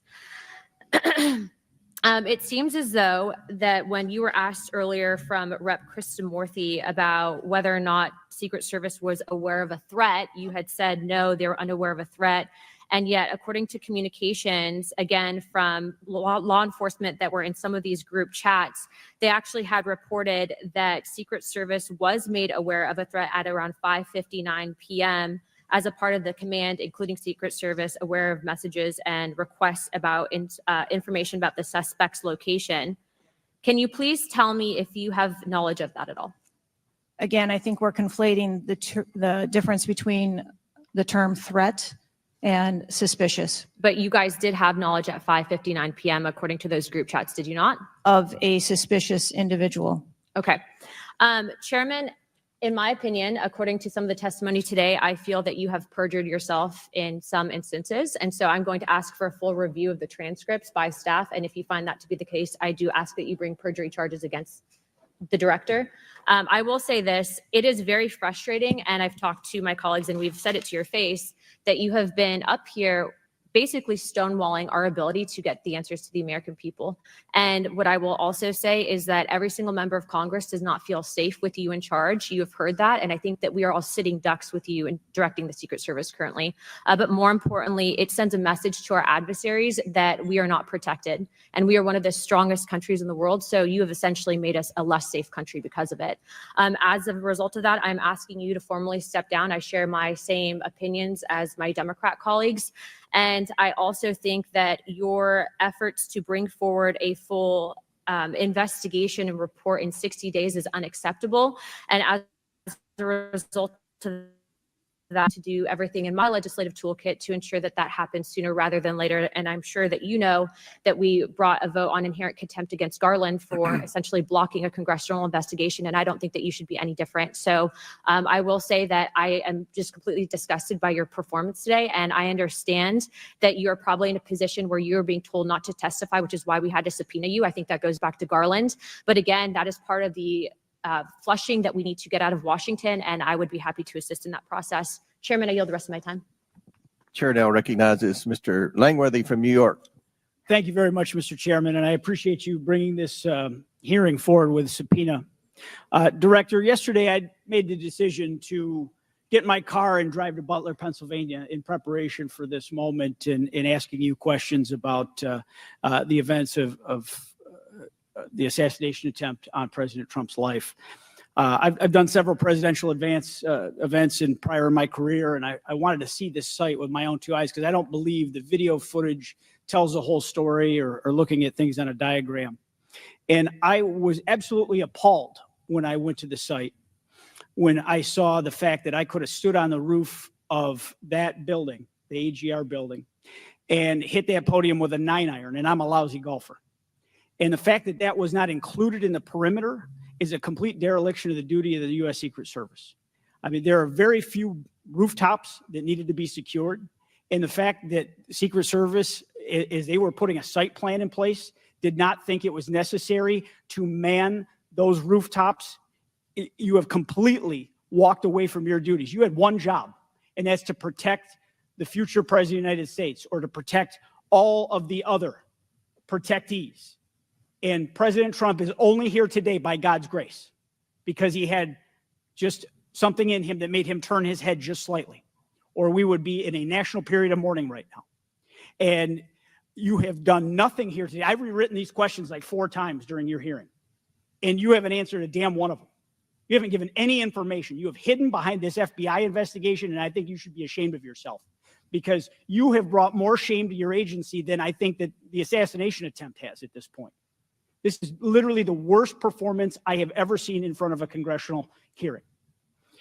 You have offered no reason for this committee, this body, or the American people to trust you or the Secret Service today. And you should resign. You have said that you've put new security measures in place after the assassination attempt. Can you tell us what those are? Because the American people want to know that you're taking real corrective measures. But today you've pointed to an investigation. Investigation or not, you still have a job to do with a zero-fail mission. But so far, there's been absolutely no accountability, and you've admitted that here today. Not one person's been suspended. Not one person's been put on a desk. Meanwhile, we've got the most contentious of elections in our nation's history. And protectees are in danger because of incompetent leadership. Not the agents. The agents piled on President Trump to protect his life. Those are heroes. But the administrators running your agency, they're not right now. They're not doing their jobs. And you certainly aren't doing. The most appalling part of Saturday's events is the countless opportunities that Secret Service had to stop Crooks before he even got on the roof. At 3 o'clock, Crooks raised suspicion by entering the rally with a rangefinder. At 5:45, a cop with a Beaver County Emergency Services unit saw Crooks eyeballing the roof at the AGR International Building. And then at 5:55, Secret Service was warned of a suspicious person and identifies Crooks as a threat. This was all before shots were fired 15 minutes later. Director, yes or no, did local law enforcement alert the Secret Service about Crooks' presence at the rally? Yes, they did. The shooter came to attention of law enforcement almost an hour before President Trump went on stage. Law enforcement alerted the Secret Service of the shooter. Over and over, you've said there's a difference between a suspicious individual and a threatening individual. Can you explain what the shooter needed to exemplify to be called a threat? So I'm not clear as to what identified him as suspicious to the individuals who originally clarified him that way. For the Secret Service, for an individual to be determined to be a threat, that individual would have to be seen with a weapon or capable of doing some sort of harm to our protectees. I mean, Director, an individual walking into a rally with a rangefinder, scoping out an unprotected rooftop, and he reportedly flew a drone over hours before. It sounds like a lot more than suspicious, especially at a presidential rally. Your operational lapses, your resource management, and poor judgment nearly resulted in the assassination of President Trump. I mean, the dereliction of duty here is just appalling. The fact that you haven't visited Butler is just maddening to me. That you're not taking this job seriously. Many people here have called for your resignation. I've introduced a resolution here into this body that hopefully will get a vote this week calling on the president to fire you, ma'am. You have not done your job. You have put two black eyes on your agency, and you need to go. Mr. Chairman, I yield back. Gentleman yields back. Chair now recognizes Mr. Burleson from Missouri. Director Cheatle, I just want to kind of get an idea of what you can answer, because outside of what the FBI is responsible for, you have full responsibility for the Department of Secret Service. So the question is, what is the mission? Who defines the mission? Our mission of the Secret Service is to protect the president, the vice president, their immediate families, presidential candidates, the former presidents, and those by executive order. And we also have an investigative mission. And those are well defined. Yes. Everyone within the agency understands the mission. Yes, they do. What about protocols and standards? Who defines the protocols and standards? We have a number of protocols and policies in place for the various missions that we have. So would it be safe to say that you failed the mission, the ultimate mission? I have stated repeatedly here today that there was a failure. What about specific failures within protocols and guidelines within the agency? Again, I am certain that the investigation that is being conducted internally as well as the external investigation. You said earlier in the hearing that there was either a communication, there was errors in communication or in operations. Could it be both? In both errors in operational decisions and errors in communications? I think the investigation potentially could identify both. So I want to talk about communications. Representative Boebert asked earlier about using encrypted apps that you said you've not used, I guess, Signal. Have you used any encrypted app to communicate from your personal device?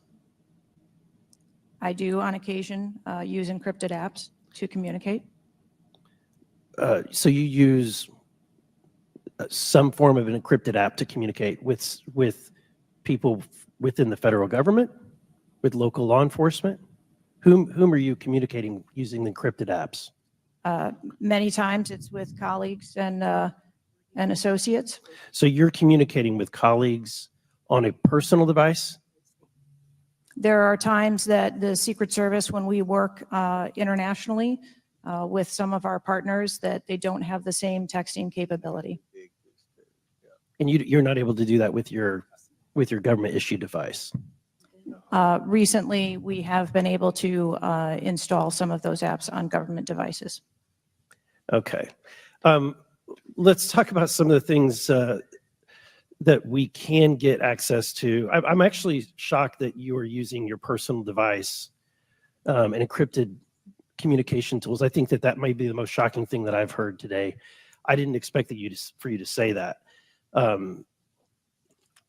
This committee has requested multiple documents, and this is not, under the purview of the FBI, this is under your purview.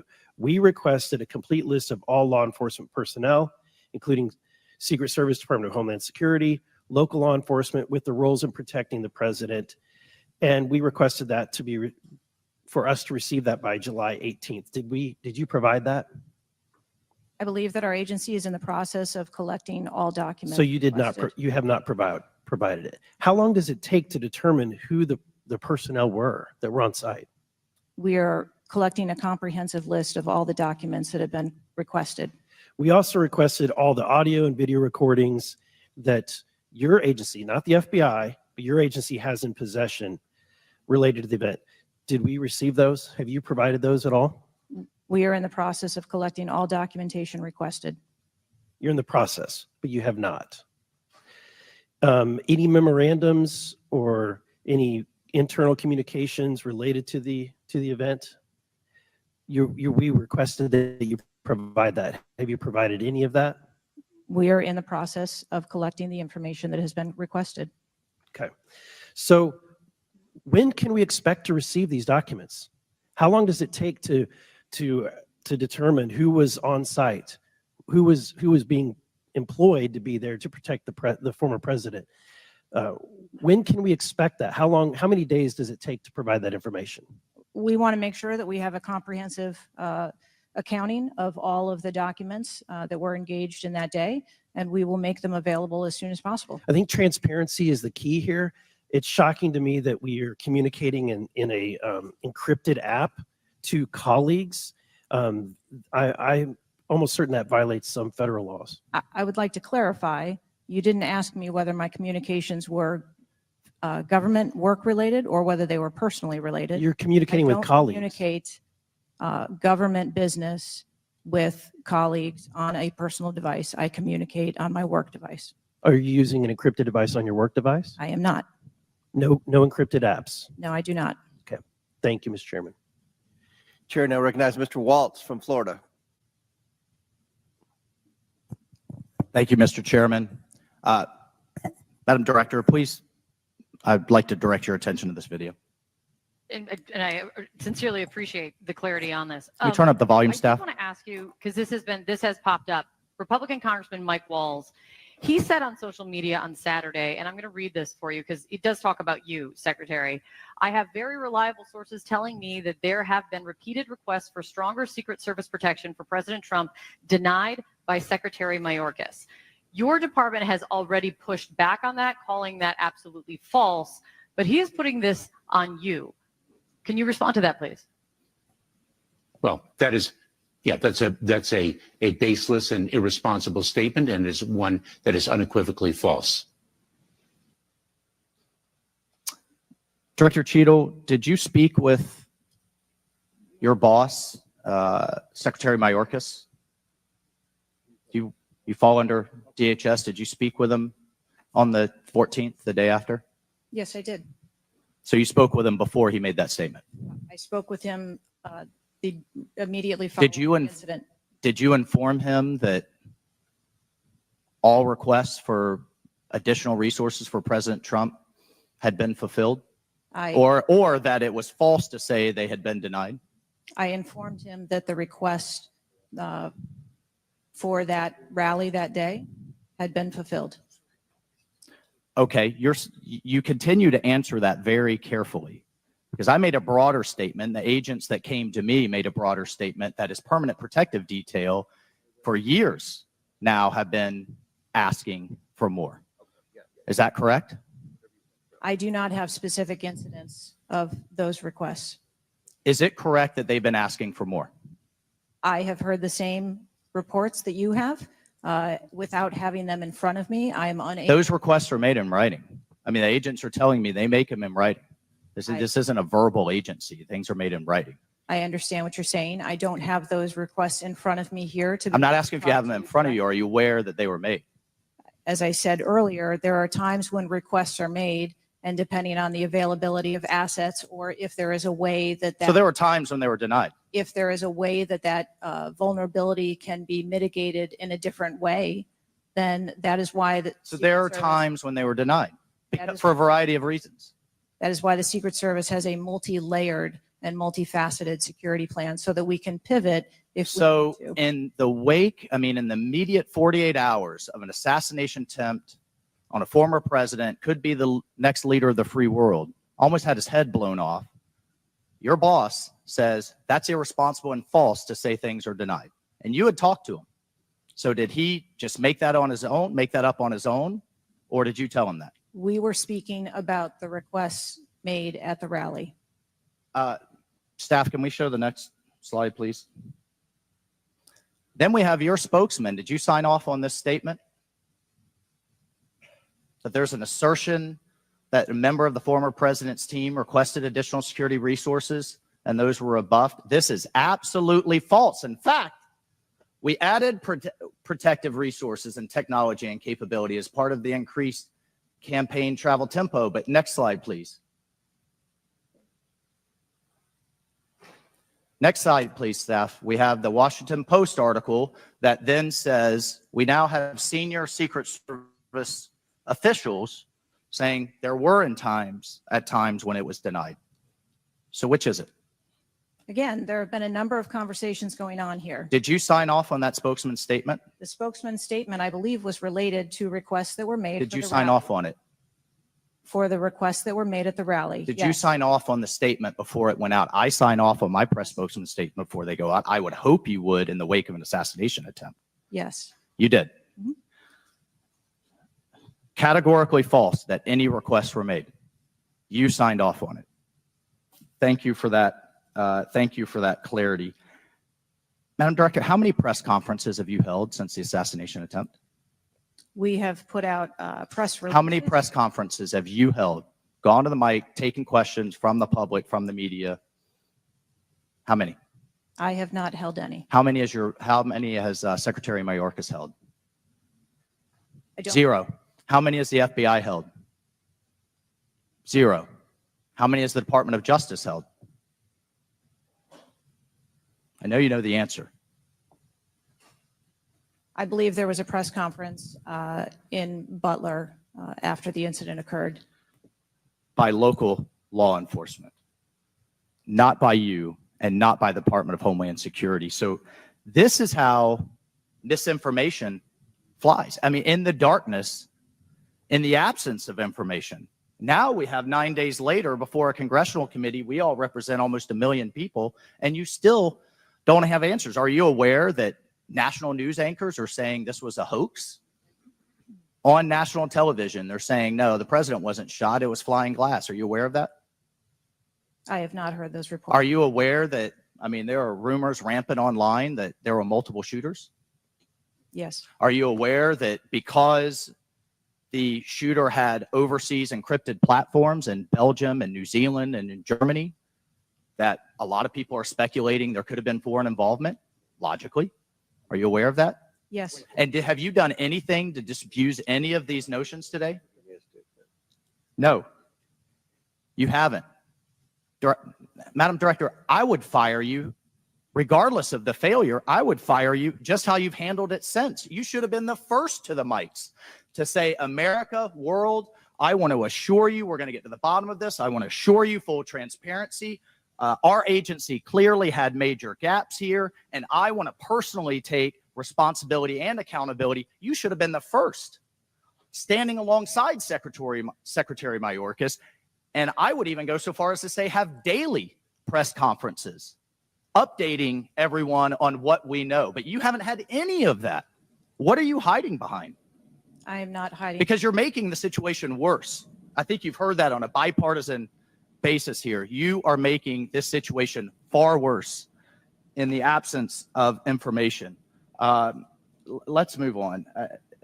This is truly astounding. I want to be clear because you keep dodging the issue. Has President Trump's permanent protective detail requested additional assets over the last few years? He is clearly not your average former president. He's not Jimmy Carter in an old folks home.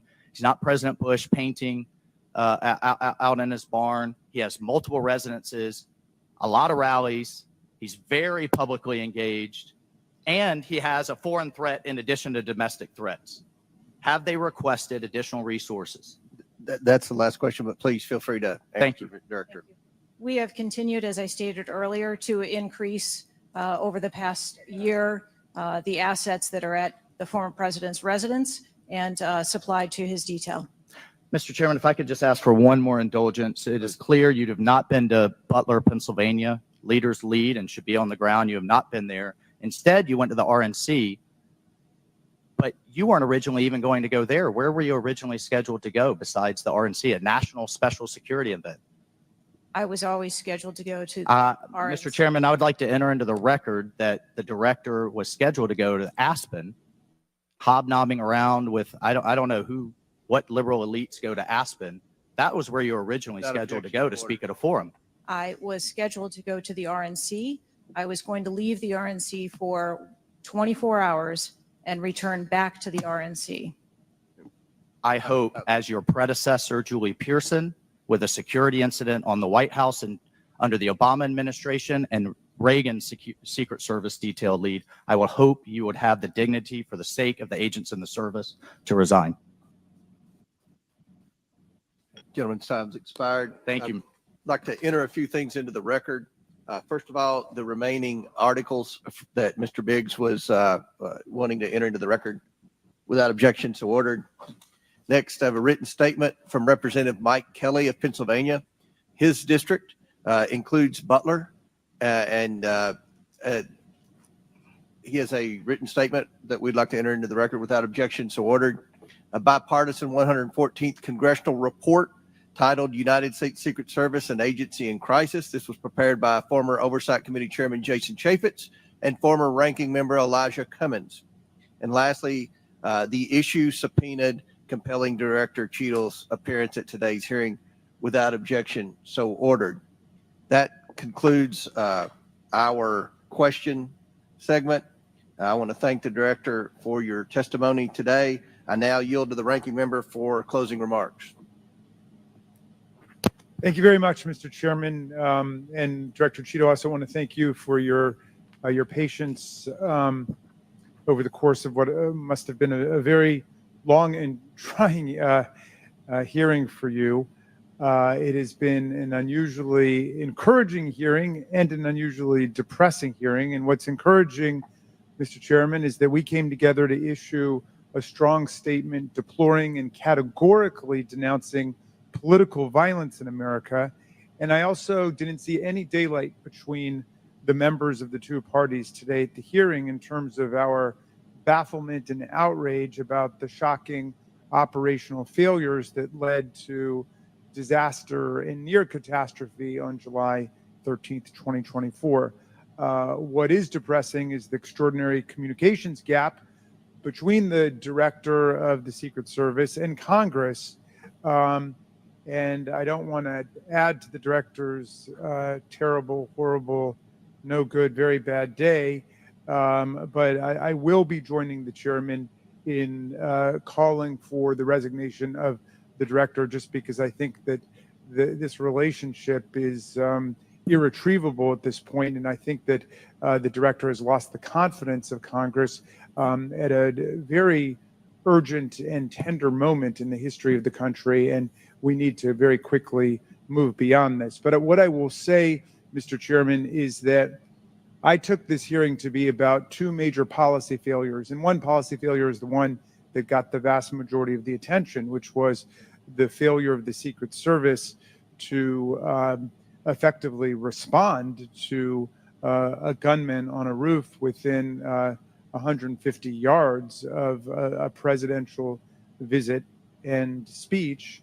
But the other failure is on the part of Congress, because the mass shooting that took place in Butler, Pennsylvania, is replicated all over the country every day. And in fact, as I said, Mr. Chairman, it happened that evening in Alabama, in Birmingham, Alabama, where there was a mass shooting where more people even were killed and wounded than were killed and wounded in Butler, Pennsylvania. So it's true, the president, the former president, and a handful of people who get the Secret Service protection are the only people in America we thought were safe from an AR-15 attack. It's clear that they're not safe either, and we've got to get to the bottom of that.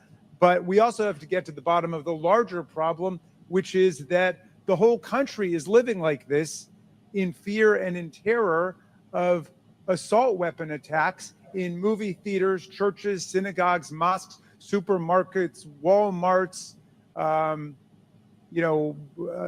any place where an audience or a public gathers. And the worst was in Las Vegas, where a gunman got up on a roof and then just mowed down 60 people below him and wounded hundreds and hundreds of other people. So we've got to deal with that problem. Yes, we've got to move as swiftly as we can to deal with the problems of the Secret Service, but the broader problem is still there. And I just wish to the heavens that our colleagues that could get together on the question of presidential security against an AR-15 attack could get together on the question of public security against an AR-15 attack, because all of us are vulnerable. All of our families are in danger by this, and the rest of the world doesn't live this way. And we have to look to see how uniquely strange it is that we allow 20-year-olds to access AR-15s, weapons of mass destruction, and show up in public places to endanger other people. And I hope, Mr. Chairman, we can work together on that with the same spirit of bipartisan commitment to the public safety that was exemplified here today. And I yield back to you. Ranking member yields back. I'll deliver my closing remarks. Director Cheatle, I subpoenaed you to appear today to get answers for the American people about the failures that led to the assassination attempt of President Donald J. Trump. Unfortunately, you refused to answer today. And this committee is not known for its model of bipartisanship, but I think today we came together unanimously in our disappointment for your lack of answers. You've stated that the FBI will investigate and give a report, and you estimate 60 days. We've been waiting for months and months for lots of different bits of information from the FBI. We have no confidence in the FBI. The majority of this committee has no confidence in the FBI. I sincerely hoped that the hearing today would give not just Congress confidence in the Secret Service, but the American people would have confidence in the Secret Service. We don't have confidence, not just in Congress. I don't believe the American people tonight, when they go to bed, are going to have confidence that the Secret Service is the best it can be at protecting President Biden, at protecting the First Lady, at protecting President Trump, at protecting their families. That's what the primary role for the Secret Service should be. And some people have said and speculated, well, there needs to be more money and more employees. As I stated early on, $3.1 billion, I believe next year it's going to be $3.2 billion budget, over 8,000 employees.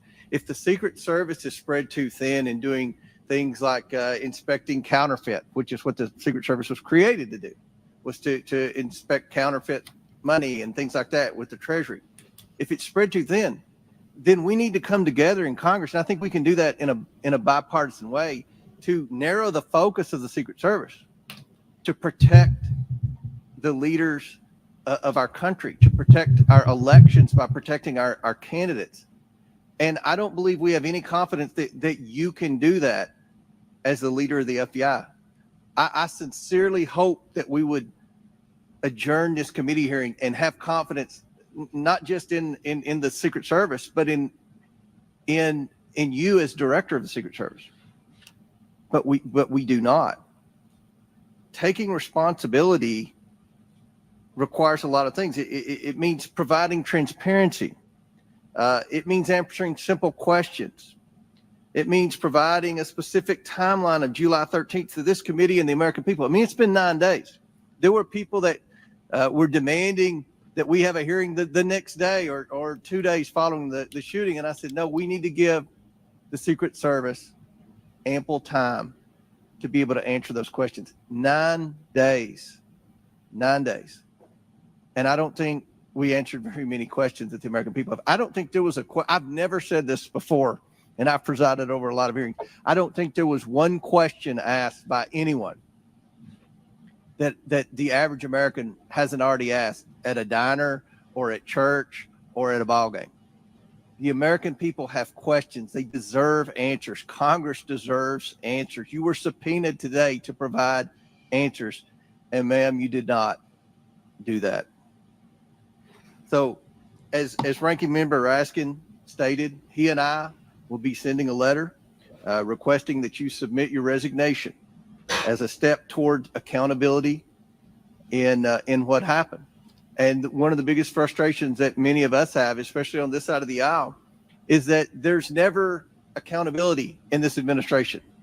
And when you look at the debacles prior to July 13th, I mean, it would be hard to beat the withdrawal in Afghanistan, the debacle there, and no one was held accountable. To this day, no one has been held accountable for that. But here we have clearly video showing people notifying the police, and the police are blaming the Secret Service. The Secret Service are blaming the police. Homeland Security is blaming everybody. But at the end of the day, after this hearing and after our request for information, we don't have any answers for the American people, and we don't have that confidence that you can lead the Secret Service to restore the confidence. And again, I commend the ranking member for joining with me in the letter asking your resignation, and we certainly hope that you will take that to heart. With that and without objection, all members have 5 legislative days within which to submit materials and additional written questions for the witness, which will be forwarded to the witness. If there's no further business, without objection, the committee stands adjourned. All right, guys. Well, how about that? We sat here and listened to, how many hours was this? About 4.5 hours. I don't think we learned anything, right? I'll tell you what I learned. Okay, I learned that this director, Kim Cheatle, was no doubt, I don't need proof. I don't need anybody to be subpoenaed to tell me this. She was told to shut up. No doubt in my mind that Kim Cheatle knows a lot and will not tell us what's going on. She was literally subpoenaed, and she had to be subpoenaed in order to show up because she wasn't coming. They invited her, and then they had to submit a subpoena in order to make her come because she wasn't going to come. She was told not to come. Somebody, I mean, we don't have to, it's not a whole lot of dots to connect here, right? Her boss is Mayorkas, right? I know everyone knows him because he's the biggest failure in the history of the United States as far as our border.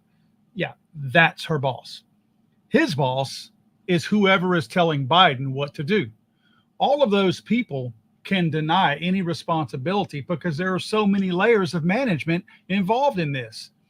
And while she may not know much of what took place, and I do believe she doesn't know a lot of what went down, she knows a lot now, and she still won't tell us. She won't tell us about the spent brass, how many shell casings were found on top of the roof, if they were even found there. She was very smart about the words that she chose the whole time. But let me make no mistake. At this point, she has no intention of resigning. However, she will resign. I do believe this. I'll tell you why. Right now, especially after today, everything points at her. Everything. The anger about how this stuff was handled. Everything culminates right there in the center, right? What's the quickest way for this federal government that's responsible for her to make this go away? Convince her to resign, right? So now every time a question comes up that they refuse to answer, they can say, well, Director Cheatle did that and we got rid of her, so we fixed the problem. They're going to fix the problem. I don't think they will fire her because nobody in the Democrat Party fires anybody whenever they screw up. But I think they will convince her to resign. And you look at her bank account a year from now after she resigns. You tell me she may never work again. And if she does end up working again, she will have a sweet job. So my prediction is Cheatle resigns because she's forced to resign to be the fall guy for the federal government. And now they can say, oh, well, the buck stopped with her, man. That was her. I mean, she's gone now. So I'm good, right? Nobody has any kind of, they don't have to even have plausible deniability once she's gone because the buck stopped with her, right? So I think she will be asked to leave quietly behind closed doors. I think she will defiantly leave. She doesn't want to, but I think she will. I think she's been told your job is safe. Just shut up. But I think they're going to go to her now and say, Kim, you have to understand, to get the pressure off of us, you have to leave because everybody's looking at you right now. Nobody else is taking fire right now. It's just her.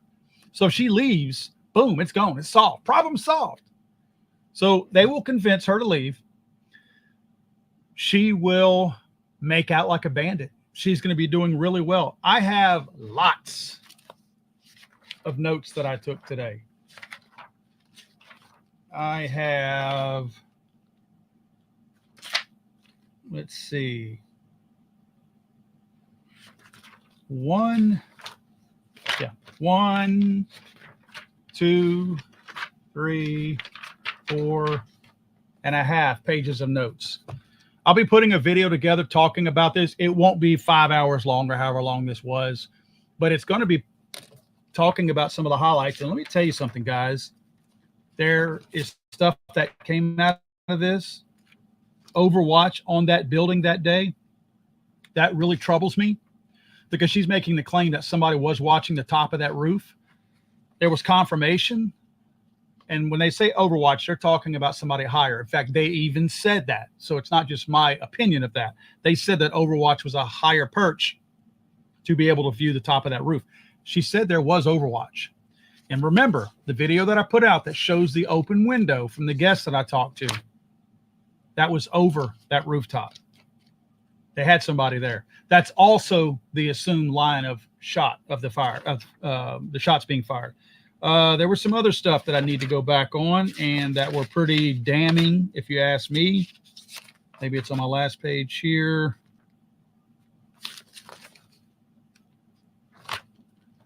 One thing was that,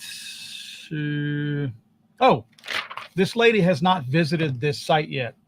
Butler. The director of the Secret Service who failed and who's admitting that she failed hasn't even been there to look at the site yet. So how does she know how much of a failure it was and how to fix the problems that they created if she doesn't visit the site herself? She made it a point, however, to go to the Republican National Convention instead, where she was not wanted and where she was chased out of there, yet still never returned to the scene of the crime, if you will, in Butler, Pennsylvania, which, by the way, is within driving distance of her office. She instead flew to Wisconsin to go to the Republican National Committee. This lady is not the least bit concerned. This lady, again, if she cared, she would be involved in that and would have made it there. She doesn't care because she's been told, just shut up and we'll take care of you. She will not see jail time, of course. That's not going to happen. Not that I expect that, but she will not see jail time. My biggest question is, why won't they talk? If they just screwed up, she's thrown everybody else under the bus right now. Just throw more people under the bus. If there were screw-ups, just say what the screw-ups were. Throw the additional people under the bus. But there's things that she can't say. And you tell me why she can't say those things. Again, she ain't covering for nobody because she will throw you under the bus fast. The Butler Police Department and the locals there under the bus, threw them under the bus right off the bat last week. So she's not above that. It's because they know something that they don't want us to know. And I don't care who you are. It matters. And another thing that I'm going to say real quick in closing, did you notice whenever one of the congressmen was talking to her about some of the quote rumors, and some of them are several that we have shared on this page, rumors and conspiracy theories. And you guys know conspiracy theory is not a bad thing. There are conspiracy theories that, oh, that the theory part gets taken away because it's proven. So then it's called a conspiracy. Conspiracies are a real thing. That's not a figment of somebody's imagination. That's not like a fantasy or a ghost or something. That's how you describe something that doesn't make sense, that things aren't adding up. We have some here. Did you notice when she was asked about the ones that are floating around out there? They asked her about the ones that I've asked about, multiple shooters. And there's other things that I've pointed out that they've asked her about. Multiple shooters who won. She said, yes, she had heard that rumor. She had heard that conspiracy theory. You know the conspiracy theory that she had not heard? She had not heard the conspiracy theory that some on the left are saying in the media. I'm talking about anchors of networks, that those people have said that the Trump shooting was a hoax and that the Republicans made it up to garner sympathy for Donald Trump. She had not heard that theory. That's the most stupid one out of all of them, and she had not heard that one. Yet she had heard the plausible ones that make perfect sense, right? That we've actually shown the proof of. This lady is a liar. This lady will be taken care of for the rest of her life. God forbid she opens her mouth, or she will be Hillary Clinton. She will be taken care of. At this point, she has done a pretty good job of keeping her mouth shut, so she's safe. But she knows something that she's not supposed to talk about. And I think she's going to be rewarded handsomely for taking the fall for this, but she better keep her mouth shut for the rest of her life. That's not my threat. I just know how those dark people work on that side. And she's not going to survive if she starts opening her mouth or writes a book or something like that. Guys, a couple more videos. I don't know if I'm going to have one out today. Please go check out the one that I put out earlier today. I did put the one out earlier about the DEI hire from the Secret Service. That was actually the one, probably the point person, there's video of it, of the Butler Fairgrounds a couple of days before they went there. She was the point person that walked the fairgrounds and told them where security needed to be. That's the same one that was hiding behind Trump and unholstered her weapon and couldn't put it back in the holster. Same chick. She was the one, the point person, to go out there and lay out what they needed to do with their advanced security team. That's who they chose, the DEI token hire. Go check it out. That video went up this morning. Thank you guys so much for hanging out with me on this long live stream. We will see you guys again very, very soon.